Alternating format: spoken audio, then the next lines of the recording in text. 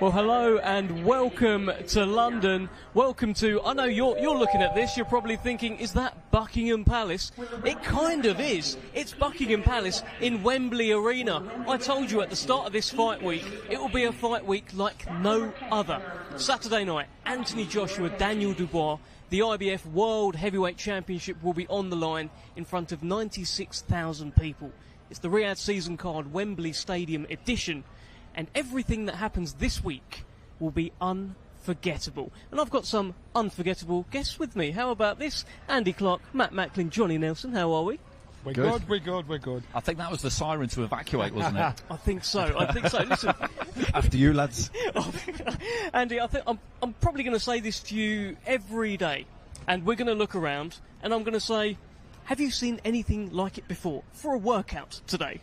No, I really haven't, because we walked in through the back of Wembley Arena, as we've done dozens and dozens of times before, all four of us, and I looked to my right and there's a set of Buckingham Palace, and then just nonchalantly strolling past me were a couple of lads dressed as beef eaters, and I just thought, this is every time they come up with something, but it looks great. You know, the backdrop we've got with the ring and then Buckingham Palace and the gates, which I'm guessing will be closed and then open for ring walks and ring entrances for the open workout, so I'm all for it. Enjoy it, Matt? Have a little look around. Did you make it into the Palace? No, I didn't, but I might have to. But look, a bit of razzmatazz, a bit of showbiz is brilliant. I've never seen or heard of a media workout where there's actually going to be boxing on as well, so yes. That's even another little trick. This is like a Riyadh season innovation, Johnny. This is something that Riyadh season have started doing. We saw it in LA last month. Terence Crawford on that show, they had 3 fights at the workout. We've got it tonight as well. No expense spared. They're doing it different. They're getting us talking, getting everybody talking in the boxing world. This is boxing moving with the times, and Riyadh season has brought that to the masses. It's a good thing. Nobody's complaining about it, and I said no expense spared. And if you're a boxing fan, this week is a great week. This event today is a nice little taster. When you see the boys get in the ring just to do their workout again, what a way to build up a massive fight just across the way.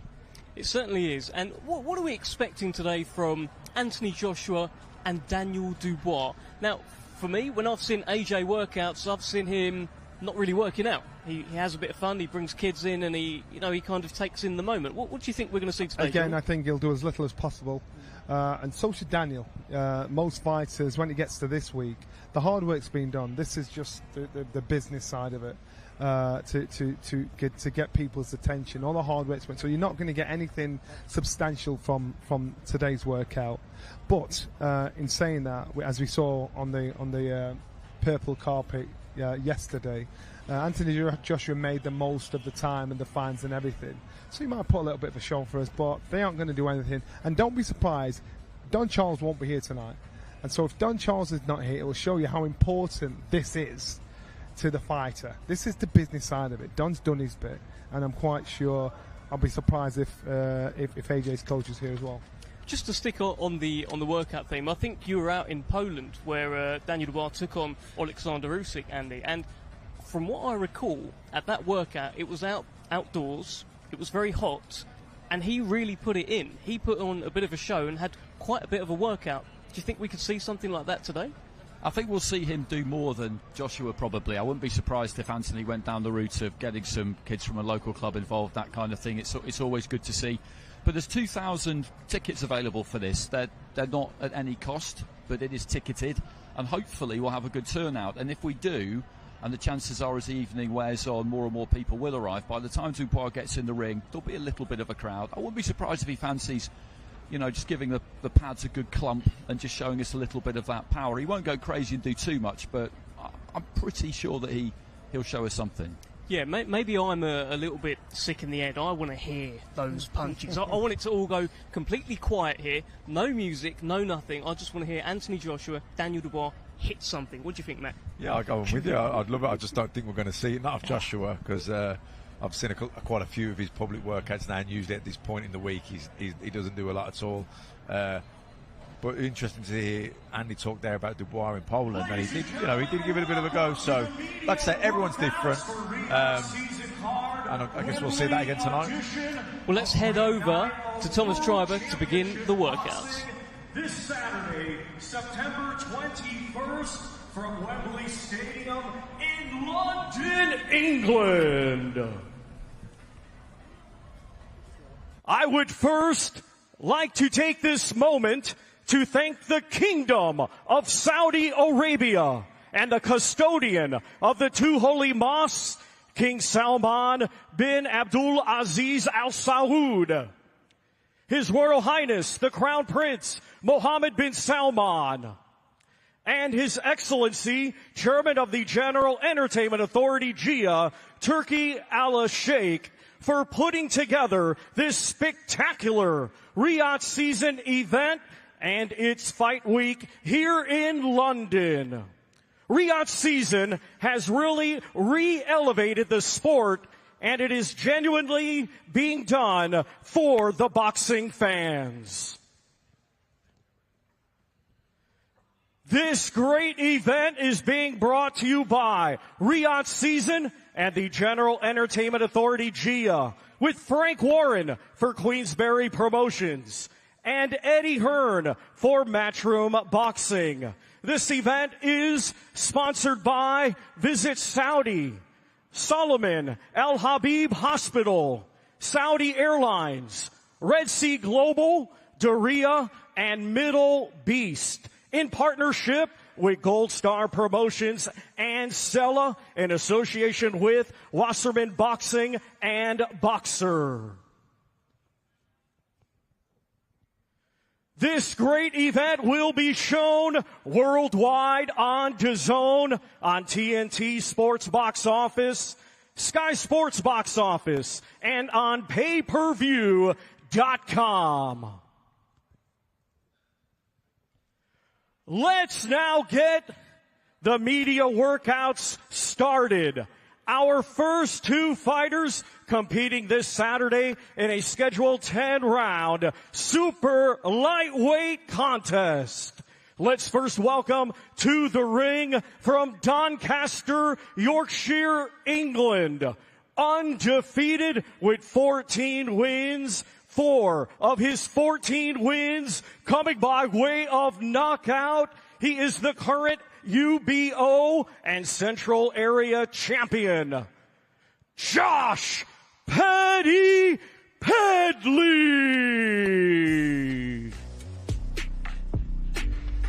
Well, here comes Josh Padley. And look at this. I mean, a few months ago, would he have thought in his wildest dreams he'd be walking out of the gates of Buckingham Palace to a ring at Wembley Arena ahead of fighting at Wembley Stadium on Saturday? No, not at all. And, you know, where he is in his career, 14-0, it's a tough fight for him. You know, it is a tough fight for him. But what an opportunity for him.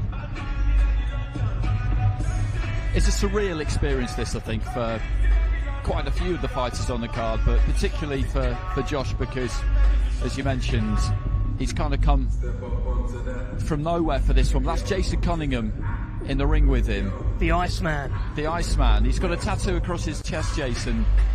The underdog who never gave up hope. And it's very appropriate for him because we were there, I'm pretty sure, in this exact arena when he beat Gamal Yafai to win the European title. And he's a great example of someone who always had ability and just kept going and going and going, and he got there in the end.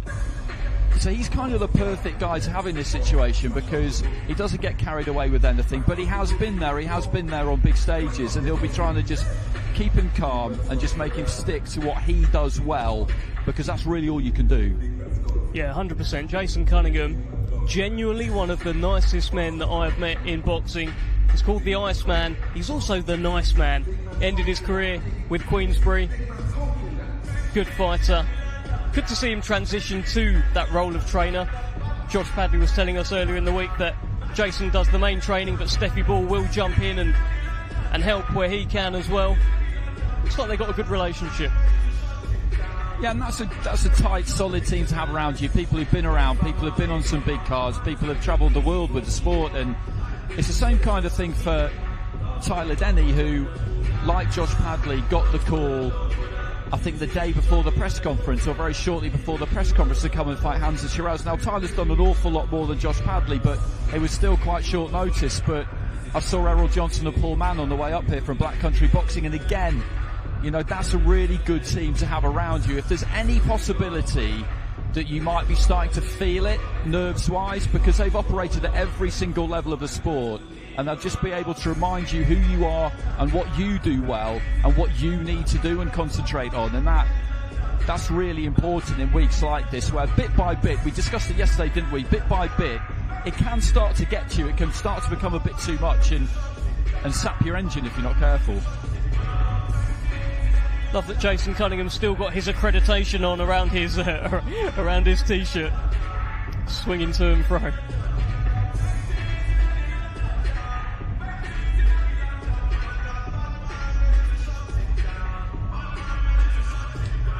Well, Matt, Josh Padley says that he's coming to cause chaos on Saturday night. Can he? I think it's a tough fight for him. You know, he's definitely the underdog, but you see him here hitting the pads. Obviously, Jason Cunningham holding southpaw, Mark Chamberlain southpaw. You can see he's trying to let his shots off and get off to the sides. Looks to me like he wants to get his, in and out. He doesn't want to stand around and trade off with Mark Chamberlain. I think they're sensible tactics. Yes, Mark Chamberlain on a bit of a streak of back-to-back knockouts in Riyadh, and he'll be looking to do the same on Saturday night. This fight, of course, that's super lightweight. Mark Chamberlain is the WBC silver lightweight champion.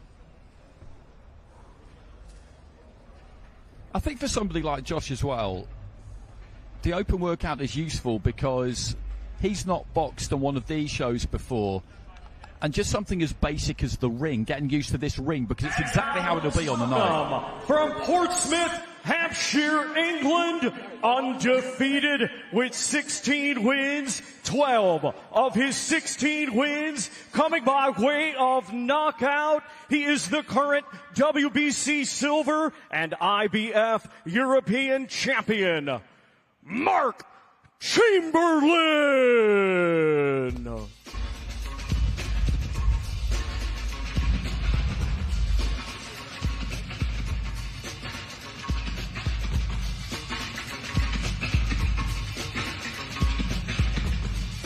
He is coming, I promise you. Mark Chamberlain is going to make his way. Well, here is Mark Chamberlain, very shortly making his way to the ring. The Pompey Puncher in action on Saturday night. I think maybe he's got lost in Buckingham Palace. I was just going to say that there's all sorts of hilarious bands we could have about this, isn't there? He's been detained inside the palace. What's he been up to?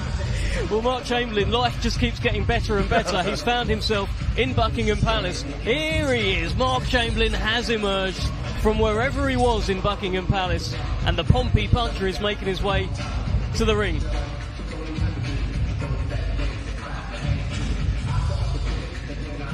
It was interesting talking to him on Monday, wasn't it? Because we were basically asking him what it's like to be so active on these Riyadh season cards and always getting the call. And he said, well, actually, it looked like I was going to be boxing in November or December.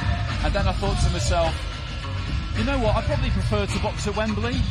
And so I had a word with Frank, and before I knew it, I was on this card. And I was sat there thinking to myself, wow, that is quite a position to be in, where you feel like you unbelievable. You feel like it's okay to do that, and it obviously was okay to do it.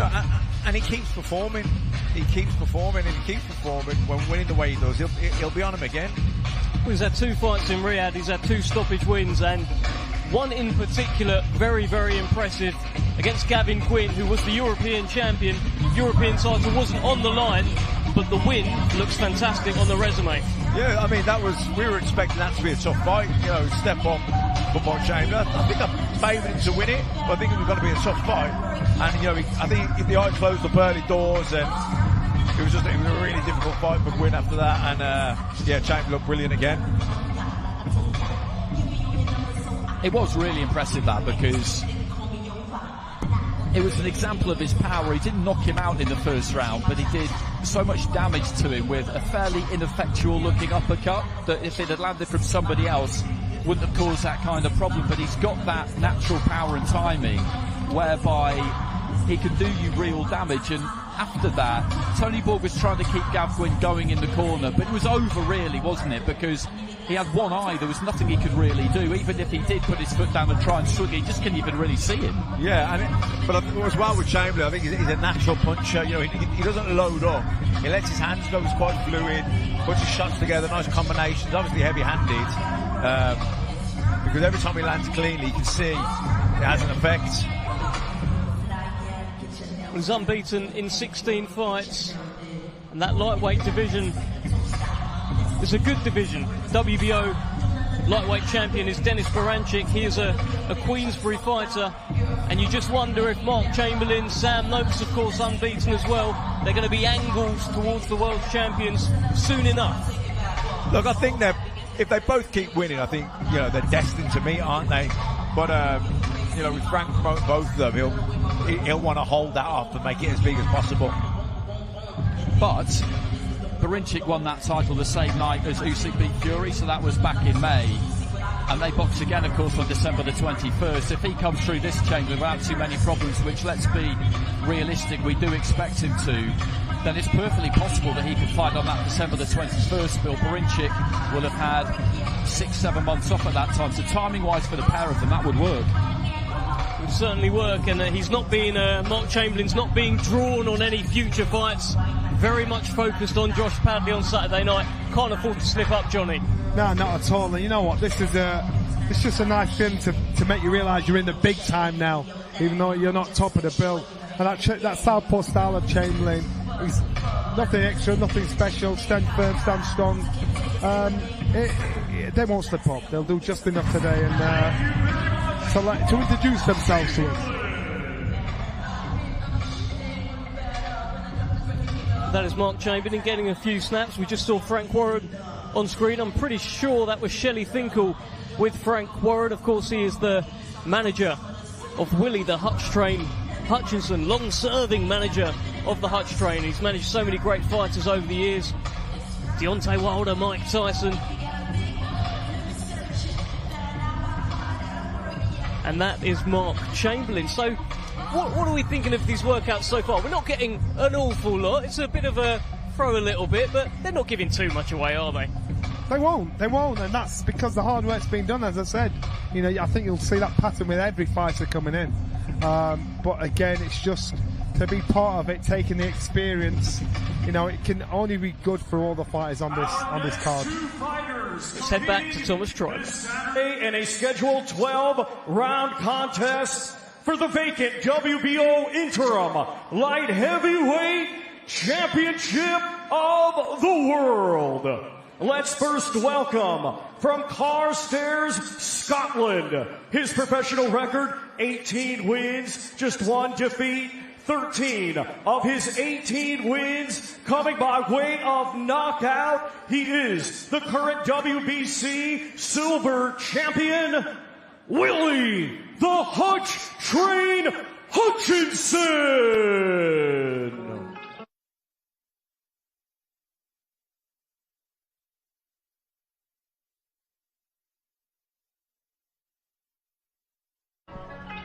Well, here is the Hutch train. The train is coming through the gates. He's had an air of confidence, almost cheekiness about him this week. He's a bit of a wild card in this light heavyweight division, but very much a welcome one, Andy. He absolutely is. He's been boxing a long time. He's been at this a long time, and he got that World Youth gold medal. And it wasn't just any old World Youth gold medal, because for the 2-3 years before that, in the juniors as well as the youth, he beat everybody. Americans, Cubans, Russians, Kazakhs, Uzbeks. He was the best of that bunch, and he proved it by when it really mattered, getting the gold. So that's where a lot of his confidence comes from. He's got that one defeat against Lennox Clark. He says that there was a lot going on outside the ring at that time. We'll have to take his word for that. But the one positive you could take from that defeat, just as an observer, is that he kept getting back up. He didn't go under. He didn't sit it out. He didn't quit, basically. It wasn't his night, and he could tell from an early stage it wasn't going to be his night, but he took his licks. I was in the lift. I walked up with Willie up to the arena today, and the confidence of him and his team is second to none. It's not a hustle, it's not a front. They truly and seriously believe that they will create a massive upset in regards to Joshua Buatsi's career moving forward. This kid can fight, I keep saying it. If they've slept on him, he's going to beat him. And he understands that. He just said, when you stop telling anybody they're sleeping on me, I want them to underestimate me. The kid can fight for fun. He enjoys it now. I spoke to his dad. His dad said, you know what, his life's in order now. He's alright, he's in a great place. So it's going to happen. It's going to happen Saturday night. I am so intrigued to see how this fight turns out, because Joshua Buatsi is going to show us a side to him that we know exists, but he's got to put it out there to show he's world class. Well, that air of confidence, we saw it in the 5 versus 5 against Craig Richards. That was probably a fight where, if you're Team Matchroom, you're looking at it thinking, well, Craig Richards should come through here. Look how he performed against Dimitri Bivol. Willie Hutchinson's got a loss to Lennox Clark. There was that kind of feeling. Where is this guy getting his confidence from? But look what happened on fight night. That confidence comes from a place of knowing what he can do. Yeah, and now the confidence coming into this fight off the back of that performance. It's almost like I'm back, you know what I mean? Now, he needed that win against Richards. You know, Buatsi, Richards had a good fight with Buatsi. That was, Buatsi won it, and he was a clear winner, but in a tough competitive fight. Hutchinson, you see him walking around, I've seen him earlier today. He 1,000,000% believes he's going to beat Joshua Buatsi. Obviously, Buatsi's confident he'll win. It's going to be a great fight. It most certainly is. Willie, the Hutch train, Hutchinson taking on Joshua Buatsi Saturday night. The WBO Interim Light Heavyweight Championship will be on the line. Of course, the full champion, the full championship belt, will also be on the line when Dimitri Bivol and Artur Beterbiev meet. And it's just a fantastic, glowing light heavyweight division. And these guys, the winner of Saturday, gets closer to a world title. Yeah, that's the prize on offer. It's as simple as that. And Hutchinson is one of these guys who, by the sound of it, isn't fazed by the prospect of going in with anybody. Certainly not Buatsi, not Beterbiev, not Bivol, not anyone. He feels like he's done his time and that he'd be ready for all comers. And it is a great fight, this, it really is, because as discussed yesterday, I do feel like we'll have an equation where Hutchinson may well be ahead at halfway and Buatsi has got to, having hopefully taken something out of him in the first half from his point of view, has got to track him down, and that could be a difficult thing to do. I think it could be really tight. Good finish. Yeah, I was thinking, is Hutchinson really the type of guy you want to be chasing the fight against? Not really, because he's tricky, he's got good movement. You see him, because Richards was trying to do that and he couldn't, could he? So, but I do think that, well, I'm hoping that Hutchinson brings out the best of Buatsi. I think Josh, we still haven't seen the best of him. We've seen flashes, we haven't seen that stellar performance yet. And motivation from Buatsi will be a massive thing, because if you're at the level Buatsi's at, and in his head he's having to step back a couple of steps and fight Willie Hutchinson, it's got to get that motivation up there to think, I've got to pull out my A game again. Well, it's in theory a step back for what might turn out to be the toughest fight of his career. From looking at Willie Hutchinson and from looking at the form, we talk about the Craig Richards fight. Joshua Buatsi has gone on record himself and accepted that Willie Hutchinson beat Craig Richards better than Joshua Buatsi beat Craig Richards. That's why he's got to get his acts in order, because I think that's why we've seen a side to Joshua Buatsi's character that we haven't seen before with anybody who's fought as a professional.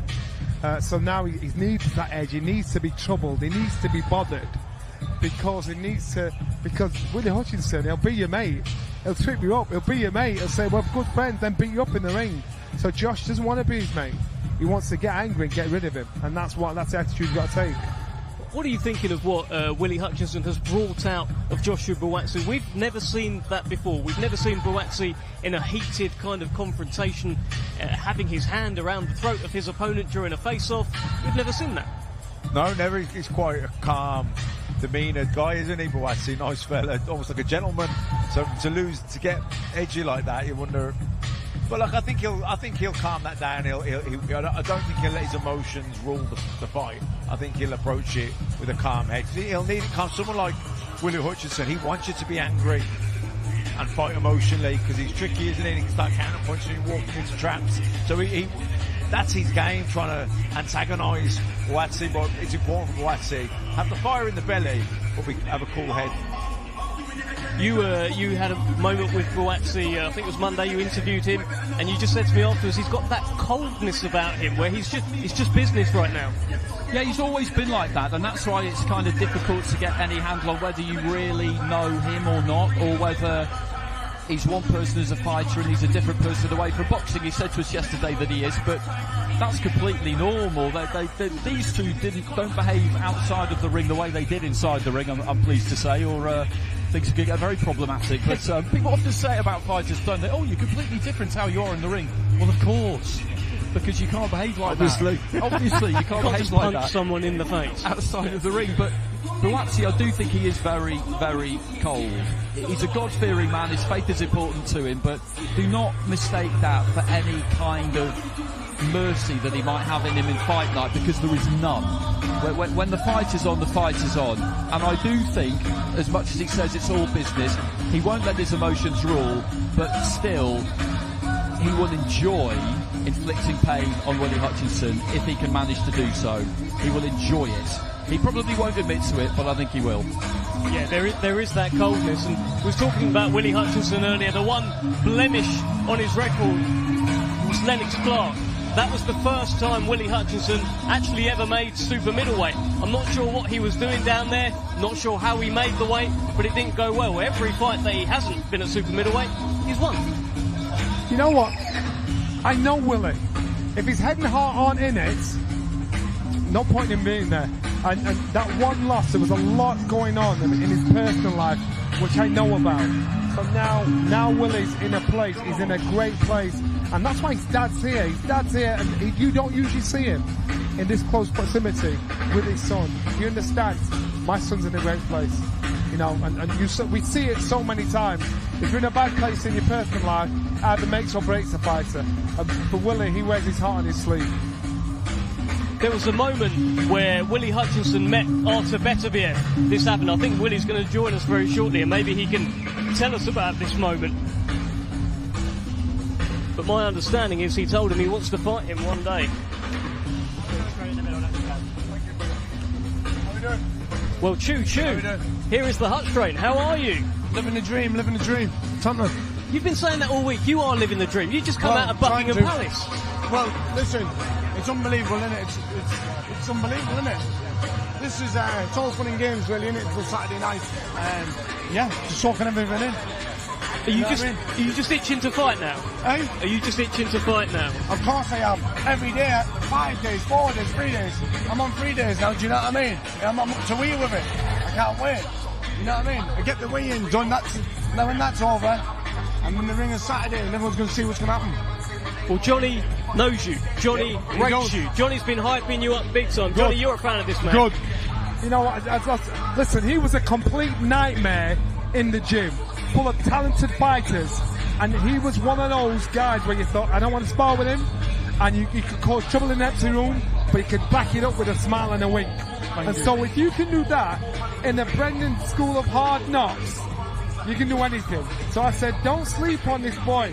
He's not an idiot. What's changed for you, Willie? When did it click? You know what it is? It's probably a bit of maturing, really, and probably needing time in my personal life, in life in general. And here I am now, do you know what I mean? And not just that, a lot of hard work, do you know? I've been in Spain for 11 weeks on my cod. I've never seen my wife, I've never seen my mum and dad, I've never seen anybody. This is the first time I've seen my dad in 10 weeks, 11 weeks when I fight. So I've been looking in 4 walls for 10 weeks, thinking of this man.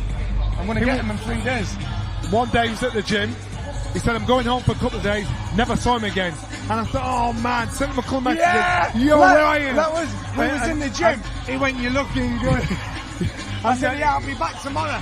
And I'm sure anyway. Yeah, a lot of stuff going on, and that's what I'm saying. When he's in a good place, he's in a great place. He's in a great place. You can tell physically in his eyes how he talks, how he smiles, how he's got a swagger going on. I am telling you now, he's going to give Joshua Buatsi kittens Saturday night. Is that how yours? Welcome to the ring from Croydon, London, England, by way of Accra, Ghana, a 2016 Olympic bronze medalist, now undefeated as a professional with 18 wins, 13 of his 18 wins coming by way of knockout. Here is the current British and Commonwealth champion, Joshua Buatsi.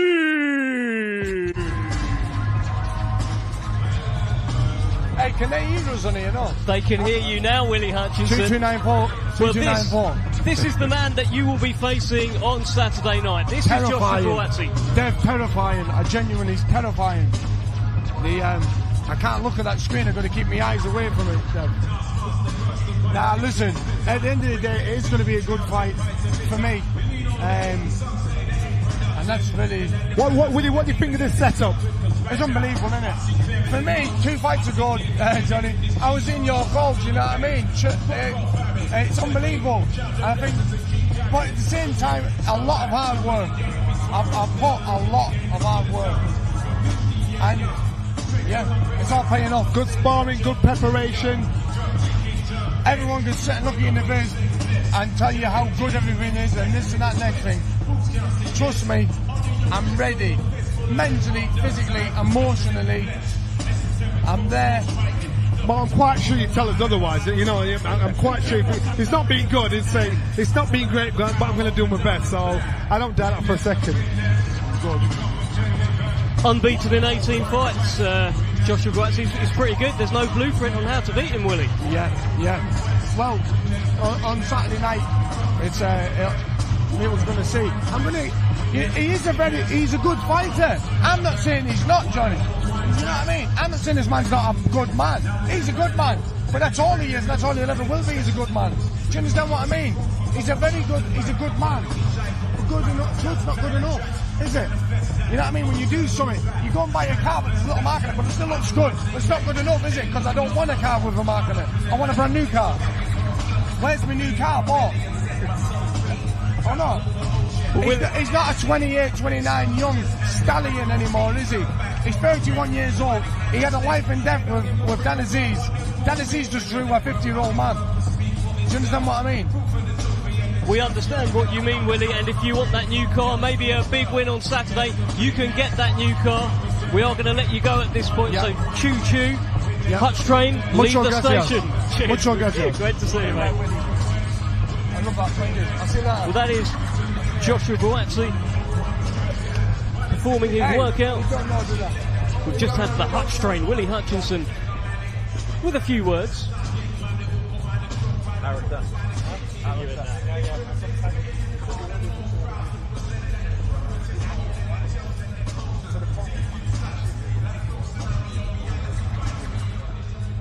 Well, Andy, Willie Hutchinson says Joshua Buatsi's a good man, but that's all he is. He is brimful of confidence, and every reason that you should be. If training's gone well, if camp's gone well, then that's exactly the kind of mood that you should be in. And you can see him just kind of on the simmer, can't you? He's getting more and more borderline, not out of control exactly, but he's getting more and more amped up about the fight as the day goes past. And I think for him that's a good thing. With others you might think that he's wasting a bit of nervous, emotional energy, but I think with Hutchinson, that's just what he does. And he'll work himself up into that state. I totally agree. I think he feeds off it, doesn't he? He feeds off it, and I think it's also a part of his tactic. He's trying to get in the other guy's head, antagonise him, annoy him, make him angry. My advice if I were Joshua Buatsi is stay away from him until the first bell and get stuck on him. Don't talk to him, don't look at him, don't even get in his space, because this kid can cause trouble in an empty room. I know it. You listen, even now when he was here on the mic, you just thought he's talking at you, nagging you, not leaving you alone. I know what the boy's like. I know what he's like with people he spars with, people he fights. Stay away from him, because you hang about him in his presence, he's got you. Well, everything that Willie Hutchinson just said there on the stream, I'm sure it will be clipped, it will go across social media. Joshua Buatsi will be tagged in these posts, and it's kind of up to him. Do you keep scrolling, or do you have a little look? If you have a little look, it's going to wind you up a bit. Don't go on social media. That's simple. If you take what's said on social media at this point in a fight to heart, don't get involved. I'd advise any fighter, don't look at social media, because you're in a strong positive place and you're being surrounded by positivity. Once you go on social media, someone is going to say something good or bad about you that's just going to be enough to make you think about it. So you stay in that bubble, you stay in that circle you're in. Yeah, he's a wind-up merchant, isn't he? You know, it's like Tyson Fury, win the psychological, get in their head, create the self-doubt, piss them off. You know, it's that same shouting you down, hyping themselves up, and he feeds off that, gets themselves confident. But you're the opponent, you don't want to play that game with them. Just like Johnny said, don't even go on that, don't even scroll on their page. Just keep on scrolling, Josh, keep on scrolling. Andy, the other thing we can see with Joshua Buatsi, the beard is back, the hair's out. This means he's been working hard, right? When that beard grows, you know that all he's been doing is training. That's how he's always done it. And on Friday, maybe even Saturday morning probably, because the weigh-in's quite late on Friday night, we'll see a different Buatsi. He'll trim his hair, he'll get rid of the beard, and he turns into, as he's described it, his younger, better-looking brother. So he likes to kind of keep things very Spartan during camp, and I think the hair, the facial hair, that's just something to remind him of how long he's been at it, basically, and then he turns into a different mode on fight night. He's a difficult man to ruffle, Buatsi, and I know that Willie managed to do it in that original face-off, but I think that was because he brought a vibe to a professional setting that Josh just didn't really appreciate. And he basically explained it to us, didn't he? And he said, listen, if that kind of thing happened outside of the workplace, then I'd have addressed it and things would have been handled very, very differently, and that would have been fine, because that would have been appropriate to the situation we were in. But he didn't feel it was appropriate to the setting of conducting your obligations as a professional boxer. That was the difference between the pair of them there. But Hutchinson's one of these natural wind-up merchants as well, like Matt said. It's like Eubank Jr.'s naturally condescending and people find it really annoying. Hutchinson is naturally quite annoying for a lot of people. he is, isn't he? I'm right, he knows it. And that's why it doesn't take takes no energy from him to annoy other people, because he doesn't even know who's doing it. But it can take a lot of energy from you. I think he does. No, I think he's doing it on purpose. I think that's all part of it. I think he's trying to do that. You can just see a little smile when he's doing it and he's talking at you. I swear, in sparring, we're all friends in the gym. In sparring, this young man, he's trying to create a war in sparring, not just with what he's doing, but what he's saying. And the amount of times Dominic's has to break people up. Well, that kind of carry on. The amount of times Dominic's have to drag him out. Will it behave yourself? I swear, it's like two parents. Well, let's head back to Thomas Schreiber. Consisting of 15 wins, just one defeat, one draw, with 8 of his 15 wins coming by way of knockout. Please welcome the former British and Commonwealth champion and current WBO International champion, Josh Pretty Boy Killy.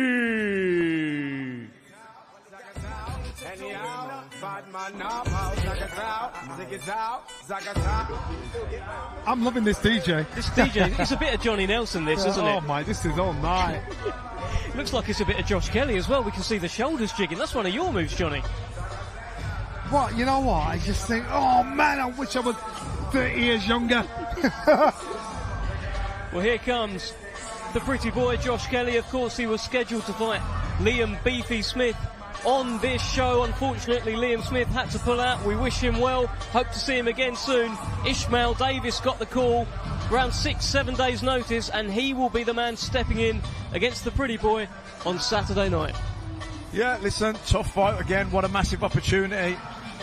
Kelly, you know, it's difficult for him in terms of he'd have been preparing for Liam Smith, he'd have been preparing for someone that's going to look and come and try and walk him down, work the body.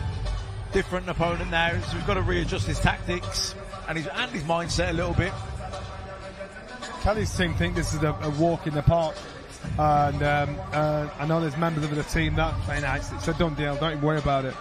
That's the wrong attitude to have with Davis. It is definitely a wrong attitude to have. These are when that surprises can happen. Josh Kelly is a very talented, unorthodox, successful fighter. I knew this kid before he turned professional, and I think this guy's got everything going for him. But again, Saturday night is not a night for sleeping, boys. It's a night for getting on with the job, getting your professionalism in, and getting the job done. Well, it was in this arena that he had his heartbreaking loss to David Avanesian a few years ago now. Says he shouldn't have been in the ring that night. He is rebuilding.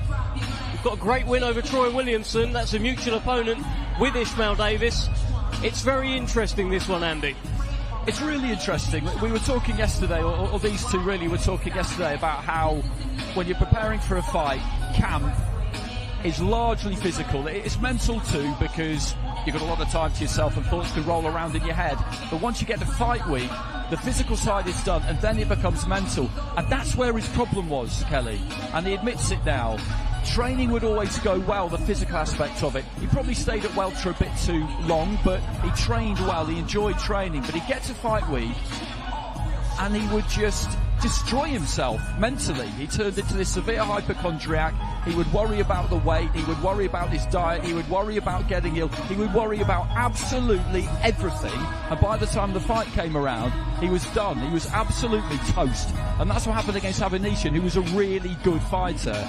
And Adam Booth said to Kelly, as Josh said to us on Monday, he knew on the night that Josh couldn't win that fight, and that all Adam had was a towel and timing and throwing it in, because he knew that he was done, because he would run down his own battery. He's addressed that, and it seems like he's now found a way to cope with fight week, because you have to be able to cope with fight week. If you feel like you need to wake up on the morning of every fight feeling absolutely amazing, then you're always going to be disappointed, because nobody ever does. And when you don't, you need to be able to handle it. You can be the most talented fighter in the world, but if you can't handle the pressure that comes with the big fights in the fight week, there's only a level you're going to get to. You're not going to push on to the big fights. And they're called gym fighters. You meet so many fighters that are really good in the gym. They'll produce cameos of brilliance, and they'll get so far on a domestic level. But when the pressure's on and it's really unexpected from them, that's when they seem to be found wanting. But again, this young man here, I think, some people have to grow up. You have to grow up in front of the cameras, and where people will respect you.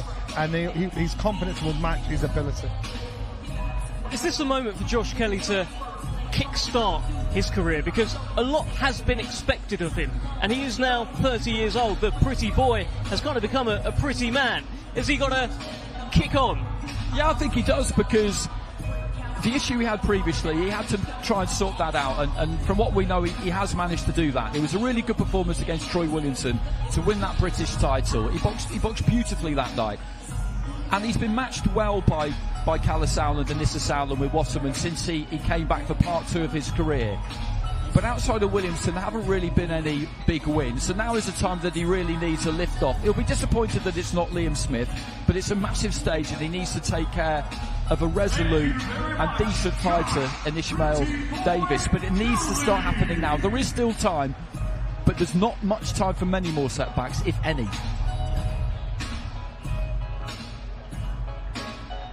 Well, that is the pretty boy, Josh Kelly. Sunderland represented on Saturday night at Wembley Stadium. Many different parts of the UK represented on Saturday. We've got London to Leeds, Sunderland to Scotland, West Midlands. We've got a little bit of everything.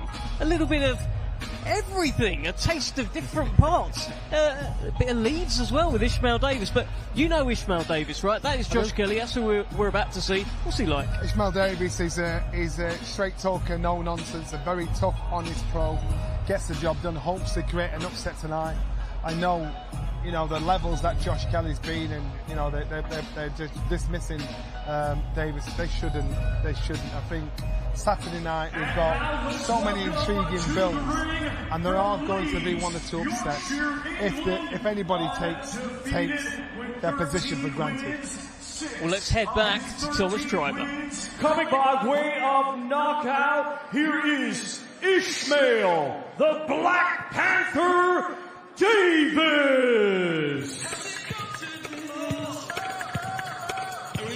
Ismail Davis, a fighter that a lot of fight fans might not have known too much about. 12 to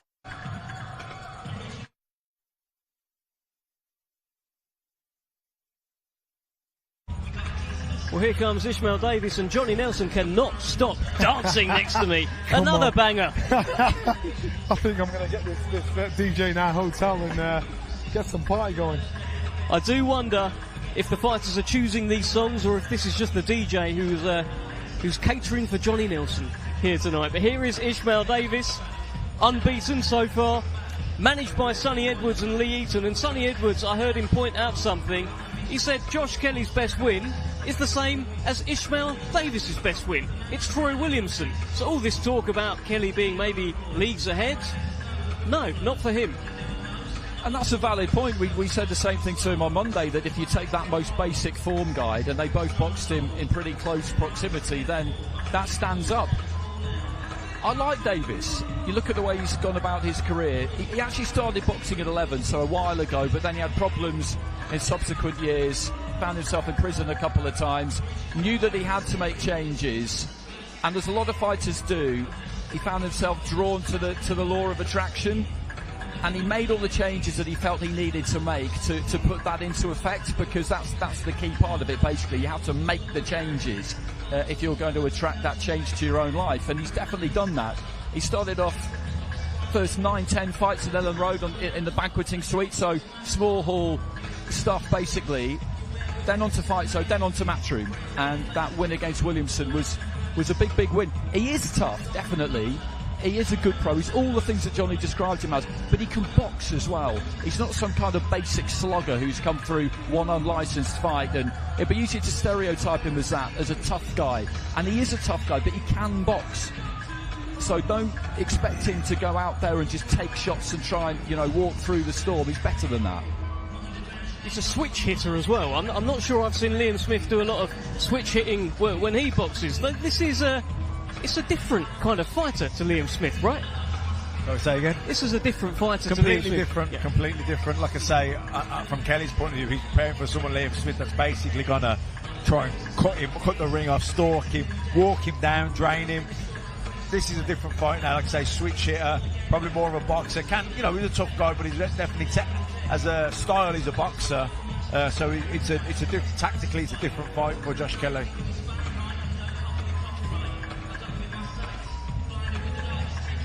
Well, he calls himself the Black Panther, believes in the law of attraction. What's the view on the law of attraction? I mean, it seems to have worked for him. Okay. The law of attraction. Yeah. Well, look, he's here. He's fighting on a red season card at Wembley Stadium. I mean, he's attracted that, hasn't he? He certainly has. And it's very easy to write Davies off. You look at Tyler Denny. Tyler Denny, I'm quite sure we'll see him next. Tyler Denny is forever being the underdog. Look where he is now. So just because someone's not a star, a headliner, in your face, braggadocious and anything special, that pure strength, determination and being in the right place at the right time makes all the difference to any fighter's career. These fighters, especially like Davis, I was just like him, lived in a gym, wait for the opportunity for somebody to drop out of a fight. When they dropped out, I stepped in. They didn't expect you to be fight fit, but all the time you were just hovering. He's fight fit.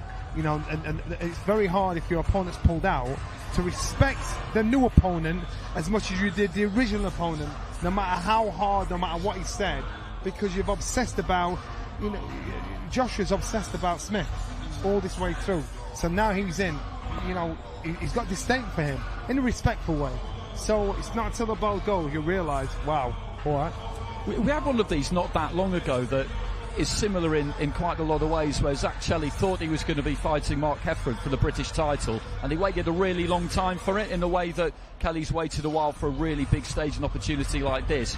Heffron had to pull out, and Mark Jeffers came in, who Shelley probably didn't know that much about, but who, as it turned out, is really good, and he got beat because he was a bit flat on the night, and Jeffers is a really good fighter.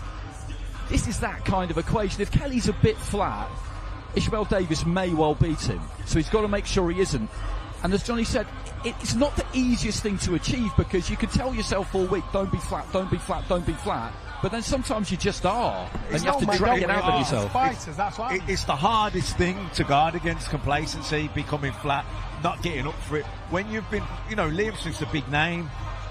That would be a big win if he was to win for Kelly. He'd have been thinking about that, visualising it, totally focused on it. In his head, he's disappointed that he's fighting Davis, but Davis is going to step up. He's buzzing that he's got this opportunity. He's probably going to perform better than he's ever performed before, because it's a huge opportunity for him. It's going to be difficult for Kelly to perform better than he's ever performed, because naturally you just feel a bit disappointed, a little bit flat, don't you, Johnny? It's a hard one. There's a young man called Jonathan Thaxton, and he was in line to fight for a world title, and his original opponent pulled out. I'm sorry, I can't remember his name. He stepped in. Jonathan Thaxton got stopped, got beat. And the next fight was for the world title. And the problem was, because his original opponent pulled out and he got turned over, it's a complacency that every fighter... Well, you know what? The biggest example is Anthony Joshua, Andy Ruiz. Yeah. Andy Ruiz was a stand-in. And you saw Andy Ruiz come in, and when Andy Ruiz came in, we all laughed at him walking through. Anthony Joshua's looking at him, and he's got to lift himself for this little fat Mexican. Look, what did little fat Mexican do? Turn him over. He had to go back to the drawing board, adjust himself, and get the job done right, and come back and box him the next time and show him some respect. This happens in our sport. It's the worst thing that can... Every trainer dreads that kind of fight.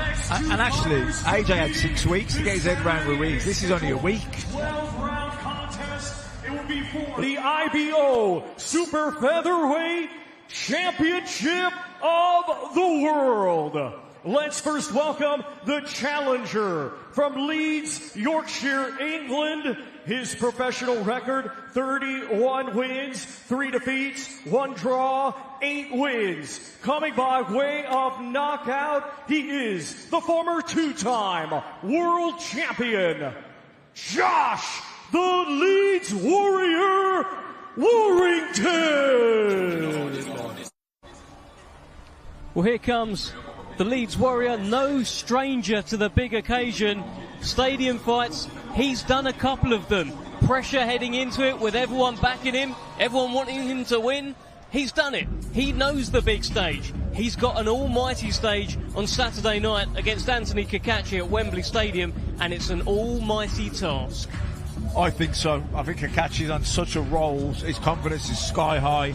He was like a man possessed in Saudi Arabia when he beat Joe Cordina, and I think he'll have that same fire, and on top of it, the self-belief and confidence that you get from becoming world champion.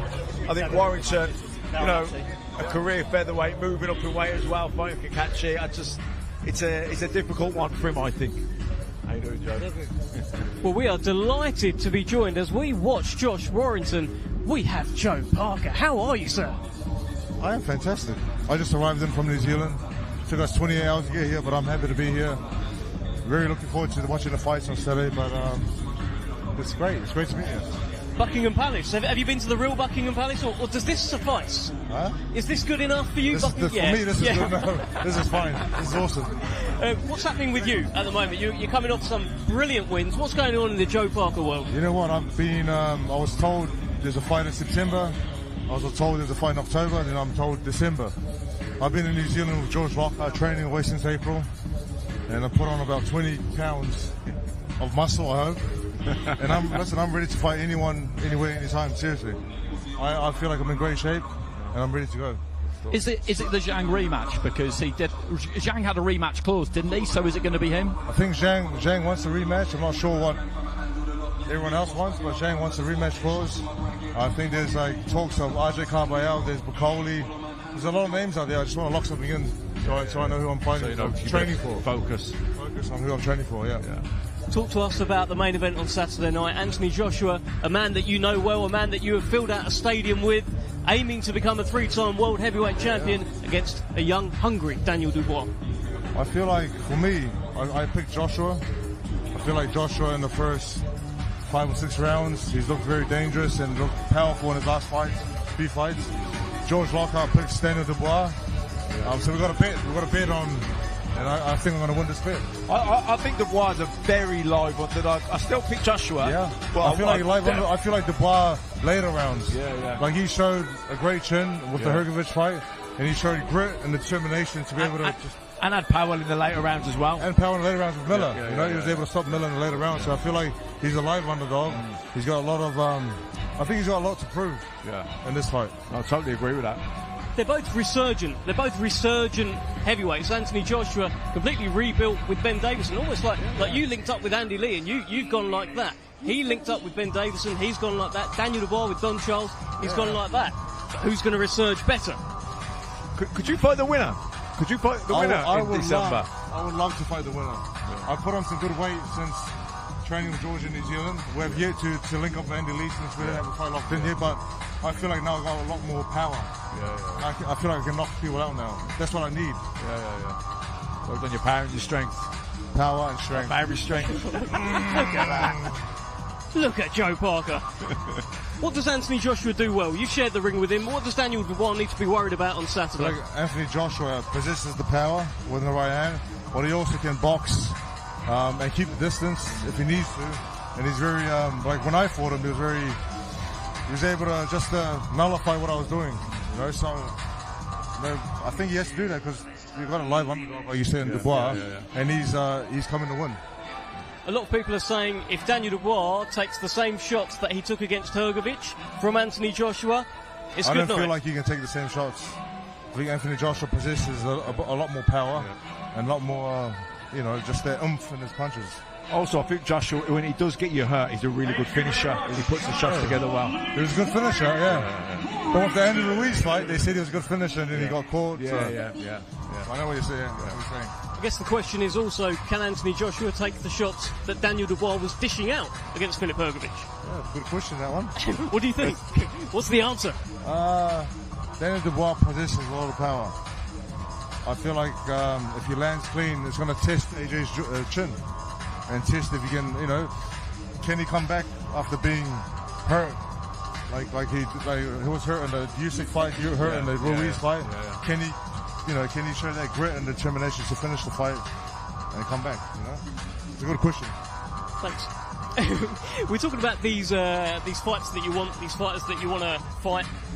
When's the next music video dropping? Because I'm checking my feeds every morning, waiting for the next Joe Parker. We've had a bit of Take That. We've had everything. When's the next one? Give me some ideas. Give me some ideas, and we'll get one sorted ASAP. That last one, Take That, mate. That was. I don't know how many times I watched that. It was brilliant. It's not just you. It's the backing. It's the backing band as well. It's the other band members. Just give tremendous. How do you do it? How long does it take to put that together? Who comes up with the idea? Kerry Russell comes up with the ideas. And I reckon it takes about 2 or 3 hours to film, and it's a lot of fun. It's something different, and it's just time to relax and enjoy and make some fun content. It kept us going in the lockdown. Yeah. Let us know what's next. Give us some ideas, and we'll make the next one. Well, when did you realise that you could actually sing like Gary Barlow? Because you're not miming, are you? I can't sing. Oh, come on, Joe. Tell me a little bit about Tyson Fury, Alexander Usyk. Tyson, of course, a man that you know very well. He's a good friend of yours, and it didn't go his way in the first fight. He's got the rematch coming up in December. How can he get the win this time? What do you think? I feel like with this fight, with Tyson Usyk, I've been talking to him recently, and he's different mindset. He's got a different mindset coming to this fight. He's I feel like he's a lot more focused. He was focused in the last camp and last fight, but having a loss in your record, I think it changes everything for him coming into this fight, rematch. I think it's lit a fire in him. He's got the fire in him, but also he's just the mindset's changed. Like he was undefeated before, now he's not undefeated. And I feel like he's going into this camp with a lot more motivation and more determined to put on a better performance. Are you speaking from experience there as well? When you took your first loss, did it light something in you? Yeah. When you take your first loss, you always want to come back and bounce back. It's unknown territory, isn't it? For him, he's 36 now, 35, Tyson. Yeah. It's unknown territory at this stage in his career, coming back off a defeat. He's never been here before, has he? Well, here comes the Andy Town Apache, Anthony Kakachi, taking on Josh Warrington on Saturday night as part of this incredible show. We're going to lose Joe Parker here. Joe, great to see you. Great to see you, Joe Parker. Sounds just like Gary Barlow, that man. Just like him. And let's welcome back Johnny Nelson and the Andy Town Apache. Anthony Cacace is here. And Johnny, whenever I see Anthony Cacace here around Wembley, it just takes me back to 2 years ago. He was supposed to box at Wembley Stadium in front of 94,000 people on the Tyson Fury Dillian White undercard. His fight got called off in fight week. Heartbreak. How do you build yourself back up? It must have been a dark time. It's part of the course in the world of boxing, and you hear it happen to everybody else, but when it happens to you, there's no consoling. There's no fix. You train for that day, that moment, that time. And once it's changed, even if it's changed a week after, or even if it's changed to 4 or 5 weeks after, it affects your drive. And it's very hard because if it happens over and over and over again, you don't train with the full belief that it's going to happen. But that's by the by. Look at where he is now. Look at the bill he's on now. Look at the position he's in now. Looks in excellent condition. God willing, that won't happen again this week. So let's see him in action on the big stage. No, absolutely. And he was on the big stage on the Fury Usyk undercard when he stopped Joe Cordina, who was the underdog heading into that fight. What a win that was for Anthony Cacace. Yeah, massive win. Brilliant fight. And a really brilliant performance from Cacace. He was like a man possessed all week. You knew he was going to produce a special performance. And Cordina, at times he matched him, but in the end, Cacace just overwhelmed him, and it was a fantastic performance. And Andy, we'd heard for years whispers about the punch power of Anthony Cacace. We'd heard the stories from Carl Frampton in the gym. We hadn't necessarily seen it reflected in his record. We saw it on the Fury Usyk undercard against Joe Cordina. We did, and you're right, he was one of these fighters who the streets knew, if you know what I mean. And you'd hear about him, and people would tell you about him and how good he was and what he might be able to go on and do, but it just didn't really look like it was going to happen because he had that narrow defeat against Martin J. Ward. He felt he won it. Martin J. Ward in good form at the time, a good fighter. He then did get that British title, but he was chronically inactive. You mentioned what happened Fury White Week, and then he gets the chance against Cordina from absolutely nowhere, and all week you could tell that he knew that was it. This is the week, this is the chance. And you just knew that he was going to turn up and perform, and he absolutely did. So he's in no mood to let this belt go. Just to clear that up, actually, if he loses, the title becomes vacant because the IBF haven't officially sanctioned this as a defence against Warrington. So if he loses, the title becomes vacant. If he wins, then he will have to defend against Eduardo Nunes. It's mandatory pretty soon after this, actually. I think it's 180 days, but the IBO title is most certainly on the line on Saturday night. Josh Warrington, with a win, can still claim to become a two-weight, three-time world champion, but Anthony Cacace will be doing absolutely everything in his power to make sure that doesn't happen. There is an intensity about the way he speaks, about how far he would go in this fight. It's just what he lives and breathes, this sport. Yeah, definitely. Massive fight, like you say. And it's funny for him to kind of hit his peak and get these opportunities at this sort of late stage in his career. But like I think Andy said earlier, about you keep going, and it'll get there, it'll open up for you, and that's what's happened for him. I think he's a pretty strong favourite on Saturday night. I think so as well, and he says that he's the hardest hitting super featherweight in the world, and maybe now in these fights, now that he's getting a bit more active, maybe we're going to start seeing more of that punching power. Self-belief is everything, and you tell everybody that, they're expecting that. Fighters know that, sparring people know that. He's not made that up out of the blue. I'm quite sure that is the effect he has on most people he stepped in with. Let's head back to Thomas Driver.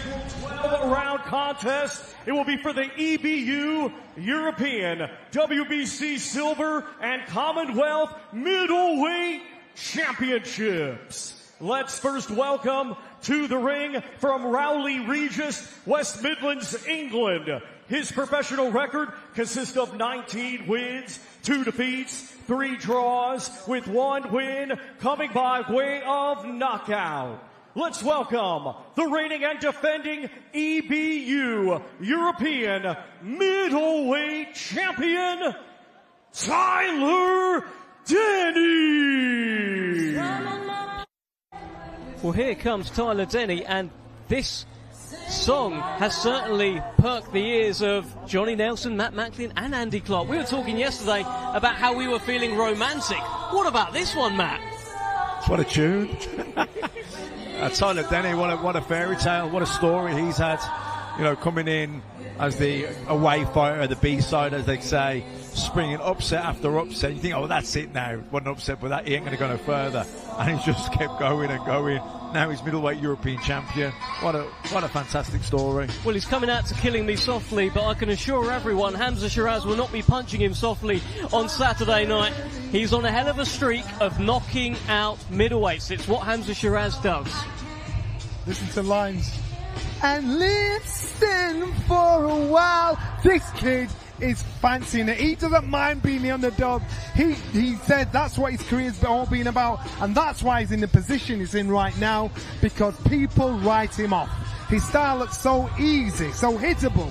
He looks so easy to beat, but he's got the heart of an elephant. And he's awkward. He's awkward. He gets down real low. He gets on the inside. In dog show, he doesn't leave you alone, you know what I mean? And then all of a sudden, you're thinking, he shouldn't be doing this to me. You know, because they've underestimated him again. And all of a sudden, they're in a tough fight with him, they start getting frustrated, and that's what he wants.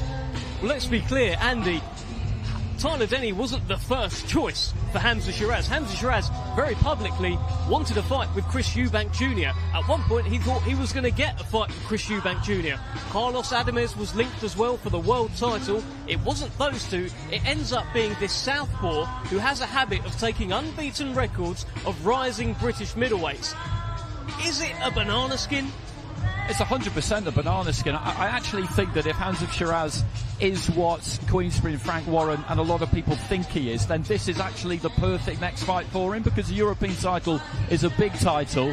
This guy's earned it. He defended it against Felix Cash, and there's a next step on the road if he's going to go all the way, Shiraz. I think this is a great fight for him, because he got nailed nice and clean by a southpaw in Austin Williams and had his knees dipped, and that didn't go unnoticed by Tyler Denny, so he knows that happened, and he doesn't look at Hamza Shiraz as this wrecking machine, this unbeatable, you know, force of nature. He looks at him like he looks at everybody else as somebody who, like we said yesterday, puts on his trousers one leg at a time. And if I could get up close to him and weld myself to him, which is what he likes to do, I said it yesterday, but if he could get close enough to you as a southpaw to an orthodox, he will dig his hip and his shoulder into you, grind them in, and just try and lock them in.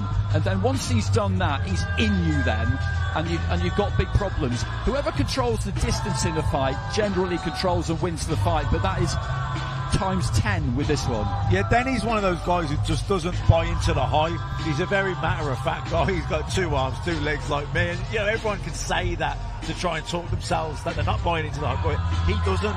He doesn't get swept with it. He just literally goes in and approaches every fight the same. And it's a lovely story. Again, we were speaking at the hotel, and he's just happy that he's in a position now where he's changed his life. You know, even at this point, he's changed his life. He's got a house. He's got a bit of security. And he said, you know what, I'm going to keep. And it's made him even more hungry. Not complacent, it's made him hungry. Which, you know, I like seeing that. Some fighters makes him complacent. He's a hungry guy. Well, speaking of hungry guys, we're about to be joined by a champ.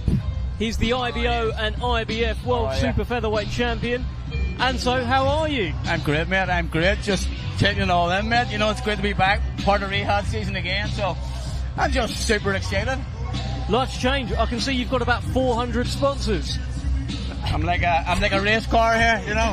Perks of being the world champion. But listen, I appreciate them all. They get you through camp. As a big man would know, it's not easy. It's very expensive to be a boxer, especially needing everything and doing everything. And these boys, they'll help me out. I've seen a big smile on your face all week. Of all the fighters, you're the one that looks like they are the happiest to be here. Hitting shadow boxing, doing a presser. How much does it mean to you? Johnny, listen, I've worked my whole life to get into this position, and I'm going to enjoy it while I'm here. I mean, no one expected me to go over and beat Joe Cordina, and I've done it. So I'm going to enjoy every moment from here and take it all in. But you were underdog against Joe Cordina. Yeah. You're a favourite heading into the Josh Warrington fight. See, that favourite, underdog, and whatever else. Josh is a 2-time world champion. You know, he's had a couple of one defeat doesn't define a fighter. Not even he done well against Wood. Lopez could have went the other way. So for me to go in there and think I'm going in as an underdog, you know, nobody knows me. They're going to know me on Saturday night.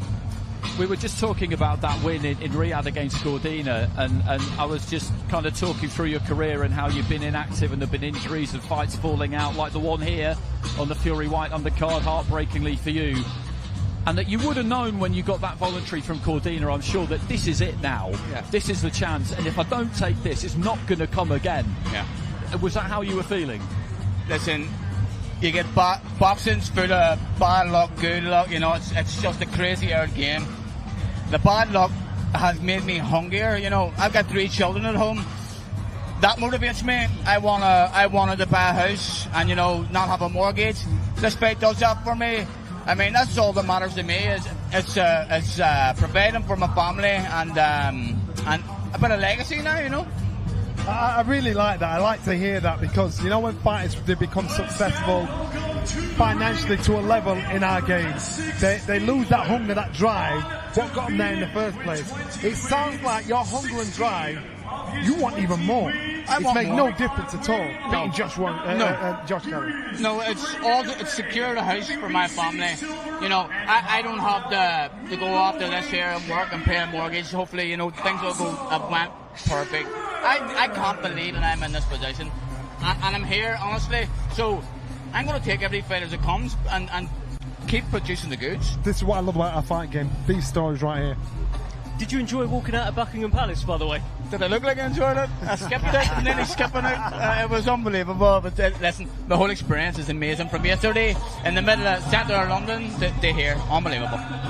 How proud were you to join the club of Belfast World Champions? Because I read it out on the night and I'm pretty sure I got it right. You go back in the day to Rinty Monaghan, then there's John Caldwell, Wayne McCulloch, Carl Frampton, Ryan Burnett and you. I mean, that is, for a really famous old proud fighting city, that is a club, isn't it? Yeah, listen, Belfast is the best city about it. Love it. It's great to be part of all the World Champion Club. But, you know, the main thing is you know, it's great to fulfill my potential because I boxed from a 9 years of age. You know, I've done everything as in the amateurs.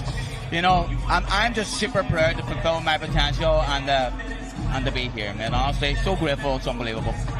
How much do you rate this man we're looking at right now? He's very, very good. Very awkward style. But he's in for a great fight. This show is stacked with great fights. And again, Hamza. Hard fight, same as us all. Thank you so much, Anthony Kakachi. We're going to let you go. Thank you. Best of luck to you. Thank you very much. On Saturday night, the Andy Town Apache.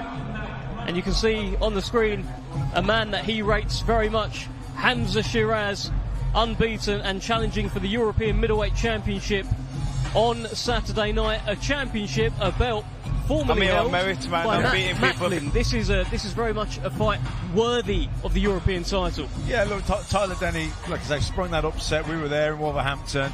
Then he goes and again the underdog beats Felix Cash. A fight everyone expected Cash to win, and obviously Shiraz has come up, beaten everybody that's put in front of him. Obviously the fight against Ammo Williams, you know, he got buzzed, but he came back and won the fight. Certainly a rising star, and like I say, we were saying yesterday, he's got star quality about him. If he keeps winning, you can see him becoming a really big name. And it's no secret, I'm a massive fan of Tyler Dennis. But this young man here, Shiraz, looking at him, how he talks, how he carries himself, the size of him, the stuff I'm hearing that's in training camp from someone that's tight on the inside, he is very, very special. And someone's got to lose. I don't think it's going to be him. But I do think, you know what, we're looking at somebody potentially. You know, he's just, you can see the growth that's coming with him. You can see how good this young man can be. That's middleweight. Can you imagine him at super medal, even at light heavy? You know, but he's got so much potential. But in the stuff I hear in the gym, it's mad. Well, Matt, it was your weight division that he's competing in.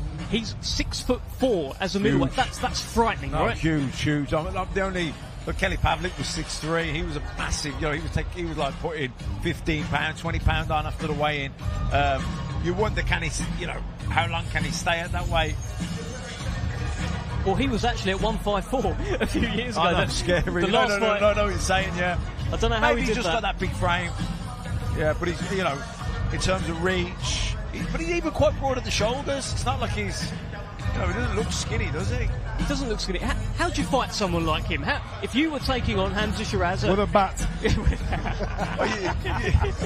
You got to get it, obviously Denny's a southpaw, but I was boxing with him. You want to get inside him, you want to stay up close, you want to take his reach away, fight him at mid-distance, come and slip inside the jab, outside, come over the right, and be on him and set a pace. You certainly don't want to stand up him and give him the room to dictate. If Tyler Denny stands off Hamza Shiraz, he'll get picked off, surely. He won't stand up him because he knows he can't. Yeah, he absolutely can't. It was interesting to hear Tyler Denny talk about Shiraz's fight with Williams, and obviously he noted the fact that he got buzzed in the third, I think it was. But in Tyler's opinion, after that, Austin Williams really did everything wrong. He didn't really follow up on it, and he paid attention to that. You can get to Shiraz, as Williams proved, and it's amazing how often that straight southpaw left hand goes straight through the guard of an orthodox fighter. So I think he will get opportunities. He's just got to make the most of them when he gets them. Hamza has looked really, really good, and it was interesting to hear him describe what it was like for him when he got hurt for the not for the first time necessarily, but against Williams. And he was telling us about how he discussed it with his trainer, and they decided that when it happens, then you've got to grab hold, you've got to tuck up, you've got to do all of those things that seem obvious, but that in the middle of a fight people often don't do, because it just goes out of your head and you can't quite think straight. So I think he sees that as being a positive experience overall. And he's on a streak. He's clearly got power. He said he's doing his best Golovkin impression that he could do. It's going pretty well, that impression. Yeah, the one thing about Shiraz, you've got to remember this, he's actually not bad at fighting on the inside. And I mean, for a big, tall guy, he's not bad at fighting on the inside. So if you've got to get close to him to get some form of success, you're going to walk into those long levers coming up, bringing them up and round. So he's kind of an all-rounder, a better boxer than his fight, but he can fight. He's also now becoming a bit of a name. We can see that. He is a rising star. He was recently made a Riyadh season ambassador as well. With all of that, with all of this chat, we're really hyping him up. There'll be pressure, Matt. There'll be pressure with that. The pressure's all on Shiraz, even though Denny's the European champion. Because like I said, Denny's just he's never really changed, even though he's had all these wins and his life has changed. You can see it hasn't gone to his head. He's kept his feet on the ground. And I suppose it's because every single time he goes into the ring, he's the underdog again. Look, the pressure's on Shiraz, but to me, he looks like someone he can cope with the pressure. He knows it's part and parcel of the game. He doesn't look, I don't get the opinion, I never get the impression that he's like getting above himself or getting carried away. I think his feet are still on the ground as well, his focus. He's very much got that, and he's shown that he can deal with pressure, he can deal with responsibility. He was, of course, Queensbury's captain, Frank Warren's man heading into the 5 versus 5, so he can do that. But let's talk a little bit about the main event. That is, of course, the chief support on Saturday. Daniel Dubois, Anthony Joshua. I just want to go through, I think we're going to bring up a graphic here, Daniel Dubois' kind of notable fights. And we have a look there, Filip Hrgović most recently, Jarrell Miller before that, and Alexander Usyk, that was of course a loss. But that Miller fight in particular, that felt like a turning point, Johnny. What did you think? The Hrgović one? The Miller fight. The Miller. Yeah. The Miller fight, I actually thought when he beat Jarrell Miller, the thing is, Jarrell Miller was getting credit that I didn't think he deserved. Because he was the loudest talker, the biggest bragger, the biggest bouncer, talking the big everything. But then when it was put on him, the first time he came against the test in Daniel Dubois, Daniel turned him over. So I just thought, well, it's a good win, but don't say it's a great win, because this guy is just a great talker, not a great fighter. So Daniel getting that win, I thought, good on you. But in reality, the biggest win on his record, as far as I'm concerned, is against Hrgović. It's most certainly against Hrgović. But the thing I'd point to on the Miller stuff, I hear everything you're saying. Jarrell Miller, in his subsequent fight, went on to have a draw with Andy Ruiz. a draw that many people feel that actually he won. And yeah, you can talk about what Andy Ruiz was in the there. big performance for Dubois against Miller, because, like you say what you want, it was coming into that fight with that draw on Ruiz, and he's a big lump. And, you know, for Dubois to retain the power and to be able to get a knockout in the 10th round, I thought it was impressive. And maybe psychologically turned the corner as well, more self-belief. And then he kind of took the momentum of that into the Hrgović fight, and that was the acid test. You know, coming into a fight with Anthony Joshua, he's on good form. His belief is where it needs to be. But they picked Miller for a reason as well, because they needed to know, and Frank said it all week, didn't he, Frank Warren? They needed to know, quite simply, whether he had the minerals for this or not, because they always thought he did, but they'd begun to wonder, and they needed to know. And they knew that with Miller, he would keep rolling in on you with all 300+ pounds of him. And if you at any point decided that you didn't quite fancy it, or if that started to get into your head, then you would fold, you would buckle in the face of someone like him, and he didn't. No, he most certainly didn't fold, and there was a couple of moments in there where it could have got a little bit hairy for Daniel Dubois, but then his father was brought to ringside. His father was slamming the canvas, telling him what to do, and we're about to be joined by a man known as the future of the heavyweight division, Moses Itama. How are you, Moses? Say that again. How are you? Fantastic. I introduced you as the future of the heavyweight division. I've heard heavyweight sensation, the future of boxing. Does any of this stuff ever get old, or are you enjoying it? I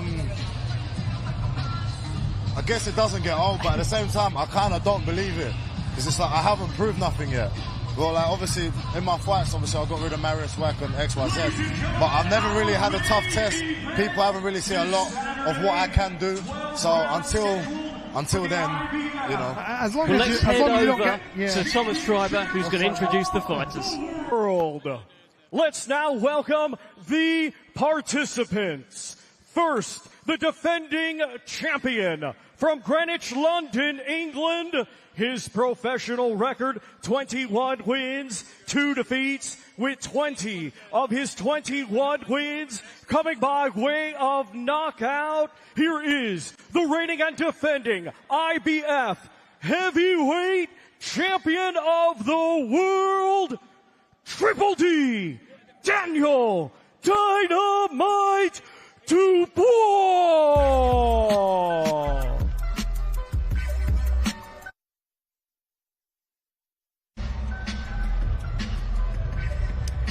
Well, here is the reigning and defending IBF World Heavyweight Champion, Daniel Dynamite Dubois. Has come into this fight week looking pretty cool, looking pretty calm. Doesn't appear to be fazed by the gravity of the occasion.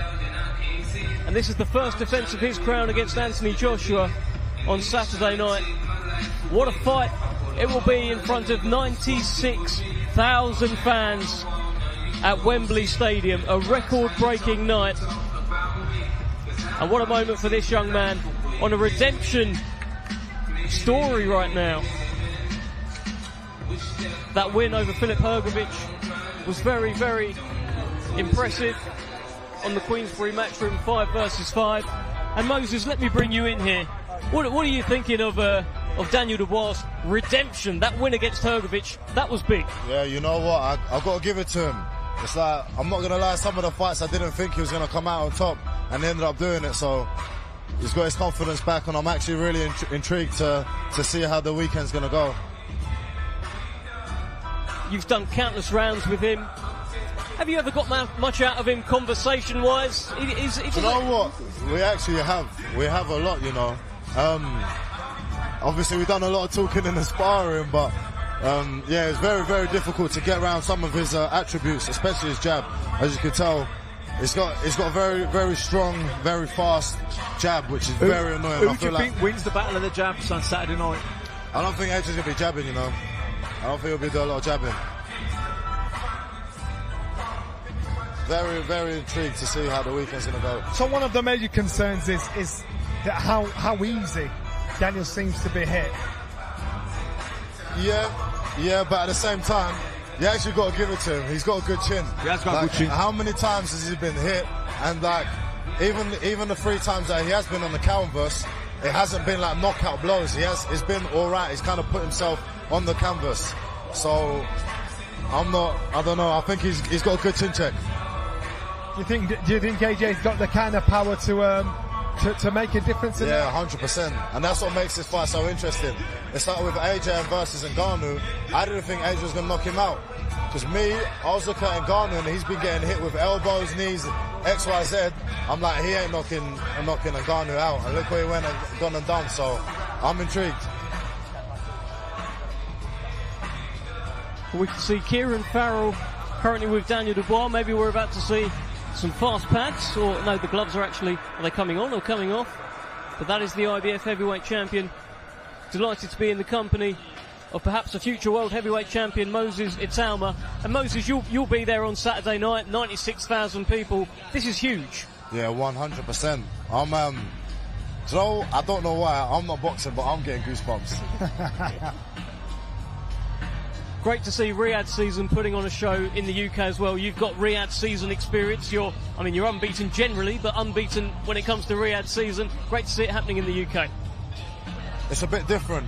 It is a lot different. I feel like there's going to be a bit more different atmosphere as well when you got the beers and whatnot. But yeah, do you know what? What's it? 96,000 people. How huge is that? How huge is that? I'm excited. You're in the gym with Anthony Joshua. We had a chat the other day. You talked about how you can tell he's switched. You've seen something in him. I think he spuddied you and you said, I'm ready. Tell us about that, what you've seen. Yeah. It's even like I saw him today and his demeanour is completely different to when I normally see him in the gym.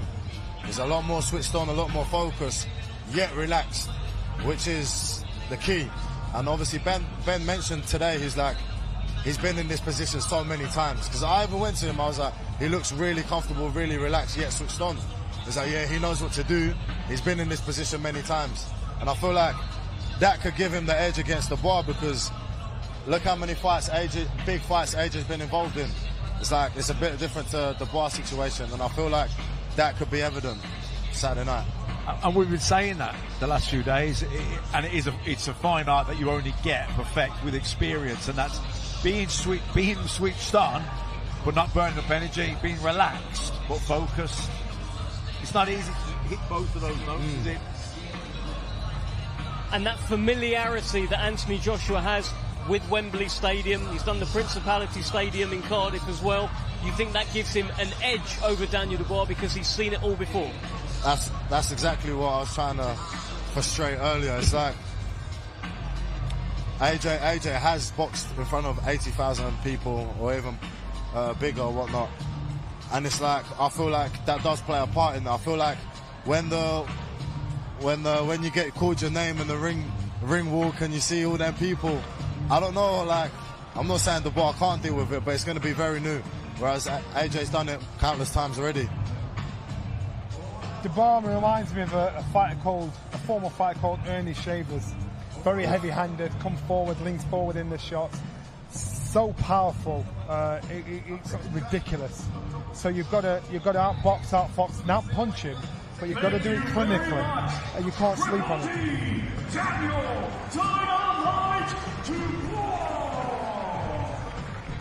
There is Triple D, Daniel Dynamite Dubois, Kieran Farrell with him.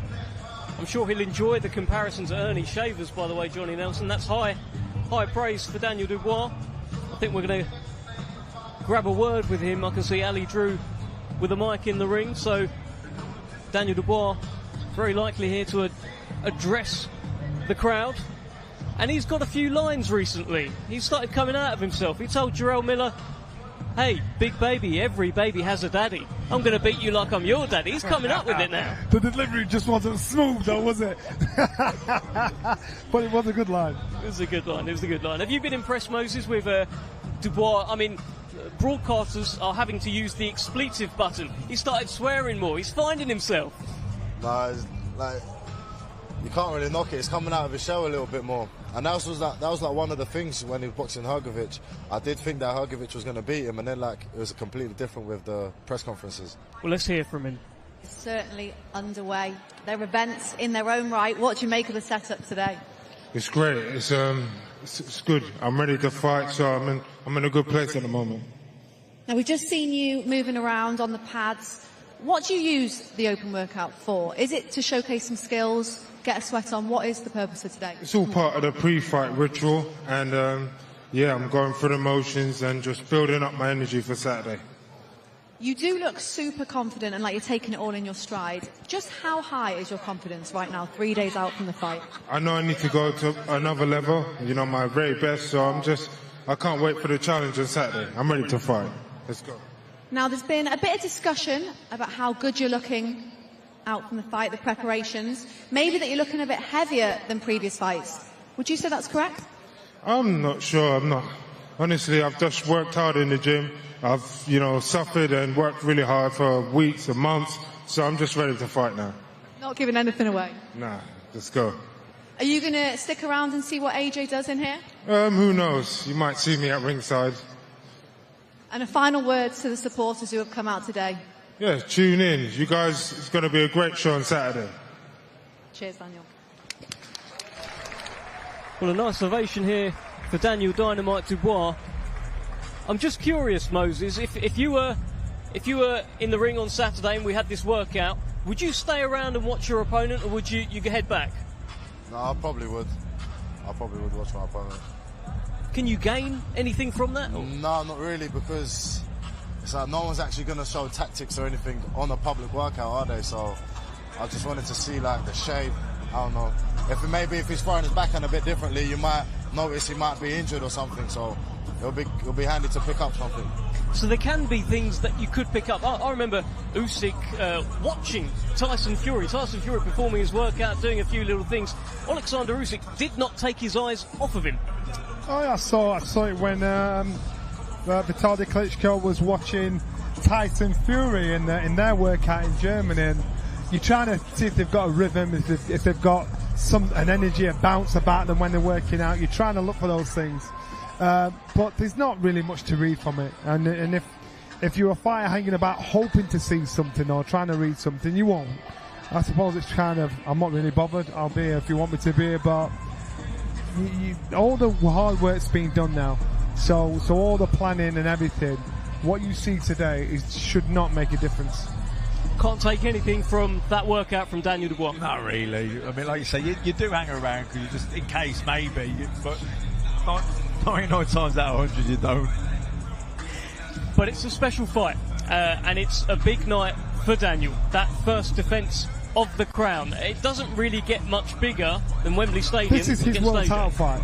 So I don't think Daniel believes he's world champion. You know, he got it through the post. This fight, and most fighters, when they get a world title, when you've got it, you've got it. But fighters that get it the way Daniel got it, they won't believe it's theirs until they've made that defence, they've boxed, and then they think, right, now this is mine. If you ask Daniel if he thought he was the one of the best heavyweights in the world, he'd say no, if he was honest with you. But after Saturday night, if he gets the job done, he'll think, right, I'm RBF champion, I'm world champion, I own this. And that's where the difference is. So it's paperwork, but it's the fight that makes all the difference. And in terms of Anthony Joshua, Moses, obviously, as we've mentioned, you share a gym with him. What sort of, is he sort of setting the standards in that gym? Is everyone following his lead? Does he get in an hour earlier, leave an hour later? Is it that kind of thing? No, I don't really know, you know. But what I do get told, and I kind of do see, like, not only is he a boxer, a fighter, but he's also an athlete. He stretches before and after his sessions. Like me, I kind of skip some of that stuff because I'm young anyway.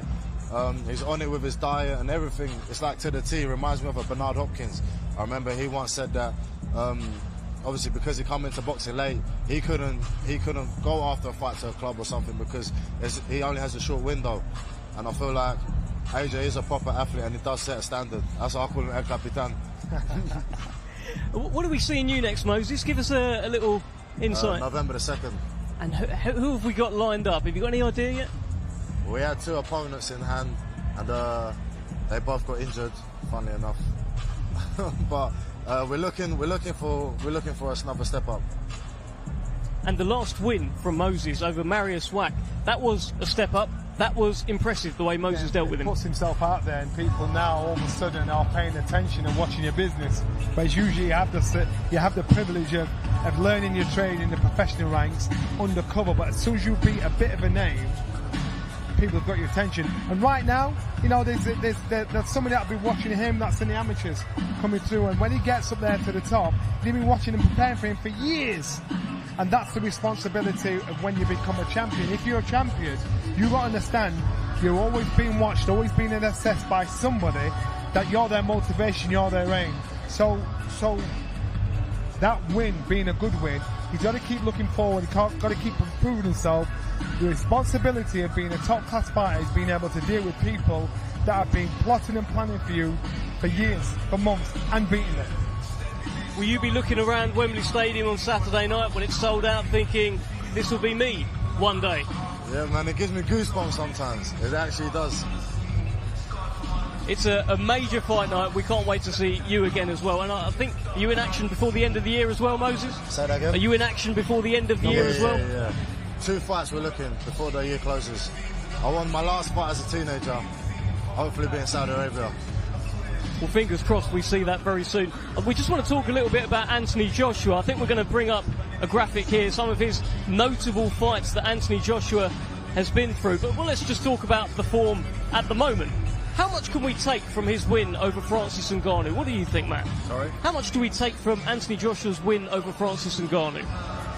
I mean, look, Ngannou's an MMA fighter. You can say afterwards that Joshua should have done that to him. But people weren't saying that fight week because we were out there, you know what I mean? And because, you know, he had that fight with Tyson Fury. Okay, Fury was poor, but Ngannou took some big shots and came through it, and he was, you know, hurt Fury. So, you know, whatever way you look at it, it was a devastating knockout. It was a big lump. You know, the bigger they are, the harder they fall. He went down heavy. It was a scary knockout. It was that. Can you read much into that? Does that show that AJ is back, or was he just fighting an MMA fighter? There's a lot you can read out of that. Ngannou is a big unit. You look at him, and if you get suckered in by all the hype and everything that's said about the fight, you then start to believe in the narrative. Anthony Joshua showed professionalism, and he looked at the facts. The facts are this: I've been a professional boxer and a former two-time heavyweight champion. This man should not touch me if I do my job correctly. And Anthony Joshua didn't knock him down, he knocked him off his feet. And Ngannou was a big unit. And it wasn't just a build-up, it wasn't just a knockdown, it was how he celebrated afterwards. He didn't jump about as though he just won a world title, he swaggered off as if to say, that's what should happen. You know, and that shows you, I actually like that. I thought, you know what, good on you, you've proved that I take my position seriously. Tyson Fury didn't, and he paid the price. He had the gypsies warning. He got the nod. But if you're a champion, if you're a top fighter, your responsibility is that of a champion to stay there and do your job right. When you don't do it right, what happened to Tyson Fury will happen. It was a cold knockout, Moses. It was one of those where he knocked him out and then he walked away, didn't even look back at him. That's a bit of you, that. No, it was very impressive. I'm not gonna lie, when I first moved to Ben's gym, and he showed me an example of video analysis, and they showed me what they had prepared for Francis Ngannou. And obviously when AJ gone and done what he done, he didn't celebrate. He was thinking, why would he not do that? But leading up to the fight, they was always planning for that to happen. So it's like, it goes to show that fights are won way before you step in the ring or even fight week. They're won in the gym. I mean, on the road, XYZ. And I feel like with the Francis Ngannou fight, it's very good, very, very impressive. But I feel like with Daniel Dubois, I feel like that's where he has the edge over Anthony Joshua. His last 4 or 5 opponents has been a lot different than what AJ has. And I feel like that could also play a part in Saturday night. Well, that is the chat, and we're going to bring up a graphic here talking about the best kind of opponents faced, and you can see there, of course, Vladimir Klitschko at the top. That was 2017, 29th of April 2017, so long ago now. A bit of a passing of the torch fight. Joseph Parker there, unification, Dylan White, remember that? Interestingly, Dev, you know, take Francis Ngannou at that because he was an MMA guy, and none of those opponents has he fought recently. So what Moses is saying there is the current form rate coming into this fight, Dubois has been in with the better opposition coming in. You've got to look at AJ's record. Look at how many former world champions he's beat and knocked out.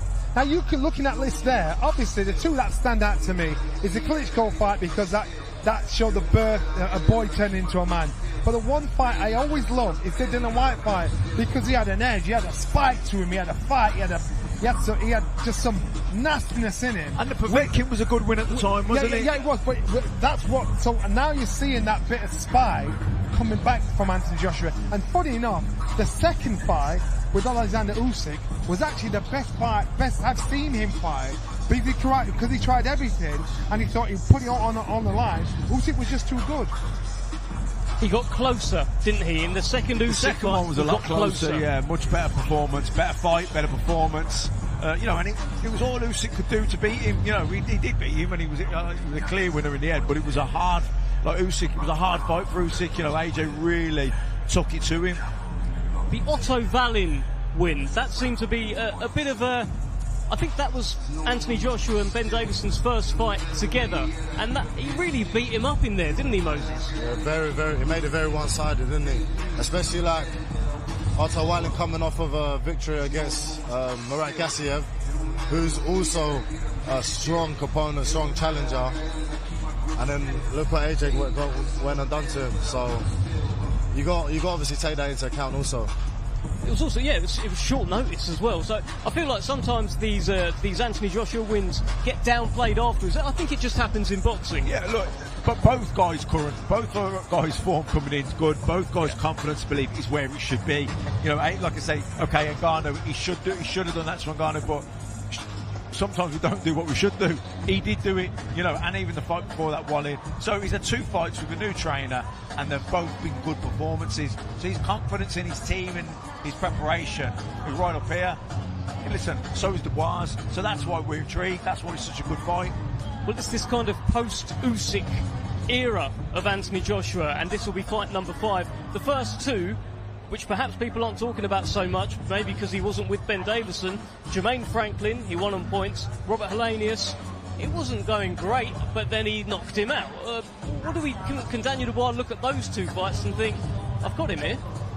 I think I asked AJ yesterday, I said, do you see maturity? I see maturity in his how he looks on his fight, how he looks on his career. And a lot of things that have been said and done in his career that at the time he probably wouldn't appreciate. But now he's older and he looks back at those fights and looks at that version of AJ. He thinks, you know what, I actually get it. There's a maturity and there's a simplicity that he's now figured out. So you know what, I've got to get the job done. Don't take what you say to me to heart, because if I do, then I'm going to overthink it. If I overthink it, it's going to affect my game. Now, he's at a stage now where he's gone through all the experiences, so when he gets in the ring to fight, this is what I've got to do. No second guessing, because the biggest criticism was he's thinking before he lets the shots go. He's hesitating. And you just think, he's got the talent, but he's not letting him go. Of late, you see him start to let it go. The maturity and the confidence to match the ability has now come together. And it had to happen at some point. Now it's come together nice here. Also, I think he had a couple of fights with a new trainer. Maybe just quite vibe or click, you know what I mean? And that's going to impact in your performance.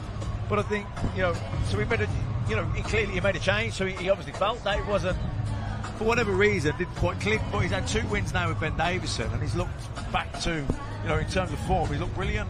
Well, we have been joined by the chairman of the Anthony Joshua fan club, Mr. Eddie Hearn. How are you? Go on. I was going to really much you off there. In the old days. Different era now, Eddie. Yeah. I think we were out of shot for that as well. Thank God. How are we? How are we feeling about this one? Relaxed. I mean, I think that kind of like the old days of the uncertainty of when Anthony's comfortable, when he's dialed in, when he's 100%. I feel quite relaxed, and this is probably the most relaxed I've been about an Anthony Joshua fight. I don't know if that's a good thing or bad thing. We'll find out on Saturday. But with Ben, as Moses knows, it's just the input of data is so, it's simplified, but it's extensive. And AJ's the kind of guy, if he believes in the plan, he's very calm and confident, and he believes in the plan. It's not breaking down the weaknesses of Daniel Dubois is not an overly scientific puzzle to solve like an Usyk. He's still very dangerous at all times, but they know what they have to do, and you know, you can never take the result of a heavyweight championship fight for granted, but very confident that he gets the win. We were talking to Moses about how he was shown tape before the Ngannou fight by Ben Davis and about how meticulously everything had been planned out. Moses, was it almost like a cheat code heading into the Ngannou fight? You know what, it felt like it, but obviously I wasn't training with Ben at that time. But when I did join and I did see the Ngannou preparation, I was like, no wonder you thought that he was going to go in there and knock him out, and he did. It's part of this, Eddie, the fact that AJ doesn't really have to spend all night thinking about this stuff so much anymore, because Lee Wiley, they're kind of doing it for him. Yeah, he searched for a long time for the answers, and that came from bringing in a defensive coach, you know, bringing in a pad man, Rob McCracken, watching tape himself, like, you know, but you've got to trust in someone, and the trust is there with Ben. And like Moses said, like, the difference between seeing him on the pads with Ben versus seeing him on the pads with Derek James and Angel in the pot, like a different puncher now. Like the stuff with Ngannou, the stuff with Wilding, it was scary when I went into the changing room to see them drilling it and then watch the fight.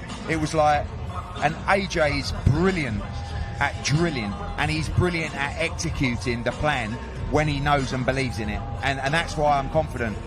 Like, he's going to hit Dubois sharp and hard and fast like he's never been hit before. Now it's up to Daniel to stand up to that and to come back with what he's going to have, and he'll be dangerous as long as he's standing. And I do believe also that Dubois has a good chin. You know, in his defeats, it's not like he's been out, you know, he's been rocked. He just didn't fancy it anymore. But he may have come through that. And AJ's got to hit him very hard. But this isn't Filip Hrgović and it isn't Jared Anderson. And the way that AJ's punching at the moment, he's got the ability to turn off the lights at any moment. Has AJ ever faced anyone like Daniel Dubois? Style-wise, I mean, probably not in terms of size and, you know, activity in the ring. I'm looking forward to seeing what Dubois does. Povetkin was a dangerous fight. Yeah, Povetkin was really dangerous. Shorter man, you know, but a big puncher as well. Good movement. Actually a bad style for AJ. Yeah. Anyone that's small and has good movement, not ideal for the bigger man. And oh look, the style matchup for AJ here is, it's never perfect, but it's a lovely style matchup for him. But, you know, what do you think? Do you think that Dubois is going to come out like a train like he did against Hrgović? Are they going to try and take him into the later rounds? I think he'll come out aggressive, but I don't think he'll be reckless, because that'd be suicide, wouldn't it? You're going against someone who can bang like AJ, who's sharp like AJ, and he's shown he's sharp in his last couple. You know what I mean? He's got to think his way in there. He's got to get his jab going. He's got to use his feints. I don't think you can just steam into AJ. I think that'd be suicide. I think when he's like this, AJ, people aren't quite prepared for the sharpness. Yeah. You know, like the slip counter. Like, I'm going back to the days, like, I know it was Charles Martin and them, but back then, one mistake and it was like, it was over, and he lost that. Yeah. You know, he lost that ability with his feet and everything to actually throw shots like he used to. You know, if you look at him, even in the Franklin fight and the Hellenius fight, he just, everything was out. No, last two fights. First round of the Wallen fight, I remember thinking, he looked sharp, straight right hand to the body, he was accurate, his timing, his distance, he was spot on. Moses, every kind of amateur pundit out there right now is saying the same kind of thing. I'm looking forward if to Anthony Joshua hits Daniel Dubois like Filip Hrgović was, it would be over. But surely Daniel Dubois is going to move his head, right? Surely they've worked on that. Well, everyone thought that he was going to move his head once he got caught with Hrgović a couple of times, but he didn't. He just tends to brace for the punch instead.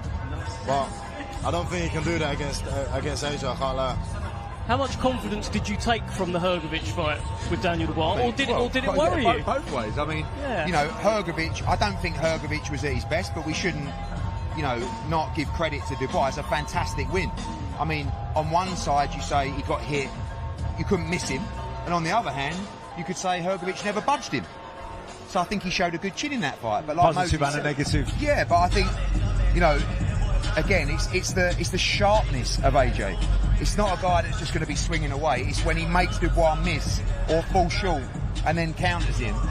and then it's how Dubois reacts. This fight could catch fire, you know, because I feel like when someone counters someone, there's going to be a 3 or 4 punch combination, and it's going to come both ways. I think he'll catch fire. I do, yeah. I don't think this fight. I don't think we'll be going into the 7th round. I hope not. As long as it goes our way. Well, if it goes into the second half of the fight, who does that favour? Depends, because, like, you know, people have got this perception that AJ fades in fights. I think early on in his career he did, because he had all this kind of like emotional energy, like when he fought Dillian White, and he'd unload and he'd like load up. And 18 stone wasn't his best weight either, was it? But also, you could say that when it gets tough and it does go deep, Daniel Dubois starts fading, and he actually might look for a way out in the fight. I don't know, like, you know, it's one of those you could debate. I think the father's a big thing. You know, I don't think a lot of these sort of discussions about how the fight goes, people probably aren't talking about the dad effect that much for Dubois. You know, he was, in my opinion, he was on the borderline of giving it all up against Jarrell Miller after 5 or 6 rounds. Frank brought the dad in, and he screamed and shouted at him every round in the corner. Didn't look at Don Charles after that. He just sat down and looked for his dad. And then in the Hrgovic fight, after about 2 rounds, Frank brought the dad actually in the corner. And I believe he's actually a second in the corner for this fight. It's good, you know, it's important for him, because he can't find that confidence without his dad. I don't mean that critically. It's truth. It's fact. And it's an asset for him, because he'll be looking out for him when things get tough. Might be a weakness as well, but the fact that he's there is interesting. You know. I agree with you. And in the Joe Joyce fight, his dad wasn't there. Yeah. His dad had left the building. No, if he in the Usyk fight, you see Daniel looking around. He couldn't find his dad. When his dad is there, things tend to go quite well. And Moses, let me bring you in here, because it's about hearing a familiar voice that you've heard all your life ringside. You've not had any times of trouble yet in the ring, but you will always hear the voice of Carol, the voice of your mum, the voice of your dad. I hear it too. You hear that, right? My last couple of fights, I haven't really heard anyone else's voice apart from my brothers, because he speaks Slovak while I'm in the ring, which makes a difference also. But funnily enough, in my last fight, I don't know why, I only heard my best mate growing up here. I only heard his voice. I don't really know why, but it just turns to be that way.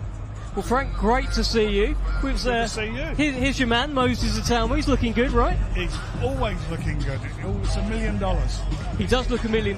We were just talking about the dad effect. Eddie brought it up about Daniel having his father ringside, what effect that has. Is it a good thing? Is it a bad thing? It seems to be a good thing for Daniel Dubois. Look, he's in a very good place. There's no doubt about it. He's in a very good place at the moment, and he's confident.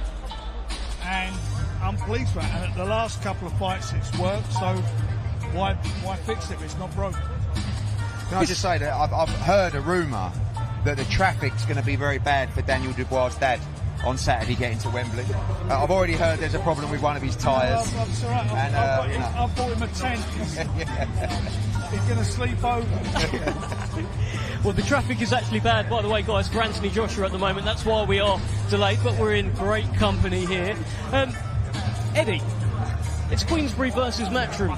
Your form's not great heading into this. What happens if, dare I say, Queensberry pick up another win on Saturday? Yeah, this one means a little bit more. You know, I think as we're 10-0 down, feels like this is worth at least 10 points, maybe more. We've also got, of course, Josh Warrington fighting Kakachi on the card as well. And then we go October 12th, we've got Raven Chapman v Sky Nicholson, and loads of other Matchroom and Queensberry matchups down the line. But this one's a little bit special, isn't it? World Heavyweight Championship, 2 guys we've both had from the debut, 2 guys that mean a lot to us, and a very important fights for our respective companies and broadcasters, but more importantly, the individuals as well. This one's absolutely everything, isn't it? Of course it is. You know, this is the big fight. This is for the IBF title. And the winner of this is well and truly in the frame to fight the winner of the fight on the 21st of December in Riyadh. Riyadh season fight over there. Rematch between Tyson and Usyk. You know, brilliant times for the heavyweight division. Nobody can afford to lose. We're seeing plenty of graphics go out. There's events going on this week around Fight Week. My understanding is Tyson Fury's going to be there. Alexander Usyk is going to be there as well. It's going to be a festival of legendary fighters ringside. What can we expect when Tyson Fury and Alexander Usyk take their place ringside on Saturday night, Frank? They'll probably sit down and watch the fight. they'll be watching a future foe, right? Of course they will, but their mind is well and truly on the 21st of December, both of them. You know, it's a big moment for them. And, you know, of course they'll be interested in watching the two guys because they're going to be facing them down the road. What sort of impact do you think it has on Anthony Joshua having Tyson Fury, Alexander Usyk ringside? I mean, he knocked out Ngannou in front of Fury. Yeah. Fury clapped. I don't think it's really relevant. I mean, you know, he'll be dialed in, switched on. There'll be 96,000 people there. I don't think Fury or Usyk's going to bother him that much, you know. But I think it's an intriguing fight that all heavyweights and all fighters are really interested in as well, because, you know, I do feel like AJ's a favourite in the fight, but everyone believes Daniel Dubois has a chance in this fight, and the closer it gets, as always, the odds shorten, especially once Frank starts talking. What can we expect? What can we expect at the presser tomorrow? What do I expect? The press conference tomorrow. I mean, we saw when they had the round table, Anthony Joshua, Daniel Dubois, it got a little bit interesting. Look, it's tense. It's going to get near the fight. All fighters, it gets more and more tense. And each of them be trying to mentally outdo the other, but it won't matter. It's all about Saturday night. And the thing about this, why everybody's so interested, the bottom line of it is because they're two phenomenal punchers. That's what it is. That's the excitement of this fight, because they're such big punchers. I mean, you could probably say they are the two biggest punchers in the heavyweight division right now, Moses. Obviously, you can bang a bit as well. He doesn't agree with that. No, obviously they've got to be. And obviously Daniel Dubois is obviously the world champion and AJ's challenging him for it. It makes it a very intriguing matchup, especially now there's Matchroom v Queensbury. I feel like... good to see you picking a Matchroom boy though, Moses. You know, nice to see you switched on. No, you know what it is? I feel like with the position obviously I'm in, I'm a Queensbury boy, but obviously I train with AJ, so I get to see a lot of insight with Anthony Joshua's training, and also I've done countless rounds of sparring with Dubois, so I feel like it's very interesting. It's very interesting Saturday night. He's someone that you should look at, you know, in the respect of being a competitor and a winner. 100%. Because we know that when you start in the game, the hunger has to be there. But to have the hunger and the discipline and the consistency that he has today, of course, with everything he's done, the money he's made, I think he wants it more now than he's ever wanted it in his entire career. He wants to win this fight more than any fight he's ever been in before. And there's a reason for that, because if he doesn't, he's in trouble. So he wants to win it. But I'm telling you, in Daniel, I've never seen him so confident. I mean, you've seen him over here. He's relaxed. Normally, he doesn't want to do an interview. He don't want to talk to anybody. He's right. You know, he's engaging in this, and I like to see him like that. And I like the fact that he is the underdog. I do like that. So I'm talking up this in my head. But I'll tell you what. Whatever way you want to look at this, it's going to be exciting. It will be an exciting fight. Stand on me. I think that, and I said it yesterday, I think this is going to be a heavyweight version of Hagler Hearns White Last. That wouldn't be bad at all. Listen, before I let you both go, Frank and Eddie, state your case.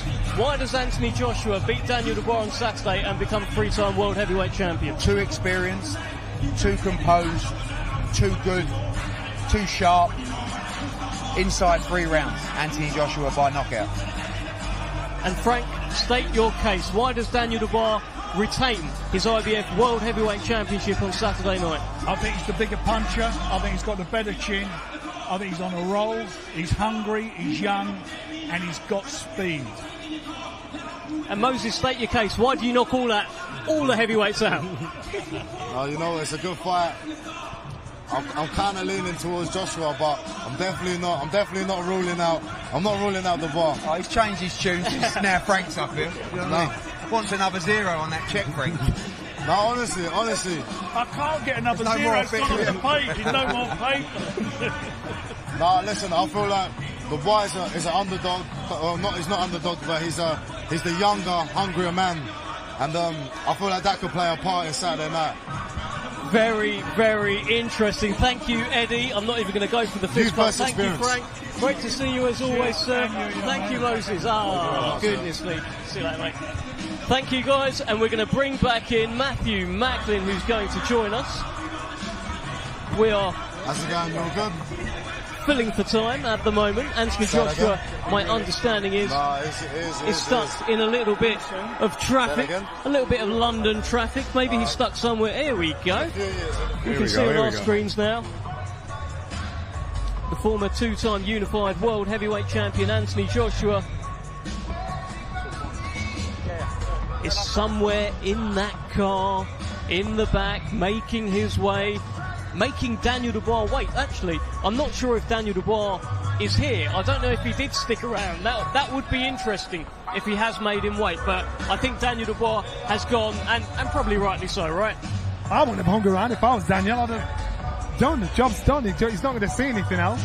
As I said yesterday in the purple carpet walk, AJ took about 15 minutes to get down, and Danny was there.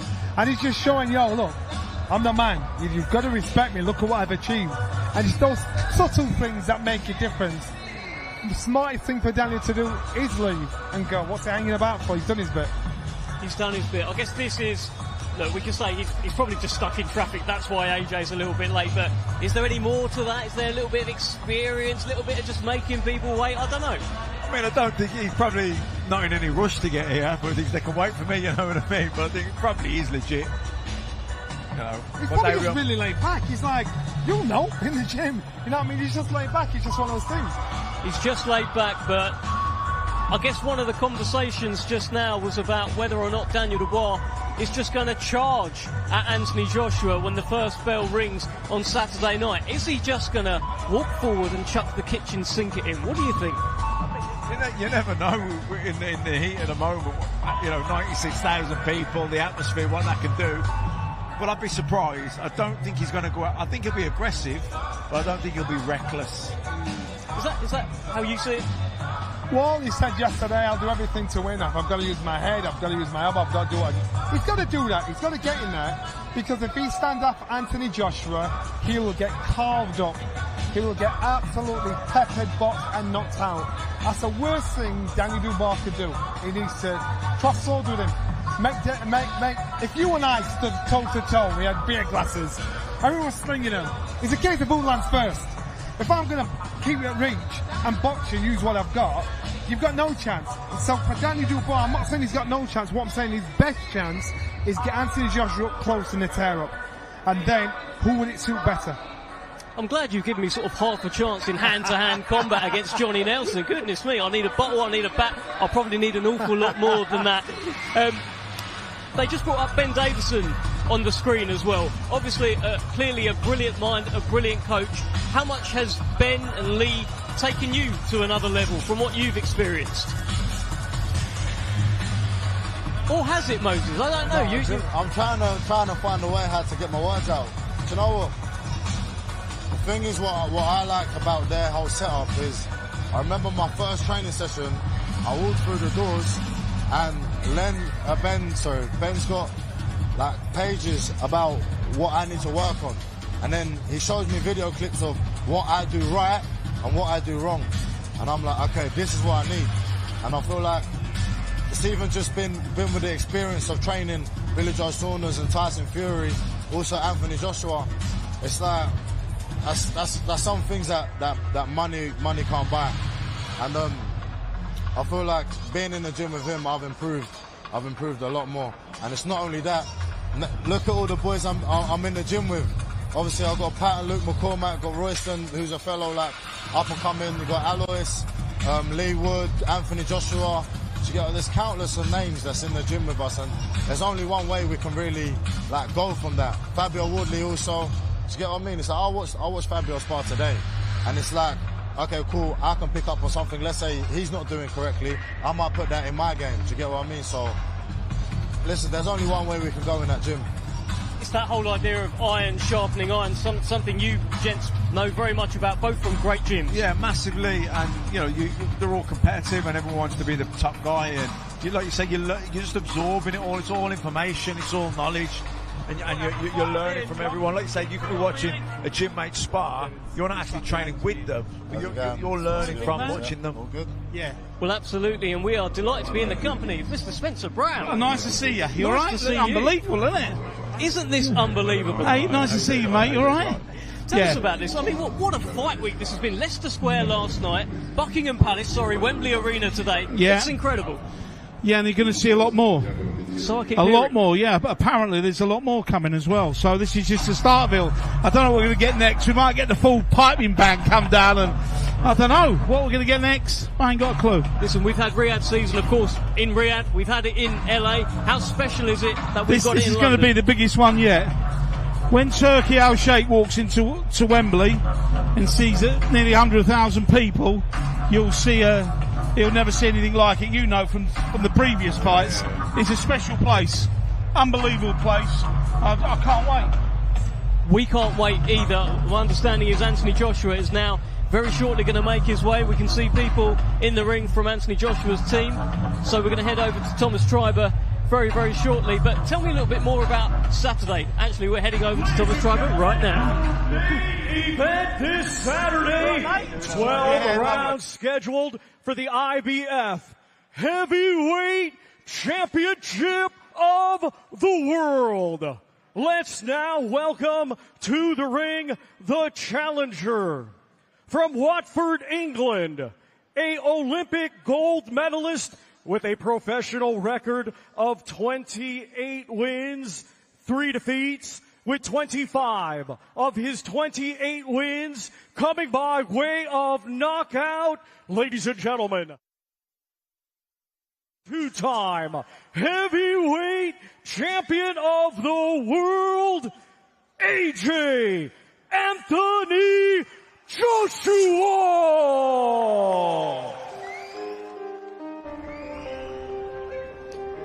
Well, here comes the former two-time unified world heavyweight champion Anthony Joshua, limbering up here in Buckingham Palace, aiming to become a three-time world heavyweight champion on Saturday. He would join a very, very small club, very elite club, if he's able to do it. No stranger to Wembley Stadium. It's a big fight. It's a big night, Spencer. It's a massive night, and I think it's very close, this, and I think it gets decided in the first 6 rounds. We're going to see that. I've got a funny feeling about this, and these Riyadh seasons, there's always a massive upset. Always. I don't know whether this one will happen. I mean, I can't see Anthony getting beaten, but I've been wrong every time when you see Dubois. Every time they get it wrong. That's a great point about Riyadh season cards and strange, unexpected things happening. I remember coming back on the plane from Riyadh, and you're always talking about something. You're like, what on earth just happened there? We may see something like that on Saturday night. Well, there's a lot of people come back to big careers from losing, going to Riyadh season, beating people they should never beat. All of a sudden they're on top again. Joe Parker, Ajit Kabayel, you know, just to name two. Kakachi against Cordina was a big win. Unbelievable. Who saw that one coming? Certainly I didn't. So, you know, there's going to be an upset again Saturday. There always is. There always is, and as you mentioned there, yeah, Riyadh season very much has reinvigorated the careers, really, of so many fighters. Anthony Joshua, 2 big wins in Riyadh. Otto Wallin, Francis Ngannou, Daniel Dubois, had Jarrell Miller, he had Filip Hrgovic, and now they are meeting on Saturday. Interesting to see AJ here. Doesn't really give much away at these workouts, just training with the kids from the amateur gym. It's kind of what he does at these workouts, yeah, so this is what we expect. If it came out hitting pads, I'd be more surprised, you know what I mean? The fact that he gets the local lads in, he boxed up so he didn't need himself as an amateur, wants to give the lads a G up, put them in, have a bit of a shake out, and that'll be it. Well, he's obviously ready. He knows what he's got to do. He's done this a million times before. So this is him all over, isn't it? And I believe, I've been told by his team, that he's so focused on this as well. Very, very focused. Well, we can certainly see that in Anthony Joshua. He's got that air about him. Is all the pressure on him on Saturday. Moses, let me bring you in here. Do you feel like Anthony Joshua is the one with all the pressure on Saturday rather than Daniel Dubois? What do you think? One more time. All the pressure, is it on AJ? Yeah, I guess so. Only because, like, you can say he's a veteran, and he has a lot of things over him, meaning like his fights, his experience. Obviously, he's the two-time heavyweight champion of the world, and like the age difference also. I feel like it's more in Anthony Joshua's favour, and I feel like he has to prove something. Whereas Dubois, you know, he's still young. I feel like if he doesn't win on Saturday night, he's still got loads of time to come back. Whereas Joshua hasn't. Well, I think one day you possibly will be fighting Daniel Dubois. That's going to be one of your one of your main opponents one day. So, 100%. you know, this will be interesting for you as well, because this kid is the real deal, by the way. This is the real deal. This is the next generation. Definitely. And that's not just from I've seen him spar with some of the biggest hitters in the world. And let me tell you, frightening, absolutely frightening. Remember that name, Moses. I haven't seen a lot. I've seen it box twice. Yeah. Each time I've thought, whoa. Well, you want to see him with the big guns. Doesn't faze him. He bangs extremely hard. But can box too. Can box. It's frightening actually to watch. And I mean, obviously I speak to Tyson all the time, and he said there's nobody else. This kid is the one. I thought he might have a bit of problem with Anderson, but he's been, you know, let's see what he comes back like. But this is the man. And 18 years of age. 18. Oh, 19. Oh, happy birthday. Happy birthday. I'm keen to hear what Tyson thinks about this fight. What has he said to you about Daniel Dubois, Anthony Joshua? Tyson, I think, fancies Dubois. Yeah, he's I'm sure he fancies Dubois. Well, last time I spoke to him, he did, but you know, people change their minds, don't they? But yeah, he fancies Dubois. And he'll be there on Saturday night, Tyson? He'll be here Saturday. We've got a big do on at Box Park. We've got every champion from all over the world. I mean, we've got more champions than we have punters at the moment. So it's quite unbelievable, really. But yeah, it's going to be a huge day. Again, put on by Riyadh Season. I've spared no expense. Get who you want, bring everybody in, and that's a party before a party. And to be fair, I've been seeing the posters come out, and it's like, it's almost one every minute. It's like, oh, Manny Pacquiao's coming, Roberto Duran's coming. Yeah, and it's all because of Turkey Al Sheikh and Riyadh Season that we're going to get these. I mean, Manny Pacquiao, yeah, it's all right, nip along and have a few drinks with me, you know. Crazy. Well, let's hear from Anthony Joshua, who joins Ali Drew in the ring.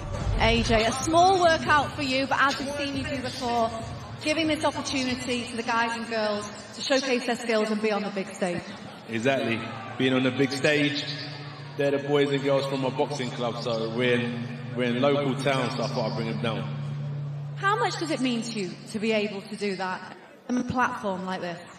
Everything. So it's about opening doors for people, like people open doors for me as well. What are you making of the setup in here and where you walked from today? There's a fight here happening tonight, right? 10 out of 10. 3 fights happening tonight. It's 10 out of 10. I feel like I'm in the ring ready for my fight as well. It feels good. Canvas feels good. Size is good. Just need to get my wraps on and my gloves and I can fight today. 3 days out. How are the emotions now? There's no emotions. You're just ready to go? No emotions. I'm just here. Just here. What are you expecting from the rest of the fight week? More media, more talking, more training most importantly, and walk into the ring in front of 96,000 people ready to show people my gladiatorial spirit.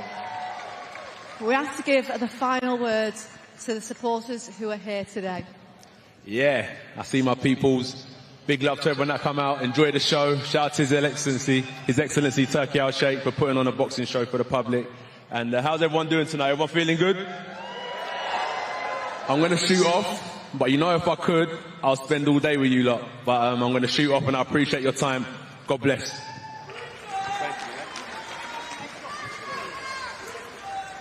Great stuff there from Anthony Joshua, and I think he probably would have spent all of his time here if he could, but he has got quite a big fight coming up on Saturday. Delighted to be in the company now of Kevin Larena, who joins us. How are you, Kevin? Great to see you. You are well placed to give us a bit of an opinion on this fight. You have shared the ring with Daniel Dubois in a football stadium. It was a great fight that night. What is the Kevin Larena breakdown of Anthony Joshua versus Daniel Dubois? You know, you've probably heard this so many times, but I truly believe it is a fight that is 50-50 because both guys are big punchers. But I think we need to take into consideration, since Anthony Joshua teamed up with Ben Davidson and since Daniel Dubois teamed up with Don Charles, they've both clicked and come on. So, you know what? I think it's a fight that a lot of people are siding one side. I can't really side towards one side. I believe I see opportunity for both fighters. Obviously, AJ's not new to the stage. He's been on the biggest stages many times, and Daniel as well. He's fought at Tottenham. He went to Poland. He went to fight Usyk in Poland. He then fought Hrgovic as well as Baby Miller, and those two fights he showed a lot. So you know, Daniel, I think, is coming to himself since he faced adversity against me. So I think it's a fight that could go either way, but. You know, as cliche as it sounds, he has a puncher's chance. Well, so does AJ. I just truly believe that Daniel can't get hit with the right hands like he was getting hit with by Hrgovic. He can't afford to get hit with those type of shots with AJ's power. That's kind of what everyone's saying. He can't afford to get hit with those same shots. You got to go. I think it's going to be telling over the first 6 rounds. If he is getting caught with them shots, they're going to put a big dent into him, and it's hard to keep taking them all night. It's hard. What does Daniel Dubois do well? Moses mentioned his jab. Moses has sparred plenty of rounds with him. The jab's amazing. You've actually boxed him. What did he do well against you? Moses took the words out of my mouth. I said when I fought him, I found his jab was irritating me most. Being a southpaw, you know, the jab hands where my lead side is, and I kept saying his jab's frustrating me. I kept trying to change my levels because his jab was finding me. And to be honest, he's got a very hard jab. Yes, he's a heavyweight. Yes, AJ's big too. All heavyweights can hit. Daniel Dubois' left hand was very strong. His lead hand was very strong. He's got a good jab, and I think he needs to utilize that. He needs to keep AJ off balance, because if you let AJ set and throw those long right hands, those long backhands, it's going to be hard for Daniel. Thank you for the Kevin Larena breakdown. Love that, Kev. Great to see you. We're going to let you go. Spencer, we're going to let you go. See you soon. See you soon. See you when I'm looking at you. And Moses. I think Moses the Town was going to jump out as well. Anthony Joshua, you can see on your screens. He hasn't got time for selfies with everyone, but he will get some in. No, I'll be ready, don't worry. I'm sure that's what we got out there for, isn't it?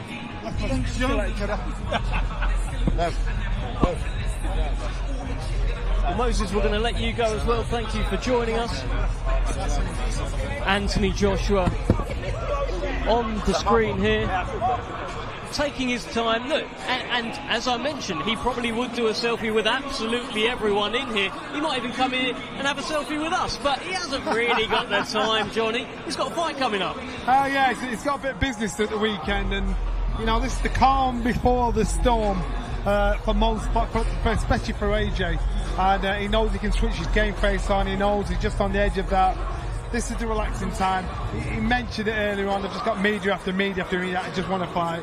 I just wonder what his downtime's like. You know, once the fight's over. But to talk about that now, you don't want to be in that mindset. It's just getting the job done. He was asked a couple of questions there. He was asked about what his emotions are right now, heading into Saturday. And he said the same thing twice. No emotion. No emotion.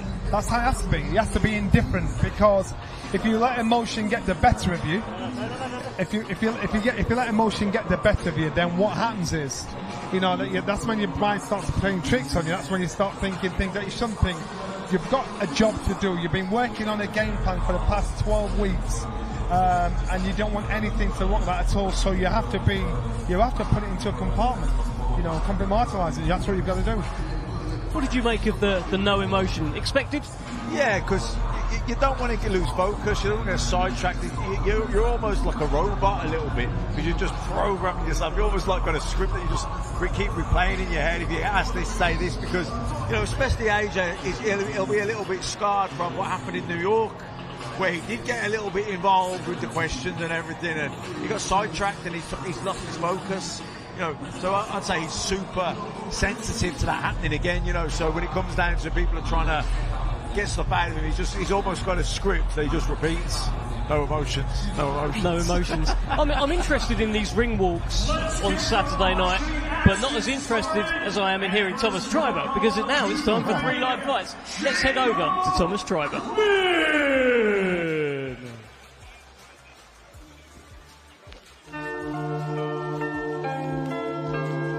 And a very warm welcome, everybody, to ringside at Wembley Arena. A frankly extraordinary setting as Jacob Quinn comes strolling nonchalantly across the forecourt of Buckingham Palace, through the gates and down the walkway. It's a good idea to have these fights on an open workout night. There's a good crowd in here, and to treat them to a few rounds is a good thing, Barry, and this is a good showcase too for the fighters on show. Quinn is one of these guys who has had wins in the home corner. The defeats are coming the away corner, generally speaking, but he likes to come and give it a crack. Yeah, he does, and this is an opportunity not just for, of course, for Chris Congo, but for him himself to just to show what he can do in a big occasion. It might not be Saturday night in front of 96,000 people. It's a huge event with a lot of eyes on it, and this is your chance to impress. And it's a decent crowd here, Andy, also.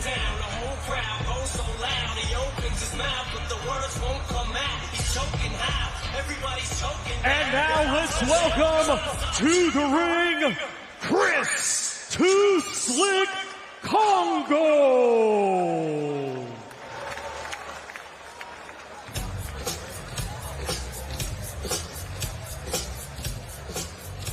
It's been a frustrating stop-start career for Chris Congo at stages. And we've begun to wonder, I think, whether he was quite going to get there and deliver on the promise that he's always had. In 2 big fights against Michael McKinson and Echo Esserman, he came up short. And then when he found himself in against Florian Marku at the O2 back at the end of March, really it was a must-win, wasn't it? And he produced a career best performance on the night to win what a lot of people saw as a 50-50 fight by a distance. Oh, he really did. He didn't only just show the boxing skills, he showed that mental fortitude and also physical strength in some of his work as well. To not be allowed Congo to bully him, I thought it was a really stand-up performance in a pivotal time of his career there. Ladies and gentlemen, welcome to professional boxing action live from the Oval Arena in London, England.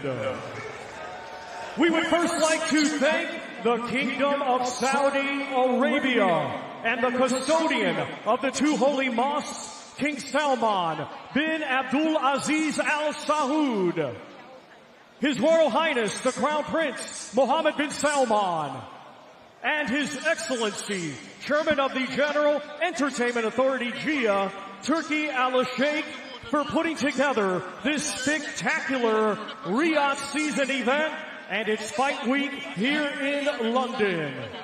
Riyadh season has really re-elevated the sport, and it is genuinely being done for the boxing fans.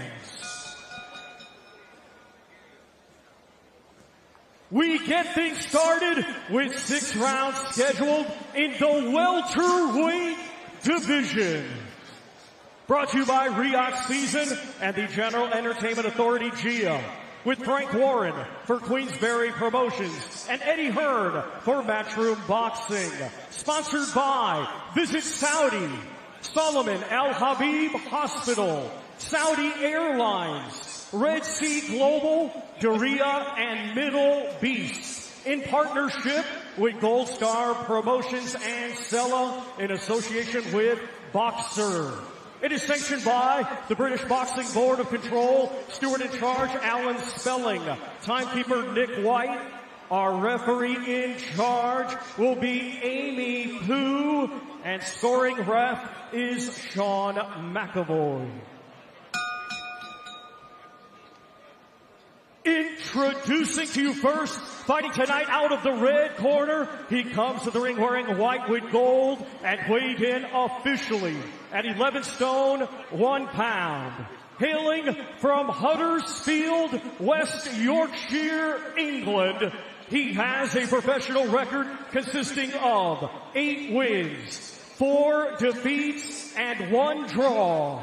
Ladies and gentlemen, please welcome Jacob Quinn!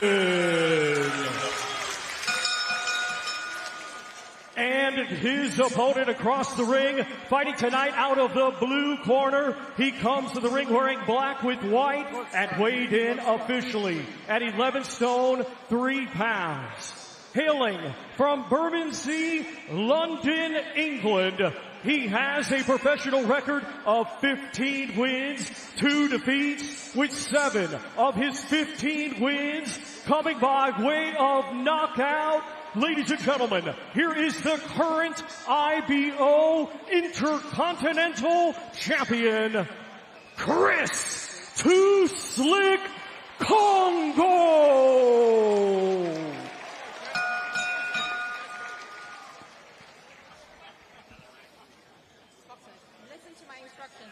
Watch your head, no low blows. When I say break, step back. Protect yourself at all times. Touch cuffs. Thank you.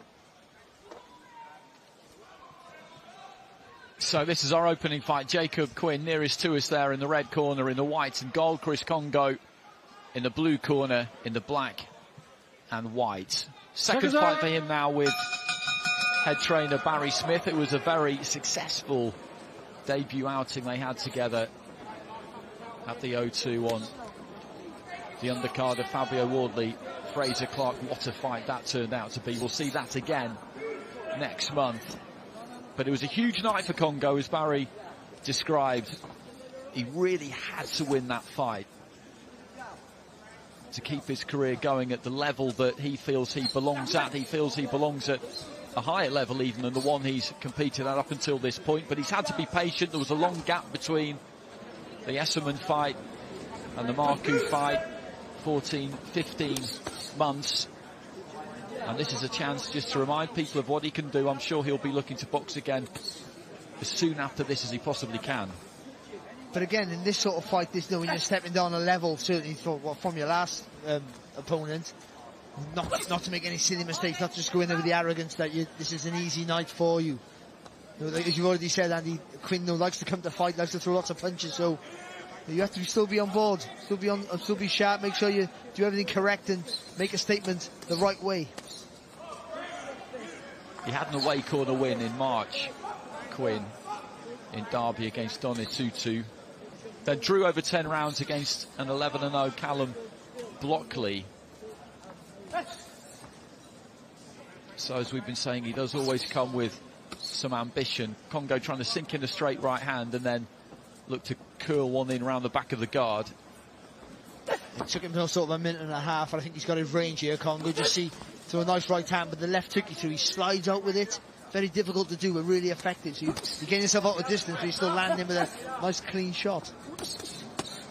Good work there from Congo.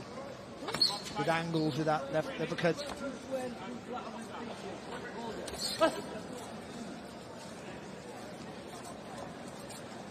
Again, we talk about, when you're boxing a southpaw, get your foot on the outside. He did it there to throw the right hand, but when he throws the jab, he takes the foot on the inside and punches sort of on an up angle, sort of tries to spear through the guard there of Quinn.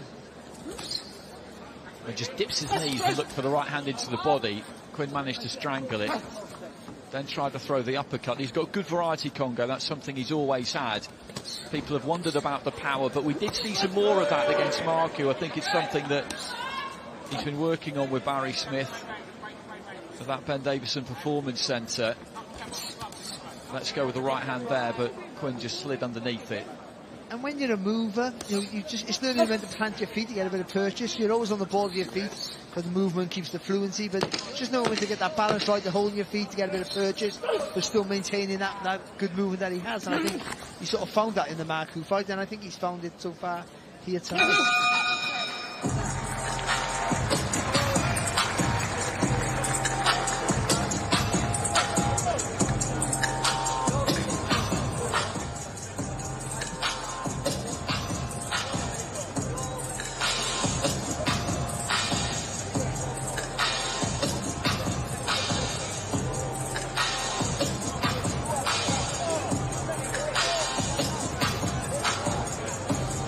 it's a good stadium to be a part of, isn't it? There's lots of fighters thriving that he'll see every day, not just Anthony Joshua, but plenty of others boxing under that same roof. But success breeds success, as they say. It certainly does. I say it quite often, a trainer's worth his weight in gold, but ultimately, you probably learn more from the fighters around you than you do your trainer, because you see it without even noticing it. All of a sudden, you mimic what you see. That's just human nature. So you pick up things almost subconsciously at times around when you're around good fighters. And we've seen that many times in over history. Kazagi gyms, the Ingle gym is the perfect example for that. But obviously they have great trainers as well with it. So you need a good base, and they have that with Ben Davison and Barry Smith and the other guys there like Lee Wiley, who were helping out with all the other stuff, and video analysis and stuff I don't understand, Andy. Let's be honest. Congo just quickly across the ring to Quinn. Latest recruit, Joe Cordina, of course, who's had a blow in the last week or so. That fight against Shakur Stevenson won't be happening on the original date, but they'll be hoping to get that one rescheduled. Congo just opens out and looks to slap in that right hand almost. And he's taking the centre of the ring here, hasn't he, Congo? Looking to be a little bit more forceful, maybe. And sometimes you get that when you're the guy with experience, and you should think, I need to sort of bully the guy here now, tell him I'm the boss, I'm the level above. Just got to be careful, because Quinn has got a fast little right hook sometimes when he leans back.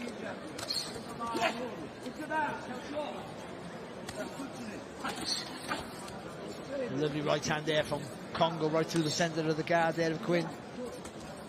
Then just pulled back out of range, didn't he, in case something was coming back at him. Leans into a left hook, and the problem that Quinn has got is that he's not really sure where the punches are coming from. Again, he just dips his knees, goes wide with the front foot, and then throws in that right, and it's always hitting something, isn't it? And what it does that, when it disguises it because they think you're going low, but also it widens your feet, and when it engages those bigger muscles, like all the back of your body, and you push off your legs, and it gives you a bit more acceleration in your work.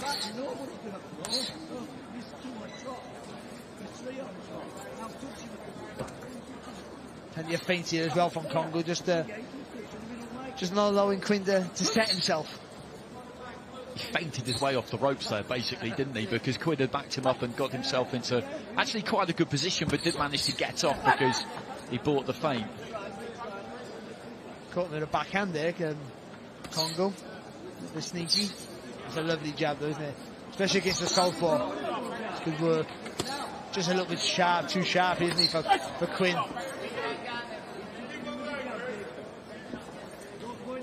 Not smothered in his work either, is he, Congo? Keeping it nice and long, even though he's the one advancing.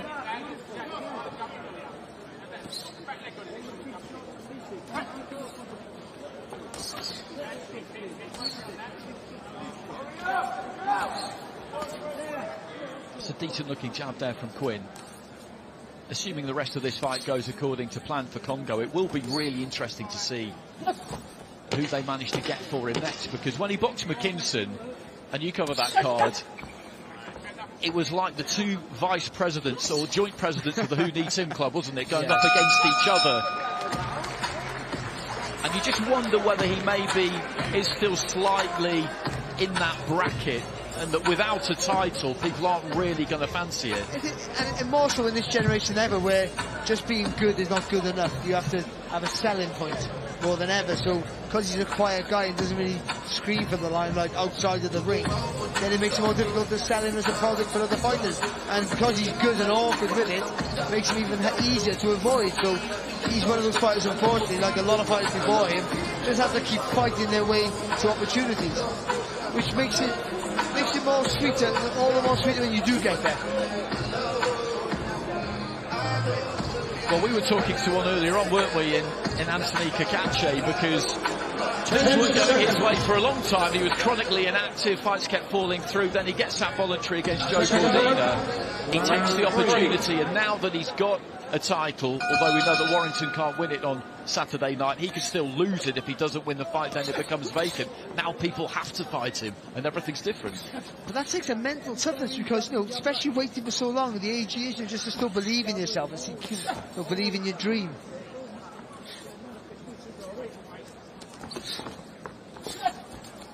Good feed there from Congo. Backing up, not too far away that he can't throw back.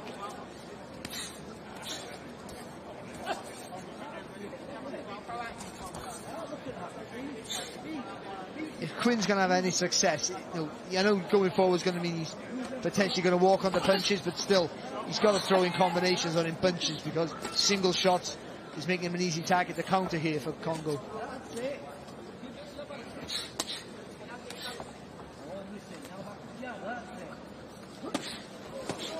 Left hook nearly got through clean there, didn't it? The disguise was lovely, wasn't it? The way he dipped to the right, looking like he was going to throw a right hand, rolled, and then came back with it. It's a solid body shot, just in around the back of the elbow. He might have blocked it slightly there, Quinn, but it had a good, satisfying sound to it as it landed. Good work, good shot. Just took the sting out of it there, Quinn. There's a lovely little timed right hand there from Congo. Just trying to turn the screw, isn't he, a little bit here?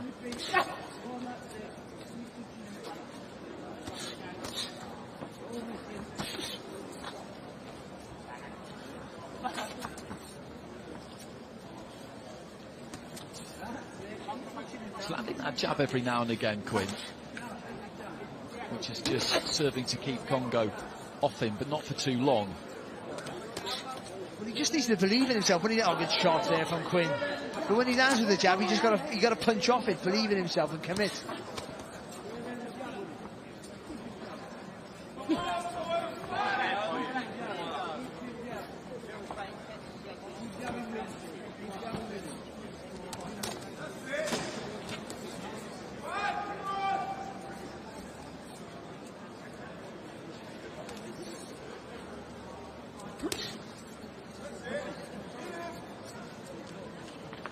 Trying to look for that perfect shot there, isn't he, Congo?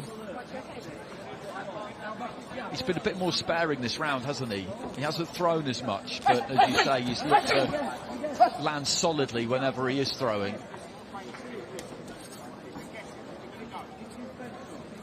And that might just be where the evolution comes in, where they're just trying to make him a little bit more of a forceful fighter without losing what he does. And that does take time. It's a gradual process.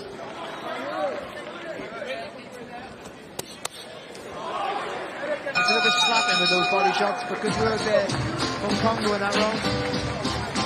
So at the halfway stage of this one, scheduled for 6 after this, Adam Hamed. And then we'll have Cameron Vuong up against Joe Underwood-Hughes. Midway through the week. Always good to see some boxing, and a good crowd in here too.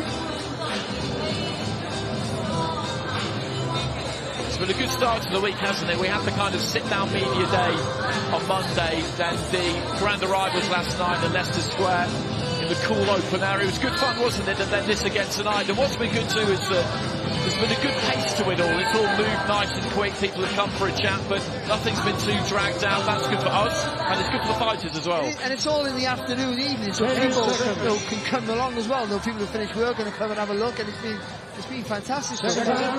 Round 4.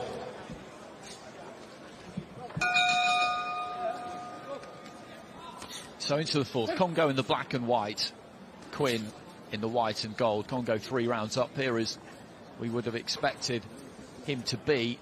It's just a question really now of whether he can up the tempo, turn that screw in the second half, and maybe try and force a stoppage here. He's only been stopped once in 4 defeats, Quinn, and he certainly knows what he's about as he slips a jab there just on the borderline of range, and he is always looking to try and get something done. At no stage is he just tucked up and tried to hang in there. No, he's just boxing at the wrong range for him, right on the end of Congo's shots. But it's Congo's feet. When he does try and advance, Congo takes that he takes a step with the back foot and slides the front foot away, which means he doesn't go too far out of distance, but enough to make you miss. And because he has the reach, he can always fire back with a decent counter. There was a good left hand into the body from Congo about 20 seconds or so ago. Still campaigning at welterweight. He's managed to hold that weight for a good while now. He is a big welterweight. He's tall. And there does seem to be a more solid look to him these days. Maybe that's just my imagination, but seeing him up close here, he's not quite as spidery as he once was. He boxed him out. He's taking his time. He's not taking any silly chances, of course, you know. I mean, he could probably turn the screw a little bit more, I think, maybe, but there's a risk attached to that, and he's not that sort of fighter, but he's trying to be more assertive, and that's a good sign. He has an opportunity to let his hands go in combination a little bit more here, Congo. Don't invite Quinn to have some success. Coasting is what I call it. I think coasting is always a dangerous thing for any fighter. Says the man who coasted through his whole career and then got knocked out. Coasting through a second career these days, some might say. Congo again with the feint, just trying to go up and down with the jab slightly, but Quinn sticking to his task, lands a lead right hook there and then showboat slightly. Yeah, good shot. Again, see, again that coasting, allowing a guy to get a bit of confidence. And again, that's 2 right hands on the spin there for Quinn. The punch output from Congo has dropped in the third and the fourth compared to the first 2 where he was busier. Again, good work to the body there from him. And better movement when he comes back. He takes that step back. He turns his body just to avoid the punches. Only slightly, but it's enough. Nice short right, followed by a left, and you can just see the head judder a little bit of Quinn as it landed. Right uppercut there on the inside from Congo, who puts them together nicely at the end of the fourth.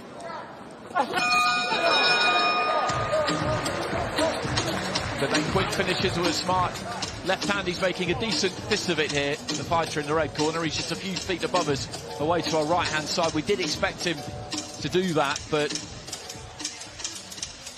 Congo had looked capable maybe in the early stages of really dominating in the second half. He's maybe slightly taken his foot off the gas, but you have to give Quinn some credit that whenever there's been an opening, he's looked to try and take it. Yeah, he has, and I think Congo, the output was being a little bit less in the last 2 rounds. For that round, he literally stopped throwing punches, and I think that allowed Quinn to get a bit of confidence, land with a couple of good shots, and he grew from that. I do think right at the end of the round there, Congo just make I'll get back into this, and that's a good sign. I'm sure in the corner they'll be saying, listen, don't mess around, get back to business, plenty of shots, think about your work, but keep the pressure on. Seconds out.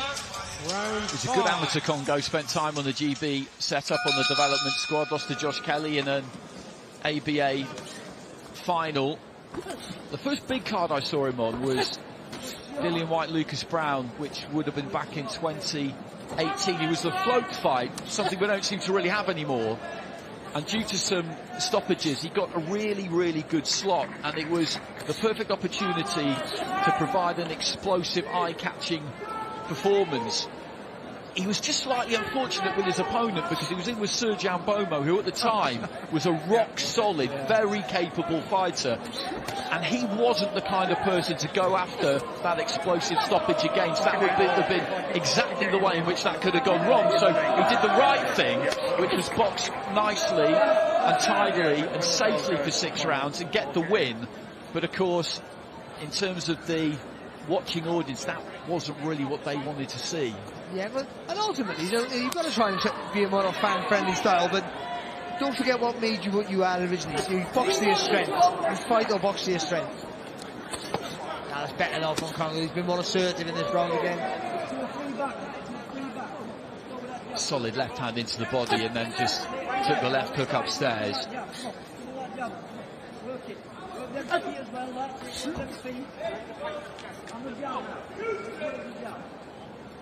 Just like to see him cut the ring off, not allow Quinn to escape. Make Quinn fire out rather than walk away. And then the gaps might appear there for Congo.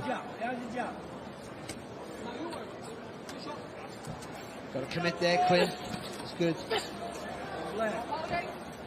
Launched into that left hand. The weight came forward a bit and Congo was looking for the uppercut. It wasn't too far away. Good left hand there though from Quinn. Just catching Congo a little bit square.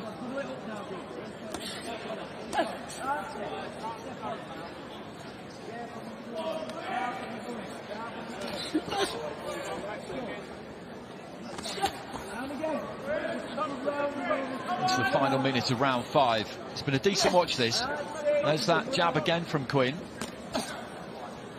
Yeah, and as you alluded to before the fight, he just makes you think all the time, doesn't he?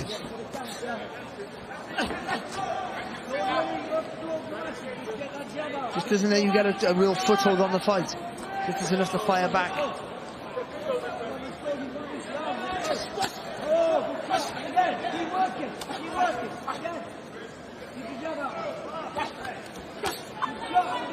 Muscles in the left hand to the body there, Quinn.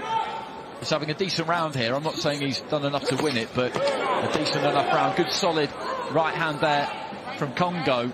And if you're Congo, if you're his training team, this is good. This is what you want, because this is supposed to be a tune-up for something bigger that they hope will be around the corner. And having this kind of fight where somebody is coming at you and basically doing their best to win as many rounds as they can to win the fight is more worthwhile than someone who just tucks up for 6 rounds. And also, for his profile, it's a more watchable fight, which is what you want to be, a more watchable fighter. That's the whole point of it, isn't it? I thought Quinn was having a good round, but I think that right hand right at the end of the round, there it is there. I think he felt that there, Quinn. I'm not sure Congo realised what there was a bit of damage done there, and he maybe could have and should have just stepped on the gas a little bit. There, now he needs a flurry. Or look for a big shot again. Either way, he needs to let his hands go. And it's just to get out of that mindset of what you used to be in a safety first, a reactive fighter. You've got to change that mindset. It's a very difficult thing. They'll tell him in the corner, but you see in every round he reverts back to type. But again, like I said, that's a long process to change that in the right way.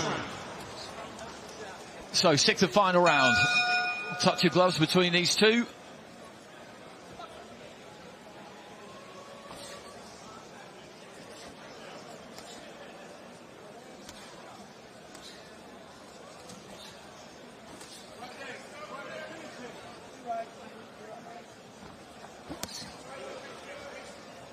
Heavy looking right hand there from Congo, taken on the gloves from Quinn. Just like you're throwing combinations. You haven't got to all be heavy. You can throw shots just to open them up a little bit, then land with a big shot. And he has the range and the reflexes to do that. Just trying to get off with a jab every now and again in this round, Quinn. He's yet to really do too much. Could be because he did feel that right towards the end of the round, and maybe is still feeling it a bit. Yeah, and also every time he misses, Congo's not hitting him with heavy shots. He's getting tapped. He's getting tagged every time. So you're well aware that if you're going to miss, you're going to be paid for your mistake. That just means he's just got to get lower, slide that front foot a little bit closer, and swoon in. Not romantically, of course.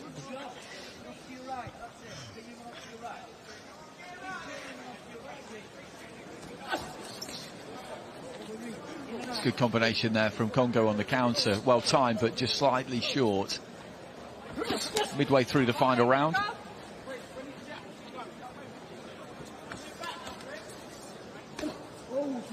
Good stiff jab again there from Quinn. Just caught Congo on the way in. And it's because of the inactivity of Congo in this round again. He's a good boxer, he's talented, but you have to, just got to be a little bit busier.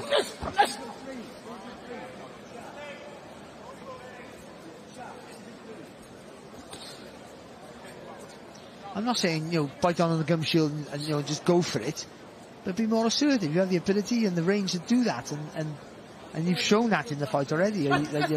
You're more comfortable, and Quinn's certainly more uncomfortable when you're doing that.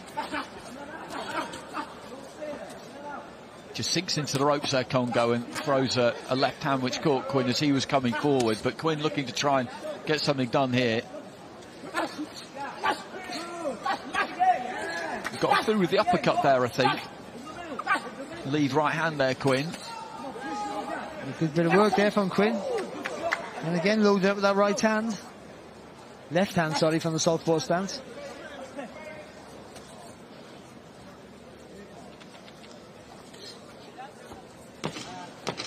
Final few seconds.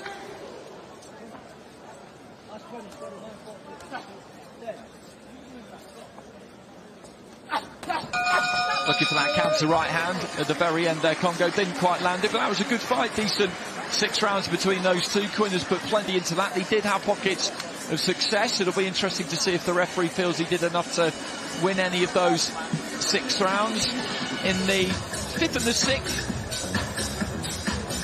he made the best case for himself, I think. I thought he maybe won a round or two, and I just think was a really good start from Congo. It just petered out, didn't it, at the end? And I think that's just maybe not really being comfortable with being a little bit more stronger or trying to be a little bit more offensive first. And I just think he struggled a little bit with that. But all in all, it was a good fight to watch, actually, I thought, and a decent performance for Congo, and good to get out. That's the most important. Good to get out, and obviously good to get out that's ready for the next and hopefully a bigger fight.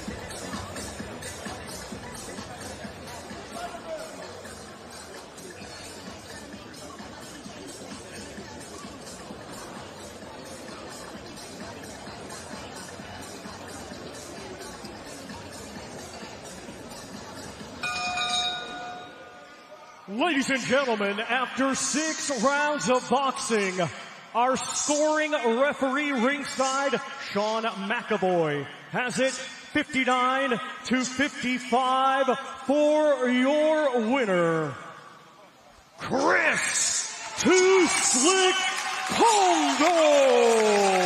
So Chris Congo gets a 59-55, which is 5 rounds to 1.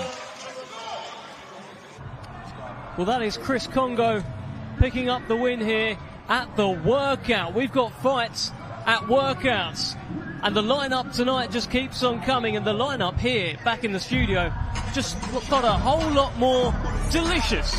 I'm delighted to be in the company of Delicious Ori, David Adelaide, and Matt Macklin joins us back here. Gents, how are we? Great to see all of you. Great to see you again, Matt. Yeah, man, I mean, what a team we got up here, eh? Even the pool was going to work, but it does. This is the A-team. Delicious, I want to start with you. I need to see you hitting things in smaller gloves. When is that going to happen? We'll see. I'm in that transitioning period. I'm collecting as much information as I can. Speaking with David earlier, it's just all about just collecting information and seeing what's out there before I execute or make my move. So that's where I'm at the moment. Still feeling a little bit raw, fresh from the Olympics, and I'm still hurt. So it's going to take a little bit of time. Well, I want to hear more about that very soon. We're going to head back for this interview just now. And then, of course, Spencer Brown, so big him up. And yeah, man, we're good.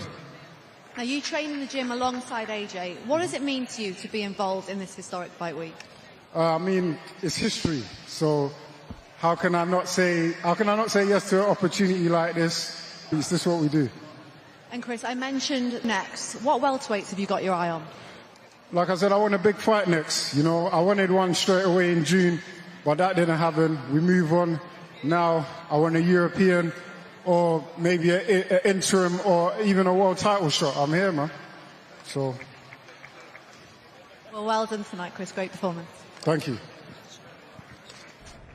Well, that was Chris Congo picking up the win. Let's get back to this chat. By the way, you two, David Adelaide, Delicious Ori, is it, you cool? Is it going to kick off? Do I need to step in, or is this all good? This is all love, right? This is what I was talking about, Delicious. They're always trying to stir things, aren't they? Telling you. I can't help myself. But look, I'm troublemaker, Dev. I'm a little bit If the guilty. money is right. That's not something I said, baby. Not even had a pro fight Listen, yet. the money's right, I'll fight Dev. No. Let's leave that well alone. There is no right money for that. David, give me your Joshua Dubois breakdown. Couple of days away now. What are you thinking? Good. You know, both fighters look like they're embracing the moment. Both fighters look like they're taking it serious. Apparently, I heard, I don't know if it's true, Dubois was back there and someone saying to him, look, like you put on a bit too much weight. But I said, look, you can't say that to a fighter. That's on, that's fighting, 3 days of it. The man's clearly looked that way on purpose. Everything he's doing has obviously got a plan to it. So if he does look heavy, then I'm assuming for his game plan. But AJ looks in good shape like he usually does. Like I said, that fight there is going to be a blockbuster fight, and I think the fans are in for a treat. What are the Delicious Ori thoughts ahead of this one? Do you know what? David probably knows more because he's been doing rounds with AJ very, very recently. But you know me, you know where I stand with AJ. If it wasn't for him, I wouldn't be here. I wouldn't be talking to you. He's inspired me and he's done great things. What do I think about this fight? Again, I've never been in a ring with Dubois. I rate him, I respect him for taking this fight. And I do believe he has a puncher's chance early. I just think AJ has that season and he's just experienced. And he wants it. There's something about him. I had a brief chat with him just down by the ring. I could just see it. He was confident, relaxed, chilled.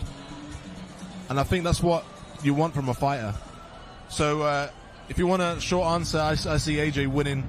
I see the referee stopping the fight later on, though. I don't see it being. I think Dubois will give him a good fight, so you got to give him respect. But I think AJ stops him later on in the rounds. Is that where you are, Dave? I think AJ does it early. I think we're in for like a, you know what blades are, when they used to just let it rip and they used to just keep banging at each other. I think that's what we're in for the first couple of rounds. I think both fighters are just going to stand in the middle. But I think Dubois will kind of set the tone and set the pace, and I think AJ will just feed off that. And I just see Dubois getting caught with a shot that's maybe a bit too big than he can usually kind of take. But you watch him against Hrgovic. Hrgovic ain't faster than Joshua. So and he was landing flush on the button. So if AJ gets him whilst he's not warm, I think it's going to be a short night. But the longer it does go, I think we kind of know already Dubois boxes at a certain pace. So how Dubois starts is usually tends to finish the same way. So I think once the goes past a certain amount of rounds, it does favour Dubois a little bit. But I just don't see AJ having a problem dealing with him in the beginning. Well, Matt, Daniel has shown that he can carry the power late. The stoppage over Jarrell Miller came in the 10th and final round. He kept on throwing. He's got that stamina. Yeah, definitely. He's got the chin, he's got the stamina. I think he'll definitely hang in there. But, you know, AJ's looked really sharp early doors in his last couple of fights. So I think that, you know, Dubois, I think he's got to start fast, but he can't be reckless. He's got to, you know, get up, be aggressive, wants to initiate the attacks. We've got to be very mindful of what's coming back from AJ. Well, let's head over to Thomas Treiber for the second fight of tonight. Santiago Garces.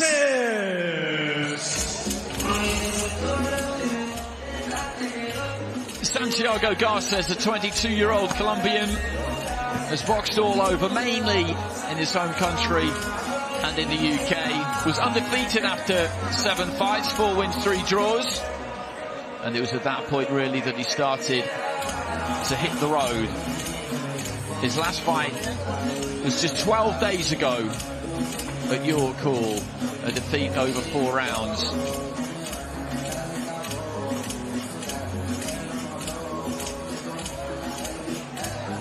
I think all of the fighters on this card got told about this at relatively short notice, particularly the opponents such as Garces. It's just an example of how crazy this business could be, that all of a sudden, midweek, he finds himself in a setting like this. And welcome to the ring from England, the undefeated Prince Adam Ahmed.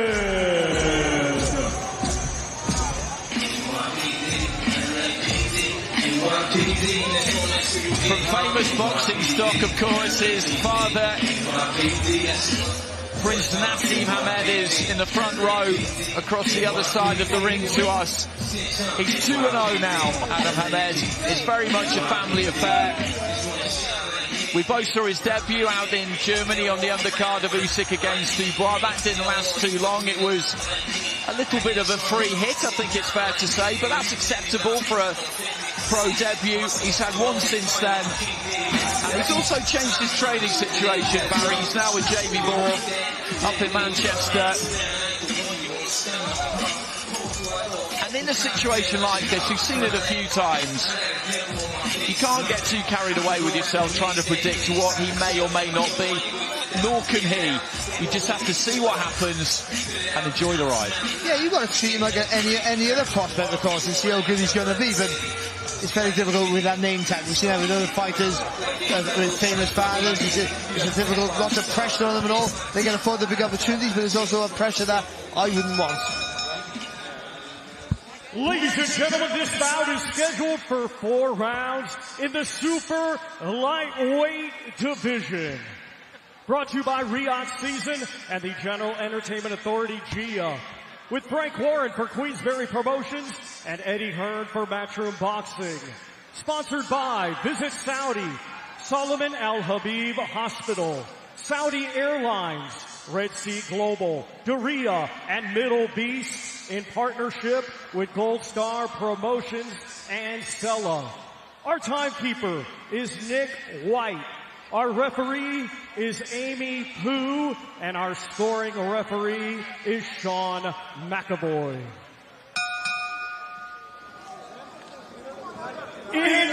Introducing to you first, fighting tonight out of the red corner. He comes to the ring wearing green and white and weighed in officially at 10 stone 4 pounds. A native of Bajo Baudo, Colombia, he is now fighting out of Southampton, Hampshire, England, and is a veteran of 41 professional bouts. Ladies and gentlemen, please welcome Santiago Garces.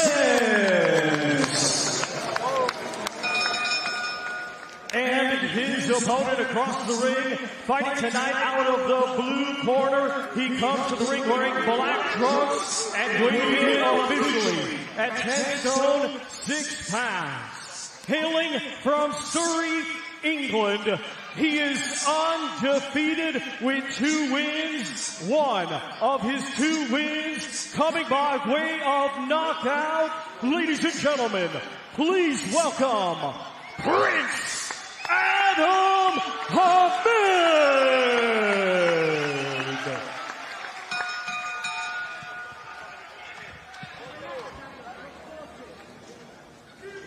Listen to my instructions at all times. Watch your heads, no low blows. When I say break, step back. Protect yourself at all times. Touch gloves. So a third professional fight for Adam Hamid. There was quite a lengthy gap between the 2 outings. The debut and the second fight. The debut was in August 2023, and then most recently he boxed in July this year at the O2 on the Joyce Chisora undercard. So it's Hamid in the black and Garces in the green and white.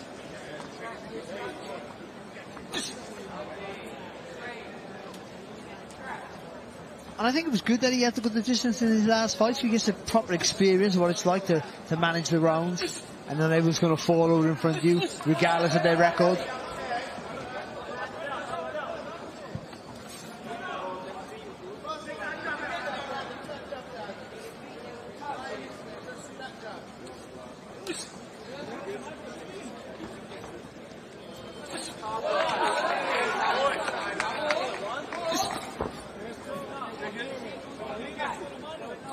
Garces not offering too much so far. Nice jab there from Hamid, got through the guard.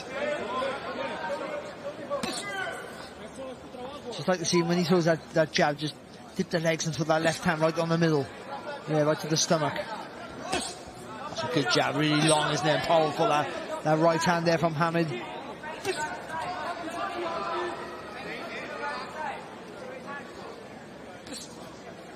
Again, just plants it on the forehead there of Garces, who's just operating around that outer clock face at the minute, barely throwing a punch midway through round 1.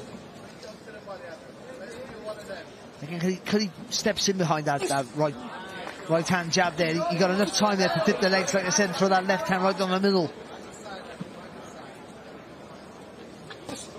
Or dip the legs and do the old daddy screw shot. And instead his daddies do so well.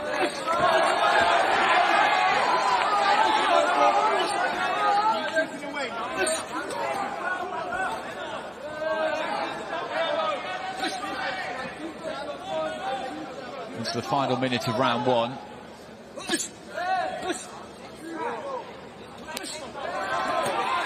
There's a left hand from Hamid. Up until now it's been almost exclusively with the lead right hand that he's worked. No bad thing that, because building your way in punch by punch, establishing the jab, then putting the rear hand onto it, then the hook.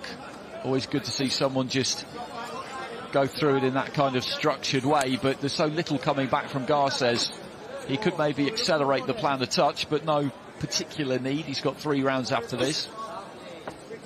Yeah, and he has walked a bit closer with that front foot. In the last sort of 30-40 seconds here, Hamid.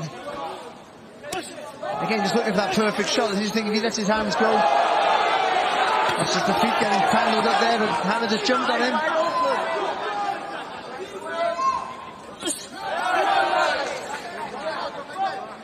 And he's just ramped things up bit by bit in that round as he realised, I think, that there wasn't going to be too much ambition shown here by Garces. As you said, it was a tangle of feet, that stumble when he almost went down there, the Colombian. That wasn't due to a punch, it wouldn't have been called a knockdown. Jack Campbell in the corner there with Jamie Moore. We'll see him against Regis Prograis, late October. So some of the good work here, I mean, not accurate with everything, but I think if he just lets his hands go, he might miss with one or two, but one of them's going to land, it's going to have some effect. And it's just important for him to keep that pressure, keep the hands up, be safe when he's walking forward, but just slowly walk this guy down. There's some good work in that round there for Hammett. The jab was a really good weapon for him. And then at the end of the round there, there's a couple of good solid left hands there also. Round 2.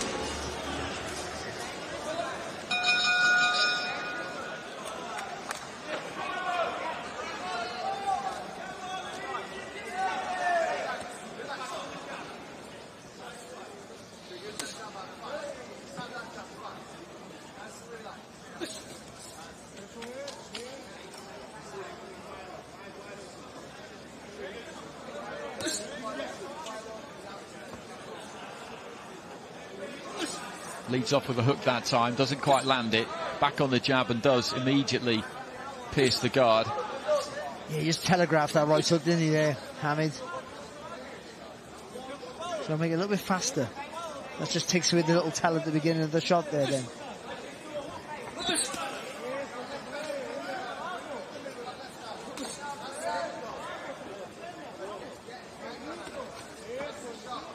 Again, you know, when you're looking for that big shot, just keep busy with the hands.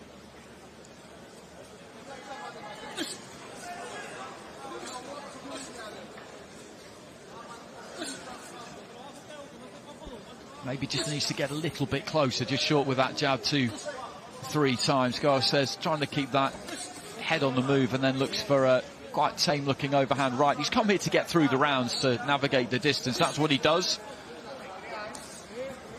And he's pretty adept at it. There isn't much of a threat from him, is there? You don't want to go crazy if you're hammered because your technique will come apart. You've got to try and put into practice the things that you've worked on in the gym, but in the second half of the round, like he did in the first, he could step this up now.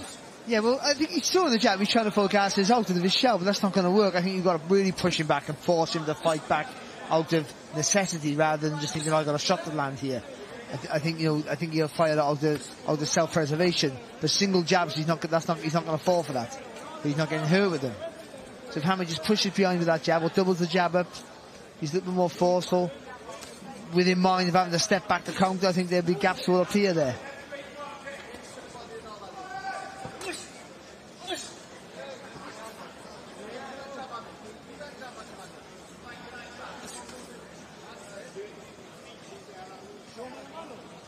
But he's winning everything. He's dominating it, of course, behind that southpaw jab. And there's a couple of rounds left after this as well. Final 30 seconds of round 2.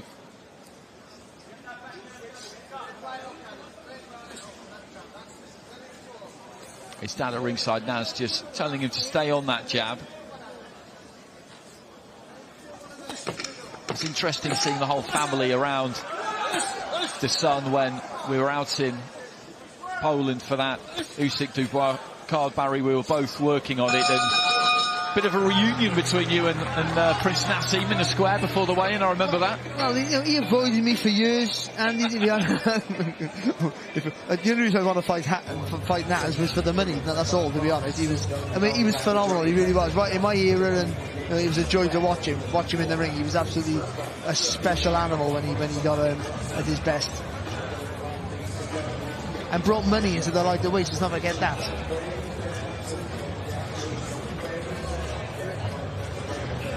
He's largely stayed away from the boxing scene. He had that one high-profile, or a couple high-profile appearances as a pundit where he wasn't too complimentary about Chris Eubank Jr., which is a clip that still does the rounds every now and again. Well, there's history with his dad, man. Don't forget that, of course. They had an altercation in the airport, didn't they? A few years, with many moves before that, I should say. But yeah, it's, he can speak his mind.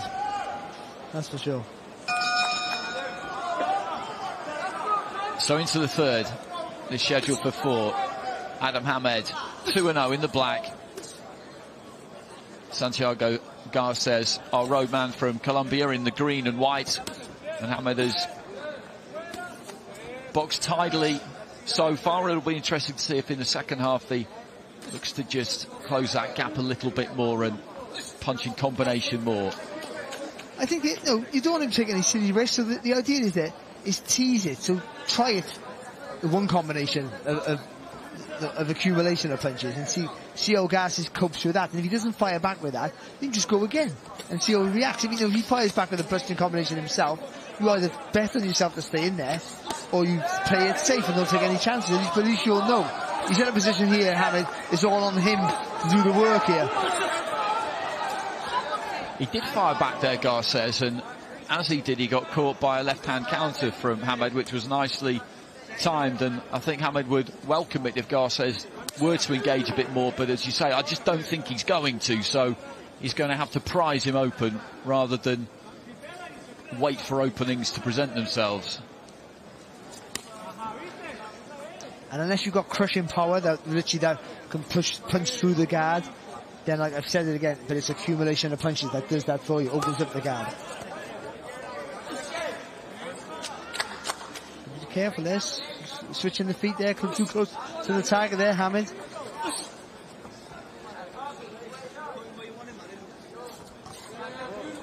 He can't win, can he? Got to do more work, and then you've got to be careful when he's doing it.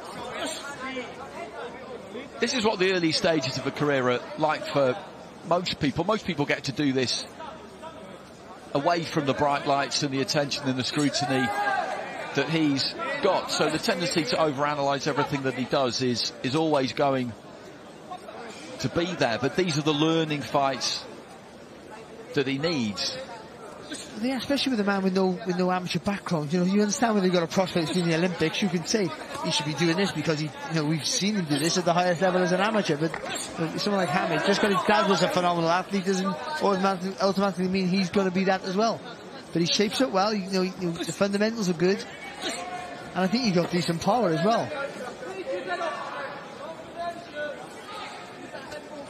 This is not the best job to learn on the job, though. I would say that.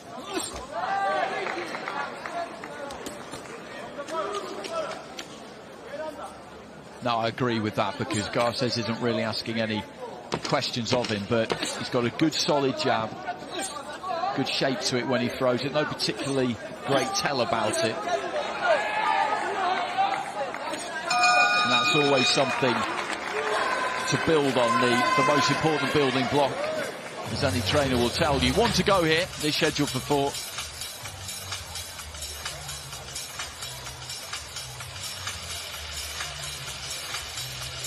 And let's not forget that, people think his dad will be watching this thinking, why have you knocked him out? But his dad's been boxing all his life. I've seen his dad in like 1988 in the schoolboy finals in Derby, so he's boxed and he knows about boxing, so he understands that as long as you're winning the rounds, that's all that matters. As long as you're winning rounds, you're winning the fight.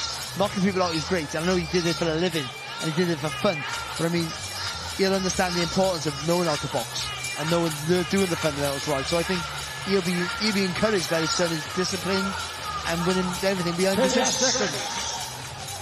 What's really interesting about this kind of situation, and we've seen it recently with, let's say, Eubank, Ben, Hatton, and now Hamed, 4 mega names in British boxing.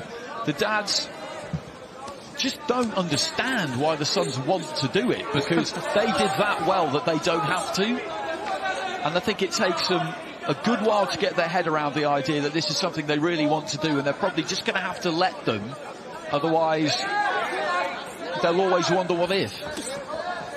Yeah, it baffles me why they would want to. I mean, I love the sport, but it baffles me why they would want to do it, because there's no need. You got a bunch of rich kids, but their parents are rich. That doesn't mean they're rich, but from a privileged background, let's say that, not needing to do it. But they show toughness as well. Let's be fair, that they want to fight and they want to carve their own path. Nice sharp start to the round there from Hamed. Landed the left hand off the back of the right. I like the movement of him doing that when he does that, because I think he's still the way that back foot's set, a little bit to the side, means he can push off it for a bit of power. So he might be the sort of fighter Hamed where you need to walk onto his shots rather than him push you back. But he doesn't know that, because He has no background to think about. He has to find out what he is. Lead left hand there from Hamed was decent. Got through the guard, landed on Garces. There's a 1-2 there from Garces. Nothing on it, but 2 landing shots. It's good though from Hamed. Good reflexes with that hook. Garces just looking to come forward a little bit more here as we enter the last 90 seconds, and this is often what away corner fighters do. They'll save it for the end, confident that they're now going to find that finish tape. This is where they'll look to give it a bit of a crack. Good left hand there from Hamed. I think it helps Hamed actually. Because that's a beautiful jab. Really good work. He's just backing up slightly, just on the move almost, and timed it really, really well. He needs to be on the ball to his feet, Hamed. I mean, he needs movement to get the rhythm for his work. I hope he understands that now after watching this last round. I think he's boxed really well here. He's flowing now, isn't he?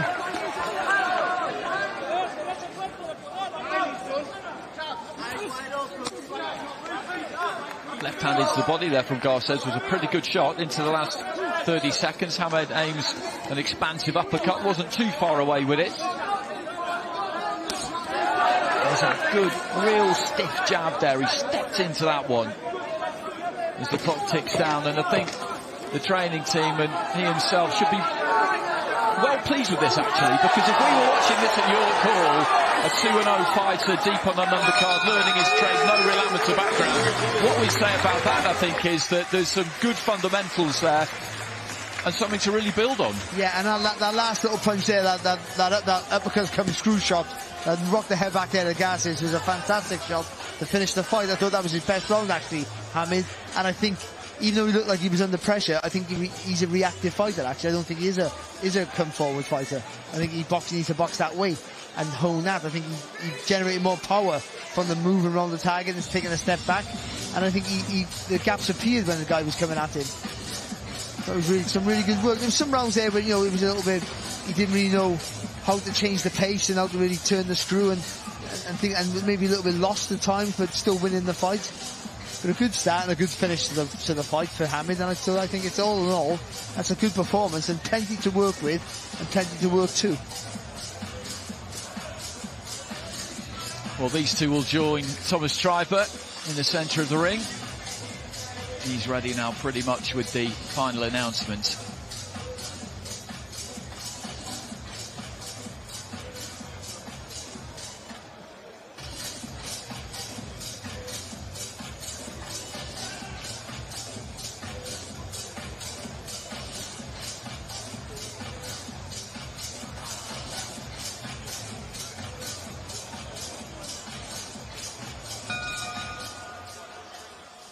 Ladies and gentlemen, after 4 rounds of boxing, our scoring referee ringside, Sean McAvoy, has it 40-36 for your winner. And still undefeated, Prince Adam Hamed! So 3-0 now for Adam Hamed, onwards and upwards. Well, Prince Adam Hamed gets the win, moves to 3-0. Plenty of skills on display and plenty of skills up here joining me in the studio. Denzel Bentley, Jamie TKV, and of course the returning Matt Macklin. How are we, fellas? All good, man. Thank you, man. How you been? All good. Very, very good. Jamie, I want to bring you in first. Okay. You've got insight. You've been in that AJ camp. Yeah. What's the vibe in there? To be honest, AJ is happy. And a happy fighter, as you know, is a very dangerous fighter. So I know he's going to come correct on fight night and you're going to see something special. Have you been able to do any rounds with him? Has he moved about with you at all? Funny enough, no. Like, this camp, they were looking for a specific style, like, specific tendencies. And they found it with other sparring partners and they kept them throughout. So but I was able to see a few of the spars and, yeah, he looked sharp. He looked very good. He looks sharp. I wonder if he looks too sharp like Denzel Bentley. Denzel, I mean, look, I'm going to have a chat with you very shortly. We're going to head over now to Ali Drew, who has Prince Adam Hamed with her. Let's hear from the Prince. Run, Forrest, run. Adam, you moved to 3-0 as a pro. You're learning on the job. How did that one feel compared to your previous 2 outings? It felt good. I got the call when I was in Morocco like 6 days ago. Sam said, do you want to fight? It's an amazing opportunity. I'd like to thank everyone that's put this show on. His Excellency Turki Al-Sheikh, Frank Warren, Eddie Hearn. I'm blessed to be in this position, and I just want to keep showing up for the people.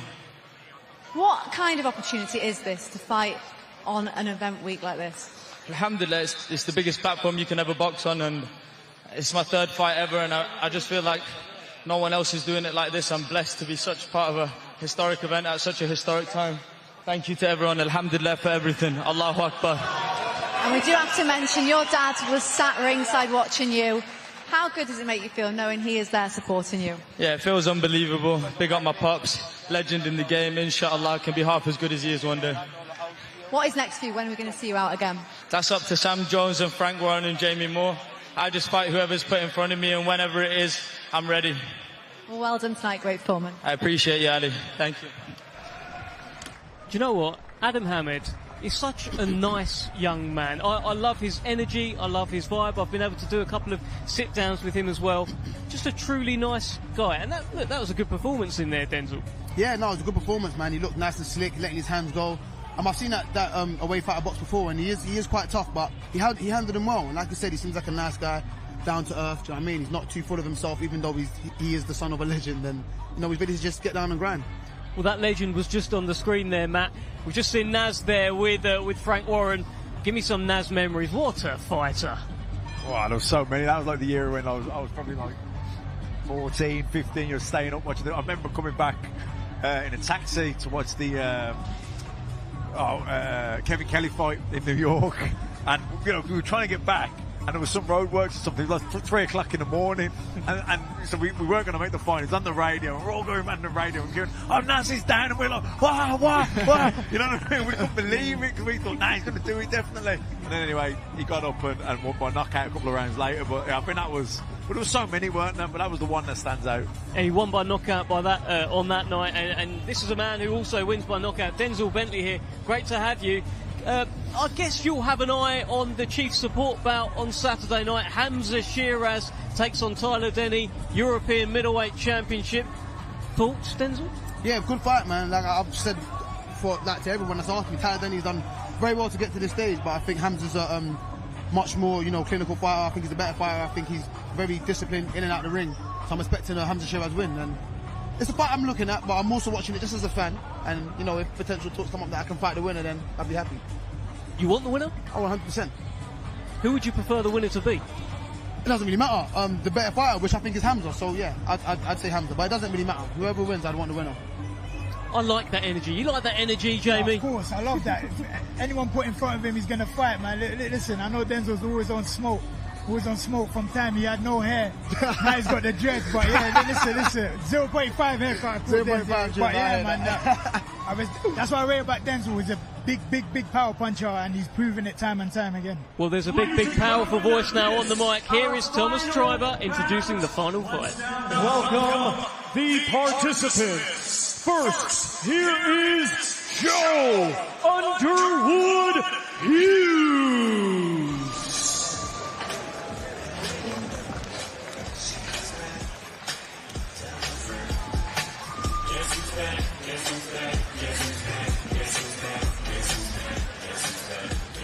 Joe Hughes joins us from Nottingham, 8 wins and 3 defeats in his career so far. Started at super featherweight, has moved up to lightweight, got to 7-0, then went into Ultimate Boxer. Ran into Ryland Charlton in the quarterfinals, which wasn't a great draw, lost that fight over 3 rounds.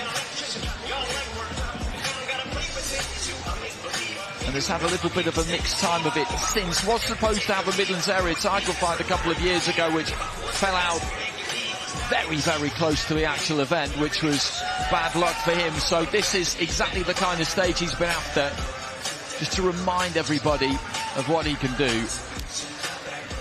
And now let's welcome to the ring the undefeated Cameron, the One Vaughn.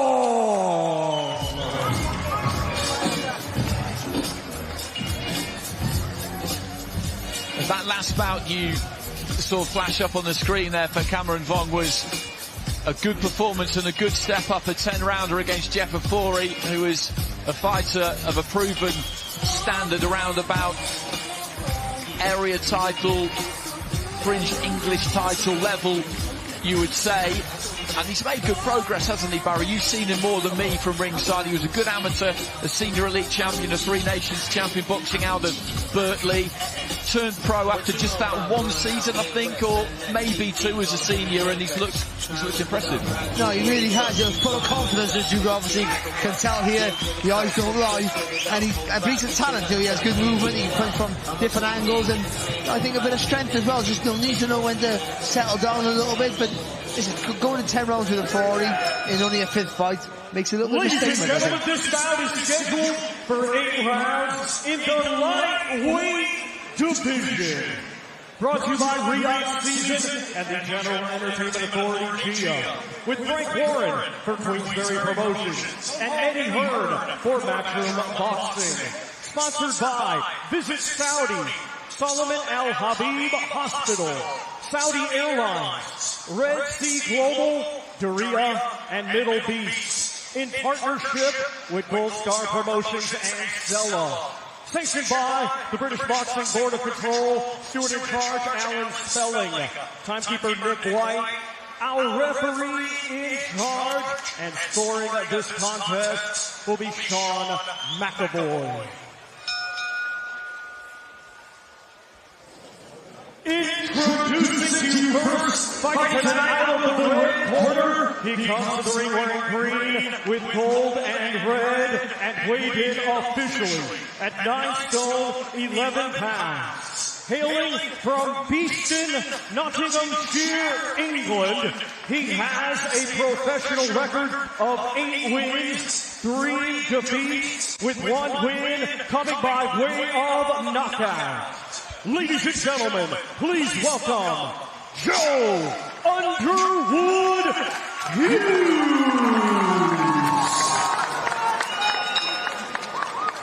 And his opponent across the ring, fighting tonight out of the blue corner. He comes to the ring wearing silver with yellow and purple and weighed in officially at 9 stone, 13 pounds. Hailing from Blythe, England, he is undefeated with 5 wins, 3 of his 5 wins coming by way of knockout. Ladies and gentlemen, here is Cameron, the Wood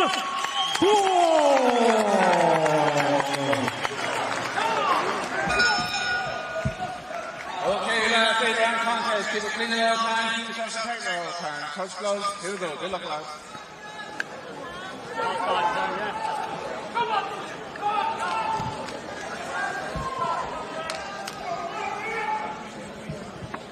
So that's Cameron Vong you're looking at there. They're scheduled for 8 rounds or fewer in the lightweight division. Boxing out of the red corner, in the red, green and gold, Joe Hughes. And Vong straight away into that wide split stance, hands low.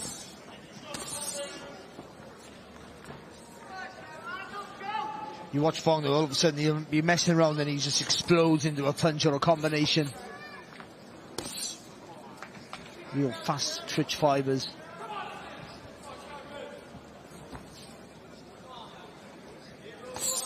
And the way he plants those feet wide just gives him that really solid base to punch off as well.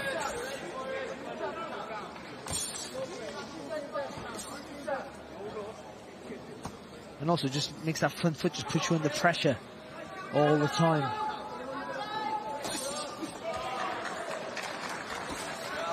Led off with the uppercut there, Vong. It just about got there. It was accurate, but I don't think there was too much on it by the time it landed on Hughes. Trying to get his jab going here, Hughes, to his credit. Just got to be careful he doesn't lean over the front foot too much and allow an opportunity for Vong to land with that uppercut. Good double jab there from Vong. The second one got through, and again there, he almost fainted with the first one. A kind of stutter jab he followed through so quickly with the second. And all these little jittery movements that he does just means that if Hughes wants to throw a punch, he's just not really confident that then his hands go. You can see the good movement there of Vong.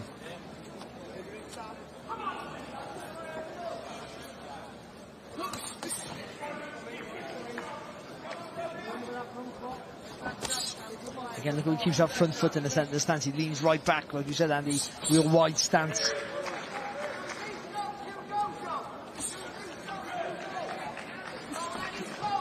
As you said, it just makes his opponent feel like he's on top of him because that front foot's so close to him and makes him feel like he's in range when actually he's probably not, because he throws Hughes and he pulls his weight all the way onto the back foot and all of a sudden he's a long way away. And what that does, it makes you throw the necessity rather than when you want to, and that just totally throws your rhythm out of sync. Can't get the speed or the accuracy with the shots then. It makes you more readable fighter and easier to hit. Flurry from Hughes about 20 seconds ago, but Vong just looking to step in and put some heat on that right hand. And there's another good snappy jab. He just plants it up from the waist. Vong trying to encourage that chin there, isn't he? He's trying to offer it to Hughes there. That was absolutely tremendous. It's exactly what you just said. He leaned in, gave him a target, he went for it, Hughes, and then he just rocked back and shoveled that uppercut up the middle. That was high quality stuff.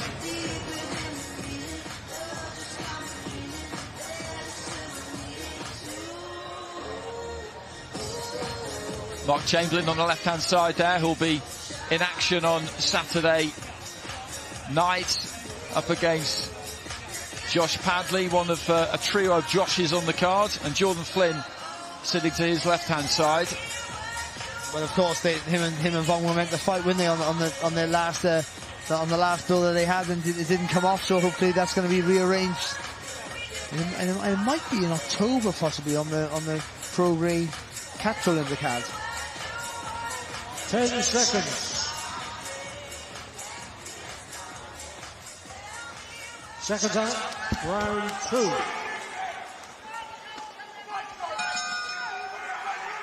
So into the second.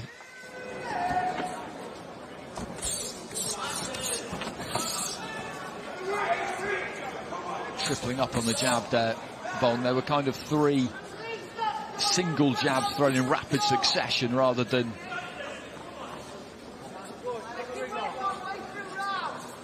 the triple, if that makes any sense at all. But you know what I mean, the way that he stepped in behind it was so quick. See, for Hughes here, and it's a big ask, but you've got to throw in combinations against a guy who has much better reflexes, better timing than you, so it's flurrying in punches. But you have to quicken your feet, and I'm not quite sure he has that in his locker.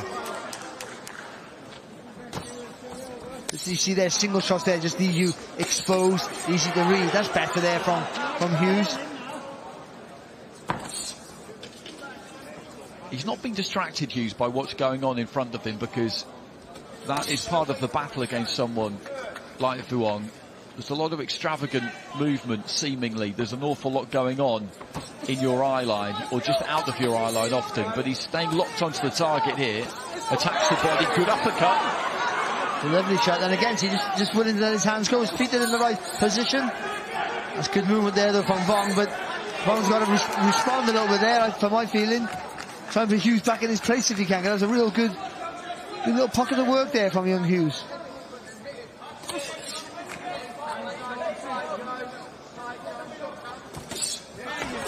Great shot. And the movement after that right hand, Andy, was absolutely fantastic. The right hand was half blocked, wasn't it? And then he just span off to his right hand, found the angle for the body shot. Just look at the acceleration, the pace there. He throws the jab, and like you said, it's a single shot, but it's a second, and then it's woof, straight away with the right hand. Just make sure he sees the target clean before he lets the hand go.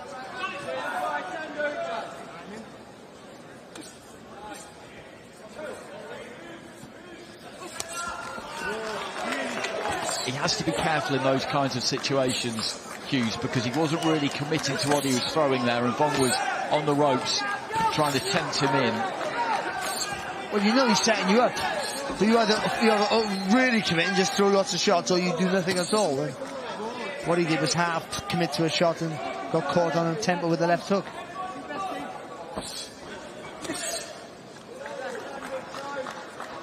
See, I think if you're a conventional boxer, if you box a conventional way, Hughes gives you a hard night, I think. But just the unorthodox movements here of Vong. Good footwork, fast combinations, really fast reflexes, causing Hughes plenty of trouble.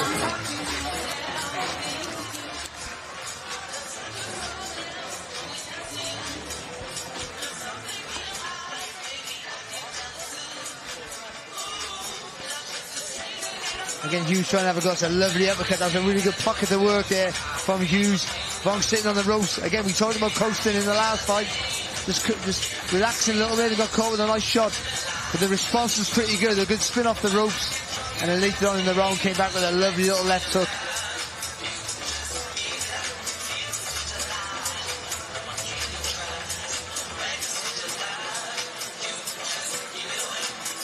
Jamie Moore in the corner. Been a busy night for him. He'll be in the corner with Jack Cattle against Regis Prograis at the end of October. Looking forward to that. It's rescheduled, of course, but ever since it was very first made, it's one of those fights that jumps at you as very likely being a great fight. Yeah, and also because at the stage of their career, they both need the win. Jack to get to that, obviously that holy grail of a world title shot, and obviously for Prograis, it might be his last shot at that top tier.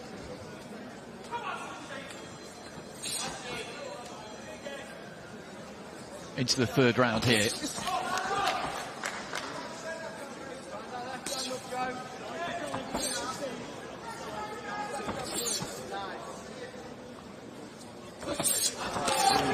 Good uppercut there from Vong.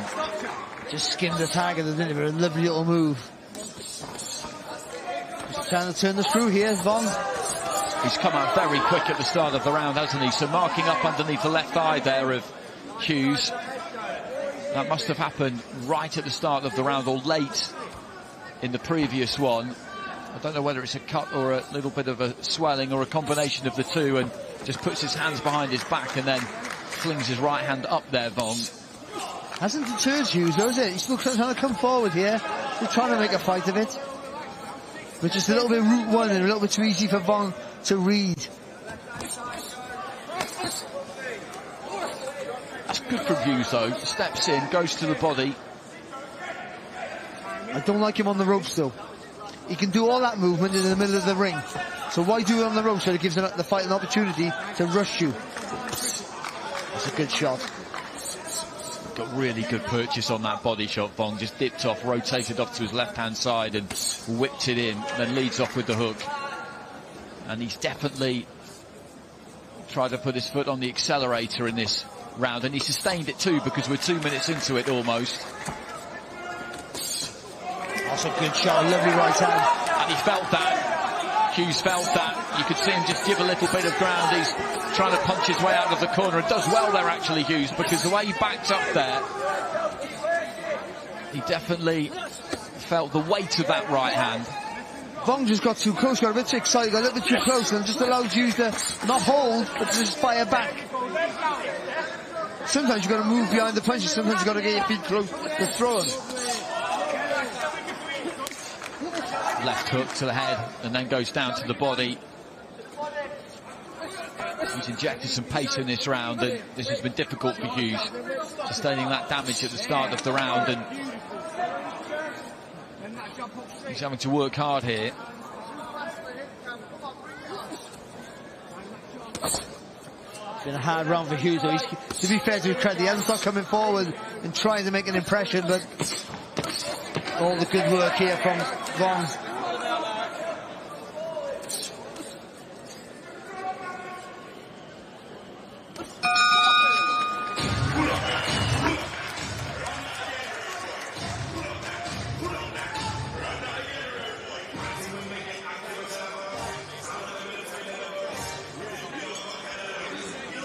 You could just see the damage on the left eye there. There's some swelling around the eye and some blood as well. But look at the concentration on Vong's face. looking for the next big target to hit clean. That's a lovely straight right hand. Just the feint with the left hook was, they just touched him with the hook. And then there's a gap on the middle and he exploited it. And that was the punch that just caused him to back off and try and get a few seconds respite. So just a nick underneath the left eye there and then the swelling around the eye. Naseem Hamed down at ringside. Hung them up such a long time ago. It's amazing, really. I went to his final ever professional fight, and at that point people probably thought that wouldn't be it, but he decided to call it a day, and you can't really argue with the decision. 2001 maybe? Carnival? A little bit later. No, 2001 I think probably, yeah, maybe 2000. Yeah. Once I retired, he thought there's no big fights left. But you look at that kind of decision now, and I always find the chat that he didn't fulfil his potential slightly hilarious, given everything that he did do. Everybody could always have done better, can't they? He just did it all young, whoever didn't you he? look at. But he called it a day on his own terms when he wanted to, having made an awful lot of money and without having taken too much damage. So all around, that's the perfect career. Exactly. In many ways. And people say, oh, he lost to Pereira. Pereira's an all-time great. And it wasn't a one-sided fight that people think they remember. It was a close fight that had the rightful winner in Pereira.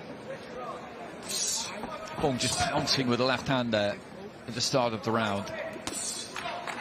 And again, just whipping in that lead left hook. Hughes managed to pull just back out of range of it.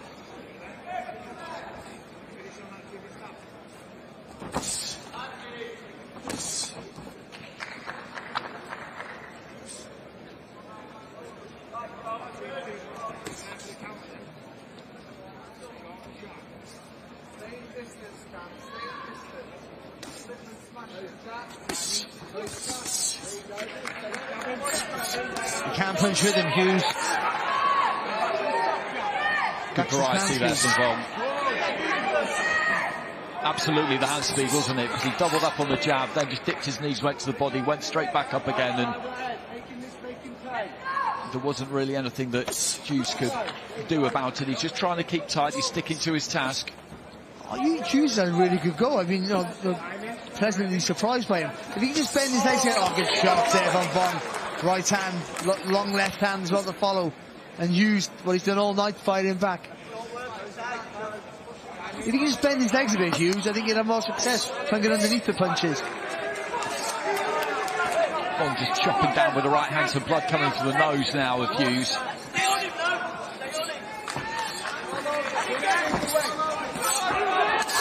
Right hand getting through, left as well, and he's beginning to work Hughes over a bit here, but Hughes again does well there, trying to come off the ropes, but again is knocked back. 3 right hands in a row, a minute remaining in round 4, and the temperature is rising all the time in there for Joe Hughes.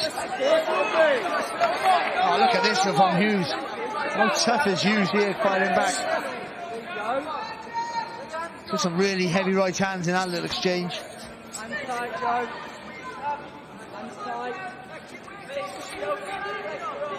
Can't fight with that left hand down here, Hughes. Good shot though. It was a good shot, just caught Fong as he turned around that front foot. And lead left hook there from Hughes, and he wipes some blood away. There's blood coming from the left eye, there's blood coming from the nose. He's gradually getting busted up here by those kinds of punches, because that 1-2 again, great distance and biting point on it. And as well as he's doing, Hughes here, and as well as he's sticking to the task and not getting distracted and trying to get his own work done, we can see his face just a few feet away from us, and there's the evidence that Fong is getting through. He's trying to have a really good go, Hughes, but wherever you paint it, he's getting beat up, isn't he, unfortunately? Because it's just a superior hand speed, the weight of the shot. He takes a great shot, man, Hughes, because some of those right hands, they weren't knockout punches, but they were the punches that make you feel, maybe I could do this another day, not today. You know, they punch the fight out of you at times, and you see it. But some of those punches that Fong landed with were really crisp, hard shots, especially with that right hand. You see that? I think it's like 3 on a trot. There they go. But then after that, he fired back with his own combinations there, Hughes. Well, they've got the end swell out. The swelling around the left eye hasn't really got any worse. There was always the danger that that would close, and it doesn't look like it's going to. Into the second half of the fight, the question is, can Fong just keep that foot on the accelerator keep the pressure, the intensity where it's been, maybe even raise it a touch and get the stoppage in the second half.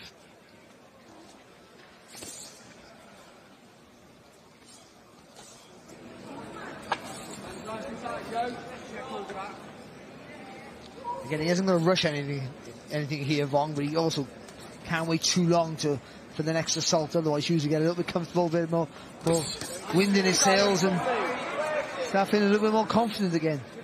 That was good from Hughes, as Vong just tried to step off the ropes to his left-hand side, stepped in and landed a combination. There's that long right hand. Good shot. Both throwing left hooks simultaneously there, but it was Vongs who landed. Then he looked for a couple of uppercuts. It's weird, you've got the heavy shots, but they're sort of pretty punches as well, aren't they? The way he sets them up, the way he turns his body into them. Uppercut counter there from Vong wasn't a million miles away, and Hughes continues to try and land. He has come to this fight with ambition, and he continues to operate in that way. He led off with a left hook there, which missed by a distance. And Vong there just trying to sucker him in midway through round 5.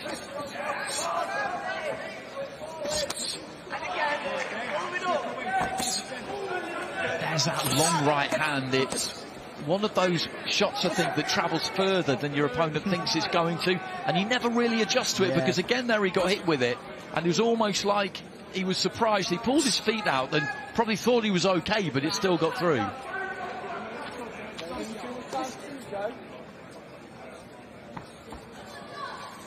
Even that, he takes a step forward and he knows Vong can step back and make him miss and make him pay with a solid shot, and if he backs up, Vong, as you said, can land with out the distance almost. He'll find the range. Strong left hand there from Vong. That knocked him onto his heels there, Hughes. He's trying to tuck up on the ropes here. Vong goes down to the body and is looking to really put it on him now. Just need to get too close here, Vong, now. You need to push back with the forearm, create some space and rally a combination in.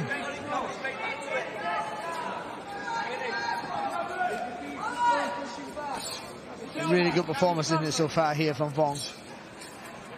22 years of age, Andy. Exactly that. I was just going to say exactly that. The maturity and the ability to really pace this has been impressive. I've not seen him from ringside before. This was a fight that he was expected to win, obviously, but he's gone about it in such a methodical fashion, hasn't he? With a lot of variety, but he's just slowly just busting his opponent up, basically.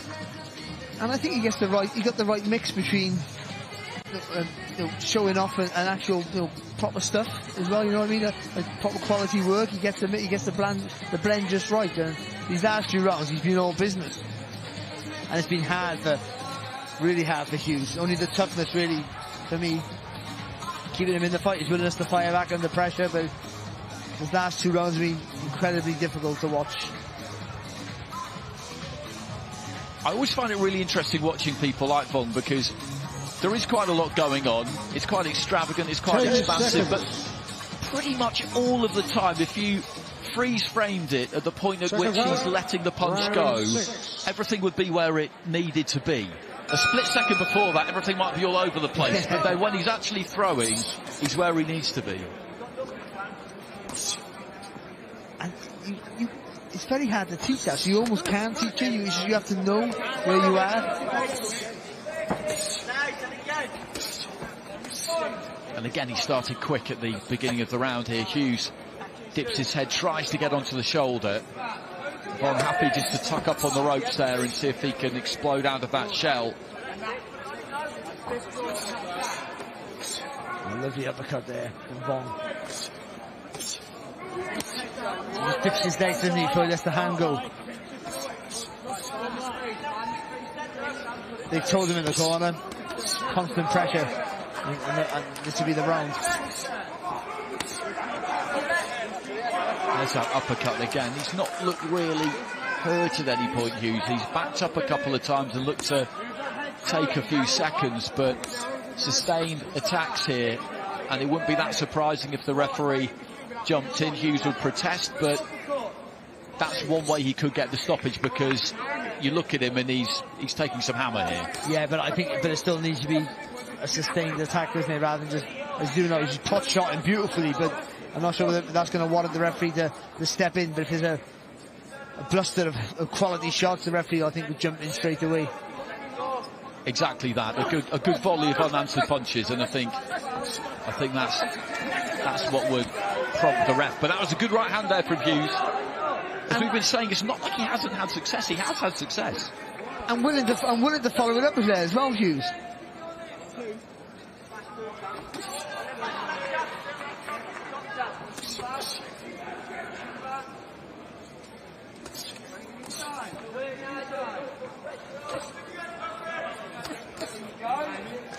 Good right hand there from Hughes into the final minute of round 6. Well, Vong just needs to take a breather here, and that's why Hughes has seen that and just stepped forward a bit here and taking the initiative.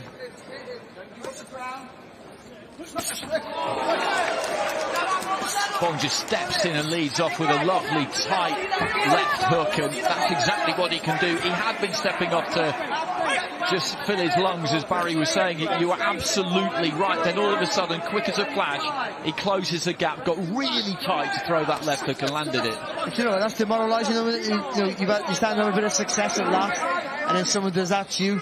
That's mentally so draining.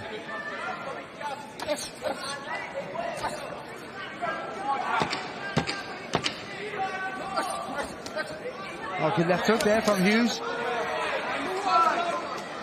Right-hand counter there from Vong was perilously close. But the end of another good round, another round in which Hughes absolutely played his part. It's been a competitive fight, this, all the way through. Vong has won every round, and he's landed some very, very high-quality work. Oh, look at that. That's lovely. That. He's out of range again. You know, he just dips his legs. Not much of a tell on the shot. There he goes, a little tiny little shimmer of the shoulders there. Just get the angle and a bit of a leverage on the shot. But just fantastic. Look at that. Really good work. And then they've followed up with some fantastic uppercuts as well in that round. Accuracy, weight in the shot.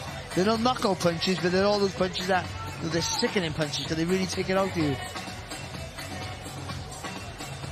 But this kid here, they're tough as they come.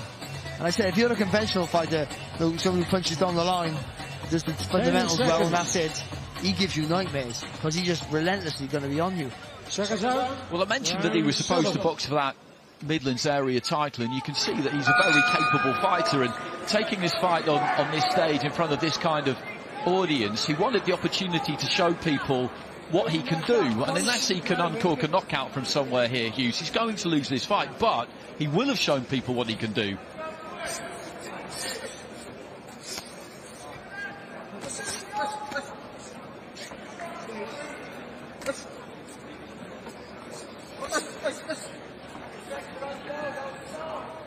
But again, though, Vong, we talk about prospects, being fed a load of journeymen and the professional losers, and that's part of the game, of course. But this kid here, he's had a couple of those, but a 40, Hughes here with a winning record, who's come to have a go, to be fair, just hasn't been able to get into the fight for the most part of it. Shows real ambition for a young man. We talk about Naz, didn't waste the round. He got straight to the top as quick as he could. And I'm not saying that Vong's the next Naz, but showing that the same sort of aspirations want to get to the top as quick as he can. Well, he kicked off with 6 rounders, didn't he? His first fight only went 4, but it was scheduled for 6, and then stepped up to 8, then 10 against the 4, 8 again tonight. It's good stuff, and a good rate of activity as well. His debut came just under a year ago, so he'll have had 6 fights in his first year, which is what you want. Yeah.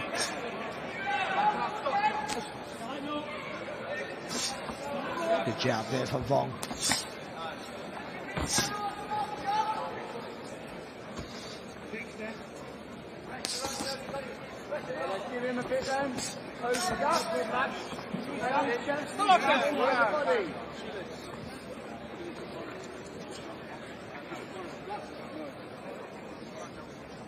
Oh, it's a shoelaces, I think, for Vong that needs to be retied, which will give both of them just a little bit of a breather with 69 seconds remaining in round 7.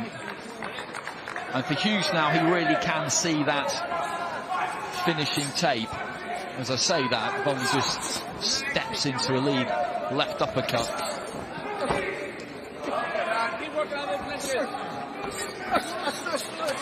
Oh, look at this from Hughes, lovely response.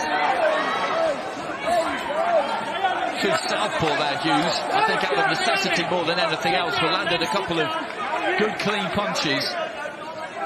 That's a really good effort there from Rihanna. Getting lovely left hook. That was a cracking shot on the inside as Vong was just trying to step to him, and he's making things a little bit uncomfortable for Vong for the first time, really, for a sustained period at least anyway, at the end of this 7th round.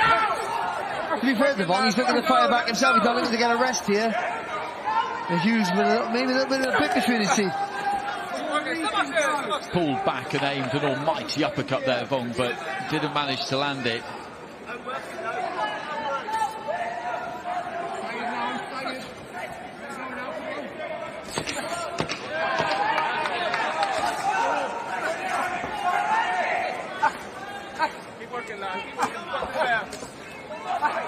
It's a real gutsy effort here from Hughes.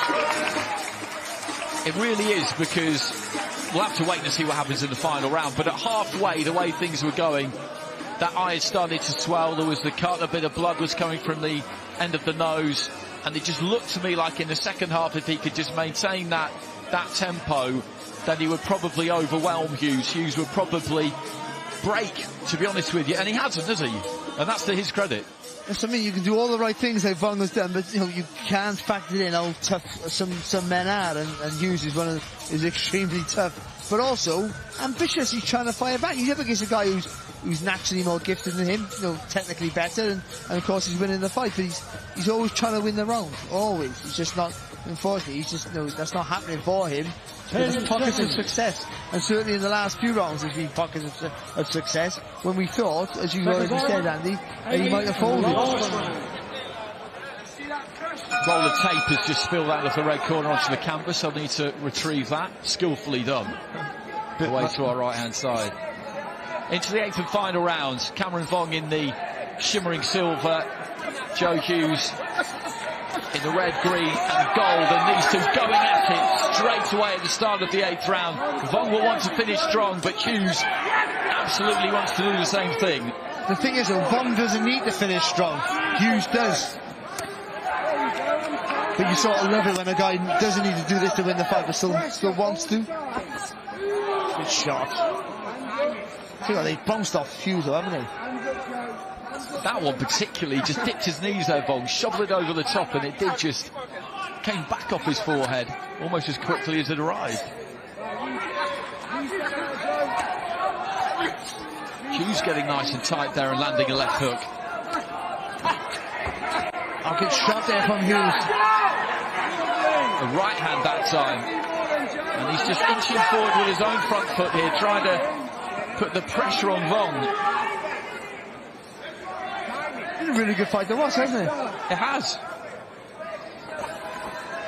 The best one of the three that we've had on this mini card, and they've all been a decent watch, but this one particularly, Hughes is shaking his head. He's looking to try and track Vong down a little bit here. He then just sets his feet and snaps out that rapid 1-2. Some of the quality in the work of Vong is just fantastic.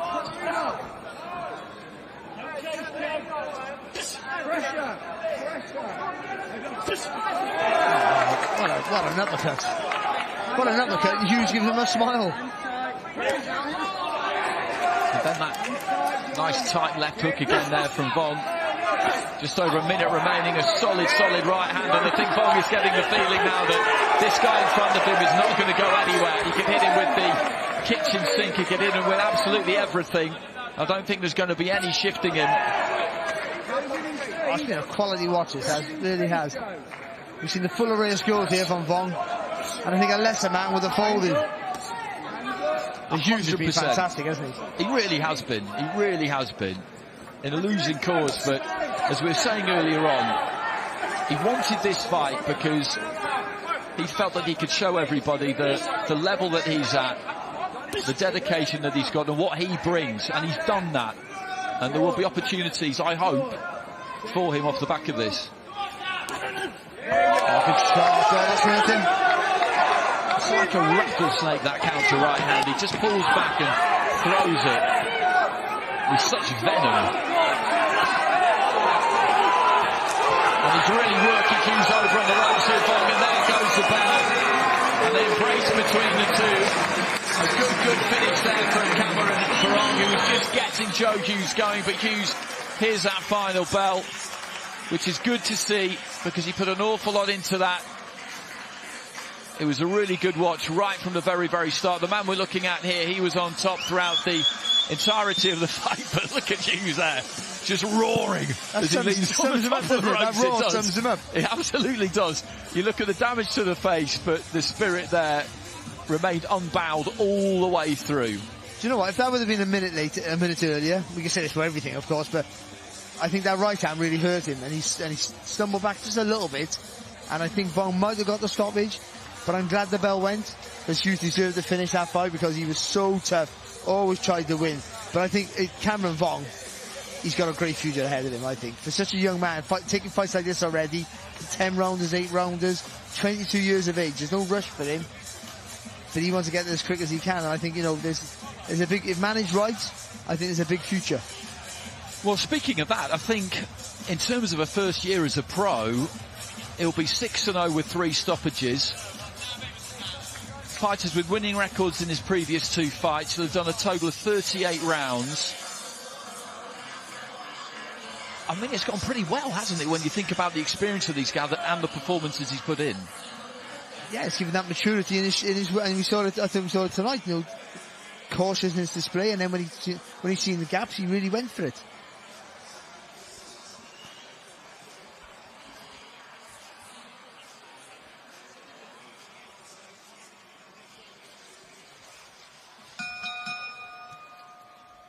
Ladies and gentlemen, after 8 rounds of boxing, our referee in charge, Sean McAvoy, scores it 79-73 for your winner. And still undefeated, Cameron, the One Vaughn. So Cameron Vaughn gets it 7-1 on Sean McAvoy's scorecard. So he found a round in there for Joe Hughes, which I'm glad he did. Good to see him get some return on the cards because he played a good part in that fight, as we were saying all the way through. But Vaughn definitely is one to watch. I'd seen him on TV, I've heard plenty about him, but there's nothing like seeing somebody up close and personal at ringside. He's got a bit of star quality, hasn't he? He's got the flash, he's got the confidence, he's eye-catching, but also, having come through that Berkeley club, it's not surprising. The fundamentals are all there. And there's no nonsense at times. He is a flashy spell, but actually, when you really see him, he's more substance than anything else, isn't he? So I think there's a lot to like. And he has a likability factor as well, so I think he's a real sellable product. He looks good, he talks well, he's quite likeable. You want to see someone like him win, and he delivers the goods, and he delivers it in style.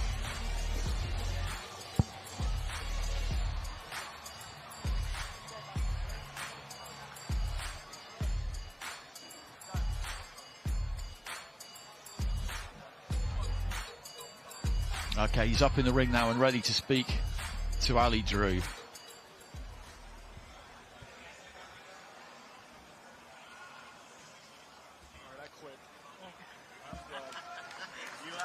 Cameron, you remain undefeated. Some valuable rounds there. Not long to prepare for this fight, but how did you feel in here tonight?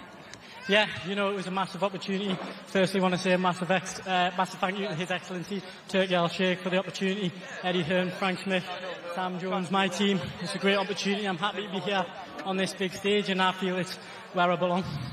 How important is it to have opportunities like this, especially so early on in your career? It's massive, you know, getting used to these bright lights. I feel I'm a different fighter to when I was 3 months ago against Jeff Lafourie. I feel like that fight brought us on leaps and bounds, and I'll continue to get better. Just talk us through the fight, and especially the ending. You had a flurry of punches. Looked like you were maybe trying to get him out of there just at the end. Yeah, I would have loved to get him out of there on my Riyadh season debut, but it wasn't to be.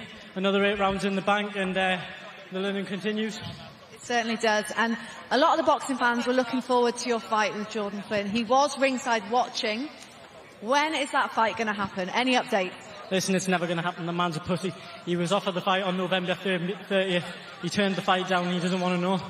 That man, he's only relevant because of me, and he's nothing without me. He'll never fight or match him again if it's not me next. So what is next for you? Whoever, wherever. I'd love to box in Saudi. Someone like Gavin Gwen. I feel like I'm due a step up. I don't want to be a prospect no more. I want to be a contender. That wasn't my best performance tonight, and I'll show it in future, God willing. Well done tonight. Another great performance. Well, what a night it has been. What a week it has been. That was the public workout. There were 3 fights on the public workout. That is how Riyadh season does things. It is an innovation. You saw the grand arrivals last night. We saw fighters grandly arrive on a purple carpet at Leicester Square. The whole thing is building up to Anthony Joshua, Daniel Dubois, Saturday night, Wembley Stadium in front of 96,000 fans. You wait till you see the press conference tomorrow. We'll see you then.